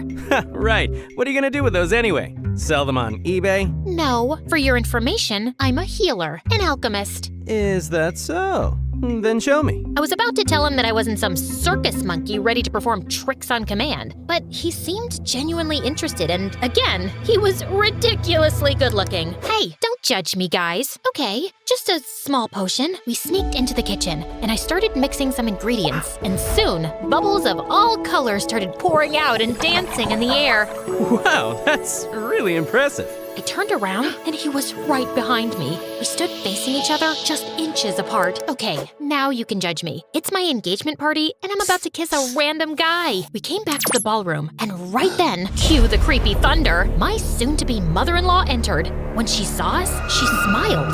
Ah, so you two have officially met. Wait, what? You're Nicholas? My future husband? Nicholas smiled, but he didn't look as surprised as me. I was expecting my future husband to be a nasty old man, but Nicholas was so dreamy. Maybe this arranged marriage isn't such a bad idea. Over the next few years, we spent all our time together. He taught me how to behave like royalty, while I showed him how to do some simple potions. Or at least how to try to do simple potions. In no time, we two fell completely in love. Once, he returned from horseback riding with a small cut near his neck from a branch. While I was applying the potion to his neck, what's the thing with the dragon tattoo? Aren't you too young to have a tattoo? A long time ago, our region was separated between 3 houses. So I got it from my father's house, the House of Draco, also known as the House of Warriors. And why does your mother have a tattoo of a crow? That's the House of Valthor, the most traditional and ambitious people. Royalty of the royalty. Right. And what about the 3rd house? Who belongs there? Nobody. That's the House of Zoria. That was the house for people of the darkness. That's why it was portrayed with an owl. But that one disappeared centuries ago. Nobody belongs to the House of Zoria anymore. I didn't say anything back then, but it was clear why his mother's house was represented with a crow, because she was as creepy and mean as one. Really, she was so controlling and overbearing. She separated me from my family after sending them a TV and some monthly tributes. It was like they had bought me. Not only could I not visit them, but I couldn't even speak to them. They favored letters. You know, the traditional way. I just want to tell her that Master Chef is on right now. This will take weeks to reach her. My house, my rules. Your rules make as much sense as your interior decor style. 0. A big fat, flashy 0 with a capital Z. Babe, I know she can be difficult sometimes, but she wasn't always like this. After we lost my dad, she became scared of losing those she loves. That's why she's so controlling. Back then, we only had each other. Now we have you too. So I really hope our love can endure this. What do you say? How can I say no to that? Of course, babe. What can I say? Love is my only weakness. Oh, and doing potions. Oh, and the truth. Oh, and those videos of dads giving their kids new puppies. Those are so emotional. Soon, I turned 18, and we had the biggest wedding of the century. I had never felt happier. But after that, things really went downhill. My mother-in-law got worse. She had servants follow me around, even when I went to the garden. Well, granted, the garden is about 1,000 acres. More than once, I tried to lose them, but there always seemed to be a pair of extra eyes on me. It was as if she was afraid that I would run away. But run away from what? From my handsome husband or from my new castle? Something is off here. The next night, I sneaked into the reading room while they did their Shakespeare reading hour. I settled under a desk. For the first 45 minutes, they just read, but I remained fully focused on my mission. Finally, they started talking. The time to do the ritual is here. Ritual? Mother, how come you are so sure that the witch is Kiara's great-great-great-grandmother? Witch? She has the necklace. My necklace? That moronic little girl is the key to lifting our curse. Moronic? I mean, curse? My head was spinning. Oh my god, these people are completely insane. I couldn't believe that Nicholas had used me like that and was planning to betray me. I felt devastated. I need to escape right away. Before I left, just to show Nicholas how angry I was, I snuck into his room, transformed his underpants into origami, and spread red chili on all of his wardrobes. Then, I jumped out of my window and tried to sneak through the garden, but one guard spotted me. Soon, I was surrounded by guards. However,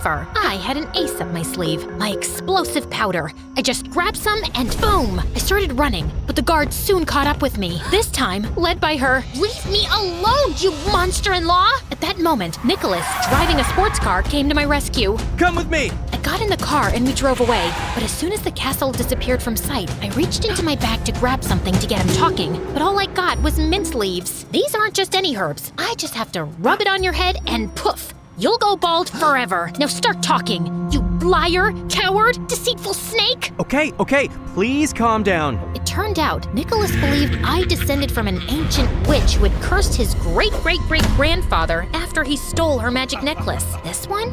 Yes. It was supposed to make him a fair and just ruler, but he took it by force, and that unleashed a curse on my family. He tried to return it, and when that didn't work, he spread the word that your great-great-great-grandmother and her families were witches to exile them. His great-great-great-grandfather doesn't sound so great. Still, the curse stood. From then on, all the males in my family died prematurely, like my dad. So my mom groomed me all my life to marry the witch's descendant, the new necklace's owner, to break the curse. That was my whole purpose in life. But then I met you, and I completely fell in love. Everything sounded completely mental, but somehow I knew he wasn't lying. After watching how stubborn you are, my mom realized you would never give us the necklace voluntarily and planned a horrific ritual to force you to do so. I just couldn't let that happen. I'd rather have a short life with you by my side than a long one without you. Aw, trust me, these are all tales and you're not cursed. I feel it. That is an ending worthy of a romantic fantasy, right? Unfortunately, things in real life are not that simple. After escaping from there, Nicholas and I lay low for months, traveling non-stop to escape his mother. Eventually, we settled in a big city to go unnoticed and start a new life. I tried to leave the past behind, but I just couldn't. I felt Nicholas wasn't trustworthy. And when I hit a vending machine, the police got involved, and seeing our fight there, they advised us to see a therapist. So that's why we're here. No matter how much I do to show her that I really love her. Nicholas, I want to believe you, I really do. But how can I trust someone who lied for years and was about to sacrifice me as a pawn? If you want my professional opinion, Nicholas is absolutely right. I don't think you're supposed to take sides. Kiara, you need to let go of the past and trust people. And how can I do that? Let's start with something simple. Give me the necklace. What? Just for a moment, show us that you can trust. No, I'm not giving you my necklace. Okay, so we are gonna have to do things the hard way. Mom? What the? That's right, don't try anything. You're surrounded. Guards came out from everywhere and captured us. Soon, they dragged us to an abandoned factory. Mom, stop! Let her go! Shut up! Bring my son to me. The guards grabbed Nicholas, I know you'll never give me that necklace, so let's try something different. If you don't give it to me this instant, Nicholas will be the one paying for it. Mom! Shut up, you traitor. I'm gonna count to 3. 1. Don't do it, Kiara! 2. Okay, you win. Just have it, but don't hurt him. After so much time, finally, I have the necklace and his power. How could you use me like that? Would you have done it? I would do anything for supreme power. Oh wait, that's not what I wanted to say. What just happened? So there wasn't a curse to begin with? Is Kiara's ancestor a real witch? Of course not. I made that up just to control you because I couldn't take the necklace by force alone. There was no curse, and Kiara's family were not witches, but healers. Our ancestors said that to make people exile them and steal their castles and wealth. So their castle belongs to my family? And all this time we've been living in a mouse house? Why do I keep telling the truth? And that's when it hit me. The necklace has real powers, but it isn't blowing people up or firing laser beams. Oh my gosh, that is the real power of the necklace. To be a true, fair ruler, the wearer can never tell a lie. No wonder I couldn't stop telling the truth and snitching on people when I got the necklace. I'm gonna end you two right now. She raised her arms and began to gather strength. The earth seemed to move and lightning began to fall from the sky. However, when she tried to use her powers, nothing happened. What's wrong? The legend says this should give real power to its owner. You're not the real owner of the necklace. You're right, I'm not. Not as long as you are still alive. Guards, do it yourself. So this is where we were in the beginning. The guards were everywhere, and we were completely surrounded. It seemed that all hope was lost. Then I remembered my grandma's words. Whenever you feel that there is no hope, just remember these words. Still, I couldn't remember the words. What the hell was it? I just started shouting everything that came to my mind. Carpe diem, Avada Kedavra, Hakuna Matata, say hello to my little friend. Nothing worked, and the guards were almost on us. Nicholas put himself in front of me to protect me. The thought of losing him opened something inside me, and as if I was possessed, I screamed, Agape Basilive! After that, everything went haywire. The necklace flew off my mother-in-law's neck into mine. When I had it with me again, I felt a violent current of energy run through my body. It's hard to explain, but it was as if I was part of the earth, part of the air, and I could control it. As the guards lunged at us, a mere flick of my wrists sent them hurling through the air. Soon, I found myself suspended in midair, while lightning bolts crackled around me. Nicholas grabbed a sword and helped me defeat them. Not that I needed much help, honestly. When all the guards were either defeated or had escaped, I went back to normal. Nicholas ran to me and hugged me with a smile. Remind me to never make you mad. My mother-in-law was crawling to get away, but we caught her before she did. Disagreements are normal in any family, right? Yeah, right. We put her in prison so that she would never hurt anyone again. And then we moved to our castle. Of course, my family came along. There were so many of us that even there we were cramped. But we didn't care. You know what they say. True happiness is about being close to the people you love.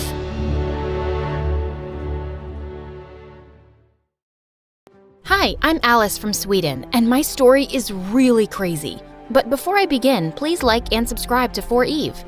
I lived in a creepy old house with my parents. It used to belong to my grandma, who was a very odd woman.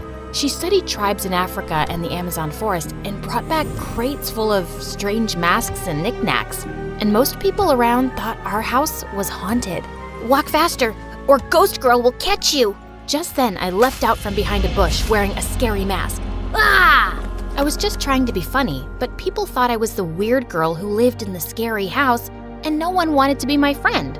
And my parents never had much time for me either because they were always working. This old house is a money pit. I need to work 2 jobs to keep it. Please, go to your room, Alice. I'm in a meeting. I wanted to help out, so I started giving ghost tours of the property when my parents were away.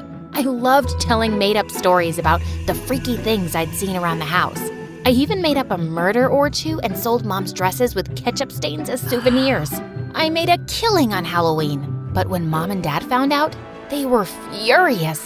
What's wrong with you, Alice? Why can't you be sweet and well-behaved like other kids? They took all my money and I was grounded for a month. I was so lonely and wished I had a sibling to play with.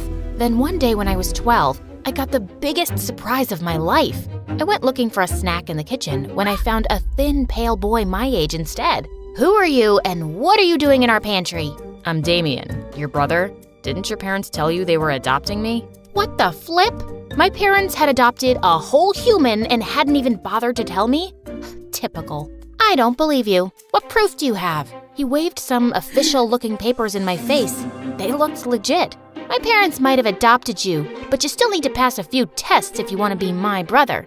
Bring it on. We stood on our heads to see who could do it the longest, ate the hottest chilies for lunch, and for the final task, we caught the fattest, slimiest frogs and balanced them on our heads while we stood on one leg on the fence. Damien was great at it all. Congratulations. You are officially my brother. I was over the moon to finally have someone to play with, but my parents had to ruin that too. You can't play with Damien anymore. Why not? Didn't you adopt him so I'd have company? We've decided it isn't a good idea. You can't play with him and that's that. But why? Because we said so. And we're sending him away. It was so unfair. I felt angrier than I'd ever felt before, and I smashed the toy I was playing with into the wall. But suddenly I felt dizzy, and moments later I blacked out. When I opened my eyes, I was in a hospital bed with a bald doctor and my worried-looking parents next to me. Alice's blood pressure shot up suddenly and she fainted. She's fine for now, but try to keep her as calm as possible. I'd also suggest you homeschool her for now. Mom and Dad took me home. They were being very nice to me, which was suspicious. Now they said I could play with Damien as much as I wanted. But when I ran to his room to tell him the good news, he was glaring at me angrily. What's wrong? Aren't you happy we can be friends again? Friends? I just found out that your parents didn't adopt me because they wanted to love me or give me a nice home. They just brought me here for you, like I'm some kind of toy. And they might just send me away at any time. I hate you, and I'm gonna make your parents hate you too. They'll realize they're better off having me as a kid. Trust me, I'm not going anywhere. Damien, don't be like that. I've always wanted a brother. I'm not your brother. I was both angry and heartbroken by his changed attitude, but I hoped he'd change over time. But it was the complete opposite. Damien kept messing with my parents. He dropped the pearl earrings I borrowed from Mom down the drain, smashed Dad's laptop, and put dye in their body wash. They had shocking pink skin for weeks. And somehow, my parents were always upset with me and thought I was acting out. They never seemed convinced when I said it was all Damien. Was he really turning my parents against me? Stop being a jerk. These things cost money and Mom and Dad work really hard. And stop making them think I'm doing all this. Then just give up and go away yourself. There's only space for one of us here. I'm not going anywhere, pal. But then, the most terrible thing happened. A few days after my 13th birthday, we were visited by some people from the museum. They wanted to use Grandma's tribal masks and vases for a display, and they said they'd pay us a lot of money if we allowed them to borrow it for a few weeks. Mom and Dad were over the moon that the dirty junk around the house was worth something. We can buy a new car and replace the laptop Alice trashed. We can pay off the mortgage and finally be debt-free. This could change our lives for the better. But minutes before the people from the museum arrived to collect the things, I heard a huge crash from the basement. I went running to see all the masks and clay pots smashed and broken on the floor, and Damien standing in the middle with a stick. Oops, I'm so sorry. I was just looking at them. This time, he had gone too far. I slapped him hard. You did that on purpose, you jerk! Just then, my parents came running in and looked at the mess in horror. And then they looked at me like I was the crazy one. Why are you looking at me like I did this? He's ruined everything and you're still gonna have him around? Why don't you send him away? You want us to send your brother away? You got so upset before. I was wrong about him, okay? He's not my brother. He's crazy and he's dangerous. Mom and Dad exchanged a weird, long glance and nodded. Fine. We'll send him to a special facility so he can get better. That night, I locked my door, but I could still hear Damien screaming and crying in his room. The next day, he was gone. Mom and Dad looked sad and broken. They tried to be nice to me, but I saw right through them. They were sad because Damien had left, and I could never make them happy. In the fall, the doctor said it would be good for me to restart regular high school. Things were going really well on my first day until... Hey, watch out, it's Ghost Girl. I'm so scared. Dude, grow up. That wasn't all. In my very first class, I met the most bonkers girl. I heard you were the ghost girl. What's it to you? I'm Tara. I just moved here from Ireland. Is it true your house is haunted? I'd love to meet a real-life ghost. I've dreamed of it my whole life. Are you nuts?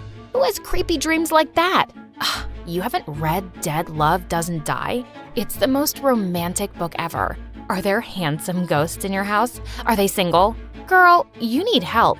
No, I need a ghostly boyfriend with ice-cold lips and dreamy eyes who can transport me to his time and give me a million ghostly kisses, and he'll take me away to... Was there something wrong with me? First Damien and now Tara?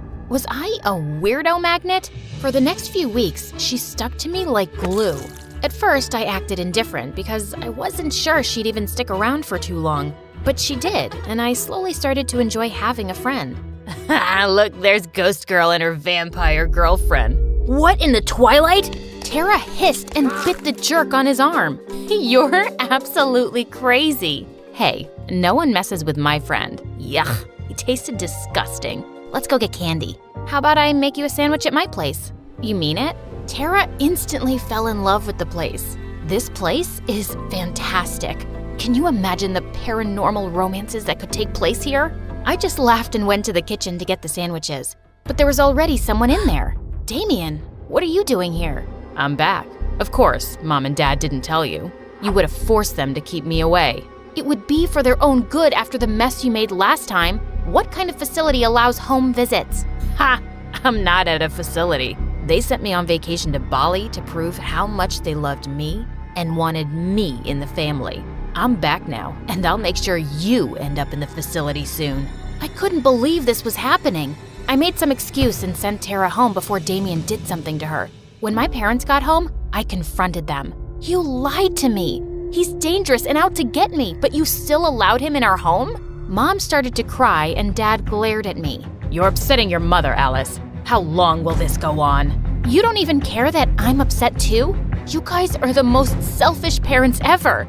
I'm going to stay at my friend's house because I don't feel safe here. You can't leave. We should call the doctor. I told you we shouldn't have sent her back to school. Dad locked me in my room. I could hear Damien laughing under my door. He was evil. I had to get out of here. I called Tara and told her what was up. Within minutes, she was outside my window. Come on, ghost girl. Let's get you to safety. Tara's house was so normal. It was awesome. She pulled out a mattress for me to sleep in her room, then brushed my hair to calm me down as I told her everything. Wow, your parents sound like a piece of work, and I finally get why you're so weird about being friends. I can't trust anyone. My parents ignored me for so long and thought things would be different for me once Damien came, but he's the worst. And ever since he came, my parents treat me like I'm some lunatic when he's the crazy one. He really scares me, Tara. Don't worry, you're safe here. I'll punch his lights out if he tries to mess with you. Suddenly, I heard a loud tap on the window, and he was standing outside. I screamed and jumped up. It's him! Damien's here! He was holding rocks in his hand and wore the evilest grin. Where? I don't see anything. Damien threw the first rock. It slammed against the window hard, leaving a deep crack. Are you blind? He's right there. Alice? Are you sure you don't, see ghosts or something? Because I can't see anyone. Didn't you hear the rock hit the window? Look, it's left a crack. What are you talking about? What? Why was Tara suddenly lying to me? Suddenly, the door slammed open, and my parents were standing there looking worried. How did you find me? Did you tell them I was here, Tara? I thought you were my friend. No, Alice. Tara didn't tell us. We saw you sneaking out of the house and followed you. Let's go home. No, you're just gonna lock me up in my room again. What's going on? Tara says she can't see Damien. Is she lying? Or am I crazy? The saddest look crossed my mom's face, and she broke down crying and hugged me. No, Alice, you're not crazy. That's when they told me how they'd never adopted a boy named Damien. We thought he was just a harmless imaginary friend, but when you started seeing him all the time, we tried to stop it by saying we'd send him away. The doctor said you had created Damien to help with your feelings of being alone and we should play along, so we agreed. But then you started acting out and blaming it on Damien. We were so glad when you finally sent him away yourself. We thought things were gonna be okay now, but then you said you saw him again and we just can't see you like this, sweetie. And it's all our fault. We should have given you more time when you were a kid. I was in utter shock. So, everything Damien did, the earrings, the laptop, the masks, It was all you, but we weren't mad about any of it. We were just worried about you. But if Damien was the friend I made up, why was he suddenly so mean to me? Your doctor said you suffered from low self-esteem. In your mind, no one wants to be friends with you for long. Oh yeah, it took me ages to get her to call me a friend. Are you real? Can you guys see Tara? I could pinch you. Ouch! Okay, you're real. Don't worry, dear. We talked to your doctor and he says we can start therapy sessions now. You'll be fine. And we'll be with you all the way. Me too. They all took me in a big bear hug, and suddenly, I didn't feel alone at all.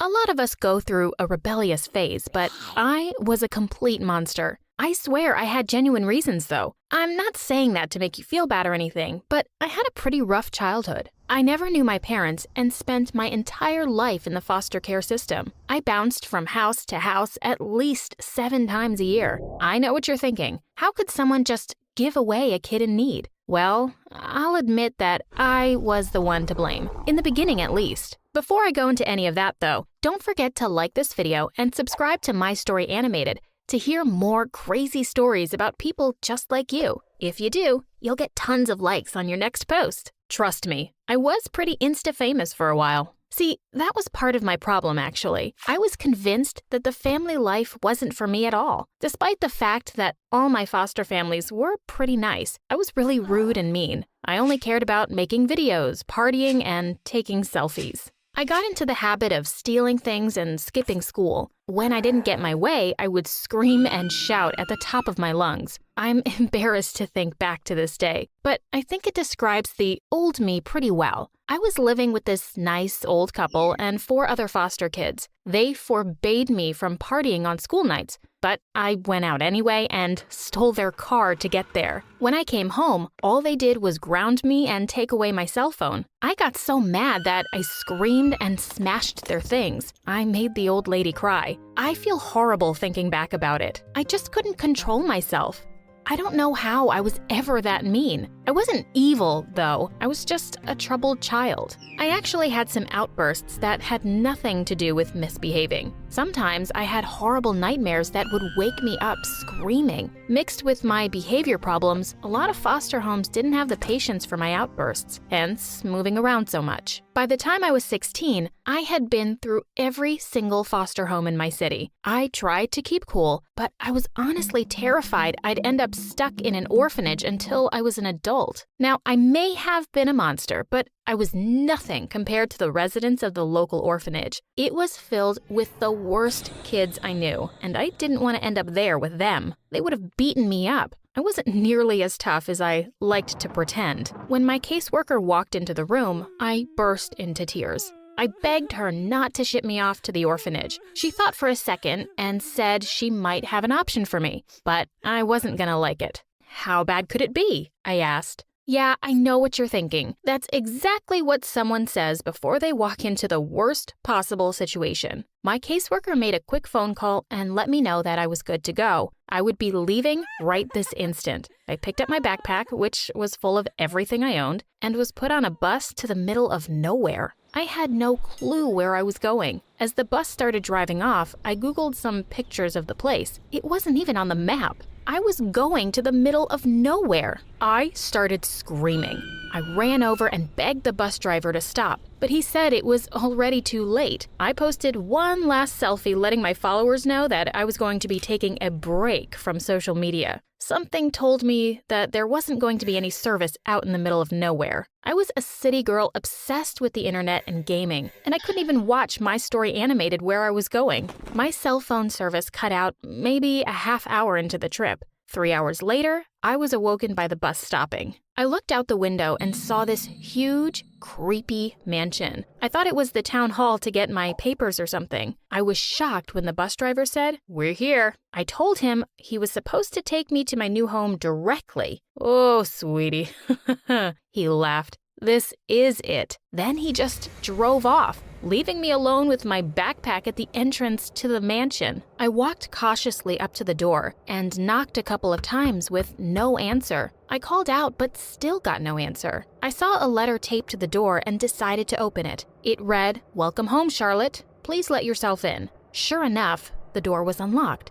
It creaked open slowly and creepily. I walked right in and decided to explore. Now, I know I said the outside was scary, but that was nothing compared to the interior of the house. It felt like it was straight from the Addams family. There were huge portraits on the wall with group photos of at least 20 kids, all dressed up in old-timey clothes, as well as all types of taxidermy. It looked like the set of a horror movie or a cult, and I didn't even know the half of it yet. You know that sixth sense feeling you get after watching a scary movie late at night?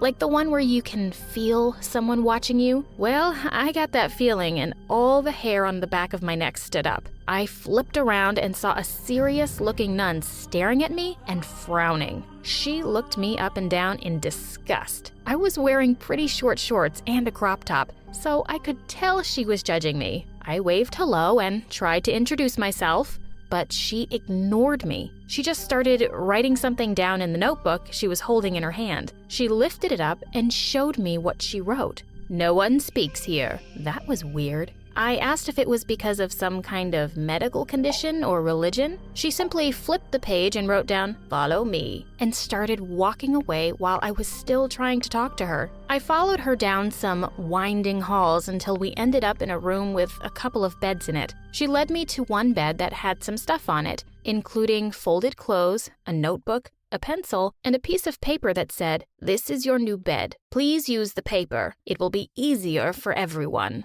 Please change into your new clothes." I thought the scariest thing about the mansion was the giant taxidermied bear in the entrance, but I was dead wrong. I picked up my new clothes and nearly fainted. See, if nothing else, I was pretty. I had to give up my city and internet, but I did not want to give up my looks. I kept up with all the latest trends and was an aspiring Instagram model. This outfit was as far away from fashionable as possible. It was a gray dress that reached all the way to the floor and buttoned up to my neck. The dress was like a hideous costume straight from the 1700s. Maybe it was a good thing that there was no internet here because I wouldn't be caught dead in this outfit. I turned to argue with the nun, but she was already holding up her paper that now said, "Hurry, child." Now, I was rebellious, but nuns are scary. I did as she said and made my way to meet the other people here. It took a couple of days to meet everyone. There were a lot of people. All in all, there were about 23 girls living with me between the ages of 7 and 14.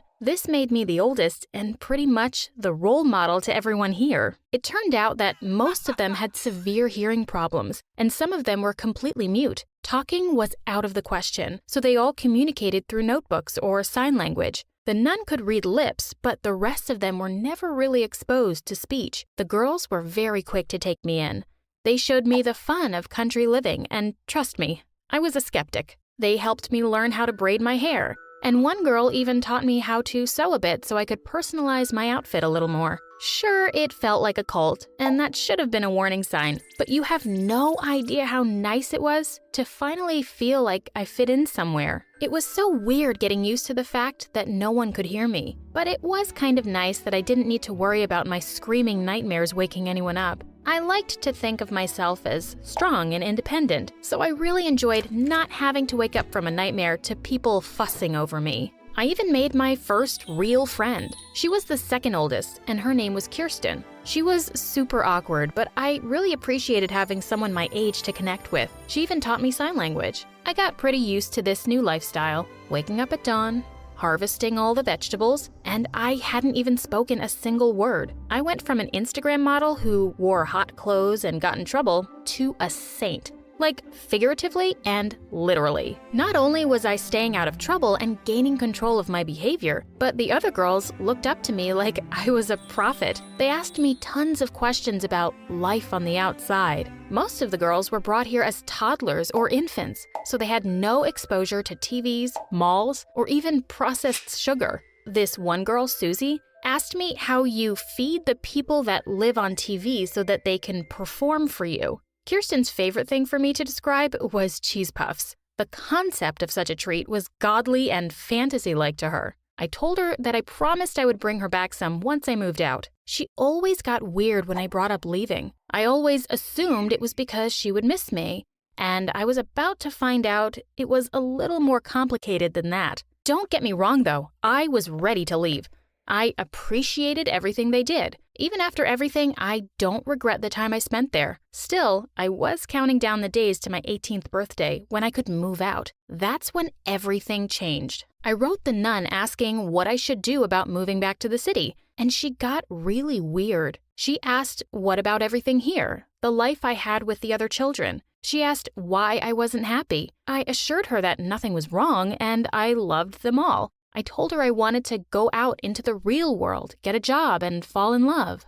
She seemed to understand, but she said something next that made me question everything. I guess you won't get to meet him if you leave, she sighed. She explained that there was a new boy coming to work at the estate as a gardener the week after my 18th birthday. She'd never mentioned him before, but she said she thought she would keep it as a surprise because she really thought we would hit it off. I should have sensed something was suspicious, but she convinced me to stay. Try not to judge me. I hadn't seen a boy in years. I have to admit, I was pretty happy I did, at least at first. The boy came all right. He was everything I hoped for. He was handsome and seemed very nice. Not only that, he could speak and hear just like me. The nun immediately introduced us and even encouraged me to speak, something she hadn't done the entire time I lived there. It felt so weird talking after a couple of years of complete silence. I was embarrassed by how poorly the words came out and how weak my voice was. But he was super sweet and showed a keen interest in me. He even called my little voice super cute. At first, it was really flattering, but there was something off about him. For one thing, he was very close to the nun and always had private meetings with her. Another problem was that I never actually saw him gardening. One day, out of nowhere, he proposed to me after only knowing me for a week. I freaked out. He was very insulted, explaining he came here and paid big money to take me as his wife. He was promised that I would be submissive, and refusing his proposal was not submissive. He paid the nun for me? I freaked out and ran to my room to pack. That's when the nun came in and tried to explain everything. But this time, she spoke to me. She'd lied about being mute. She explained how she needed money for her medical expenses, and a dowry was the only logical thing to do, and the girls weren't fit for life in the real world. I told her that she needed to give the girls a chance. The world wasn't as scary as she made it out to be. Freedom was everything. The nun simply apologized. I thought she was coming around, but she locked me in the room. I screamed for help, but all of the children were deaf. The only people who could hear me were the nun and the crazy man who wanted to marry me. There was nowhere to go and no one to help me. I only had one option to avoid living in my room for the rest of my life.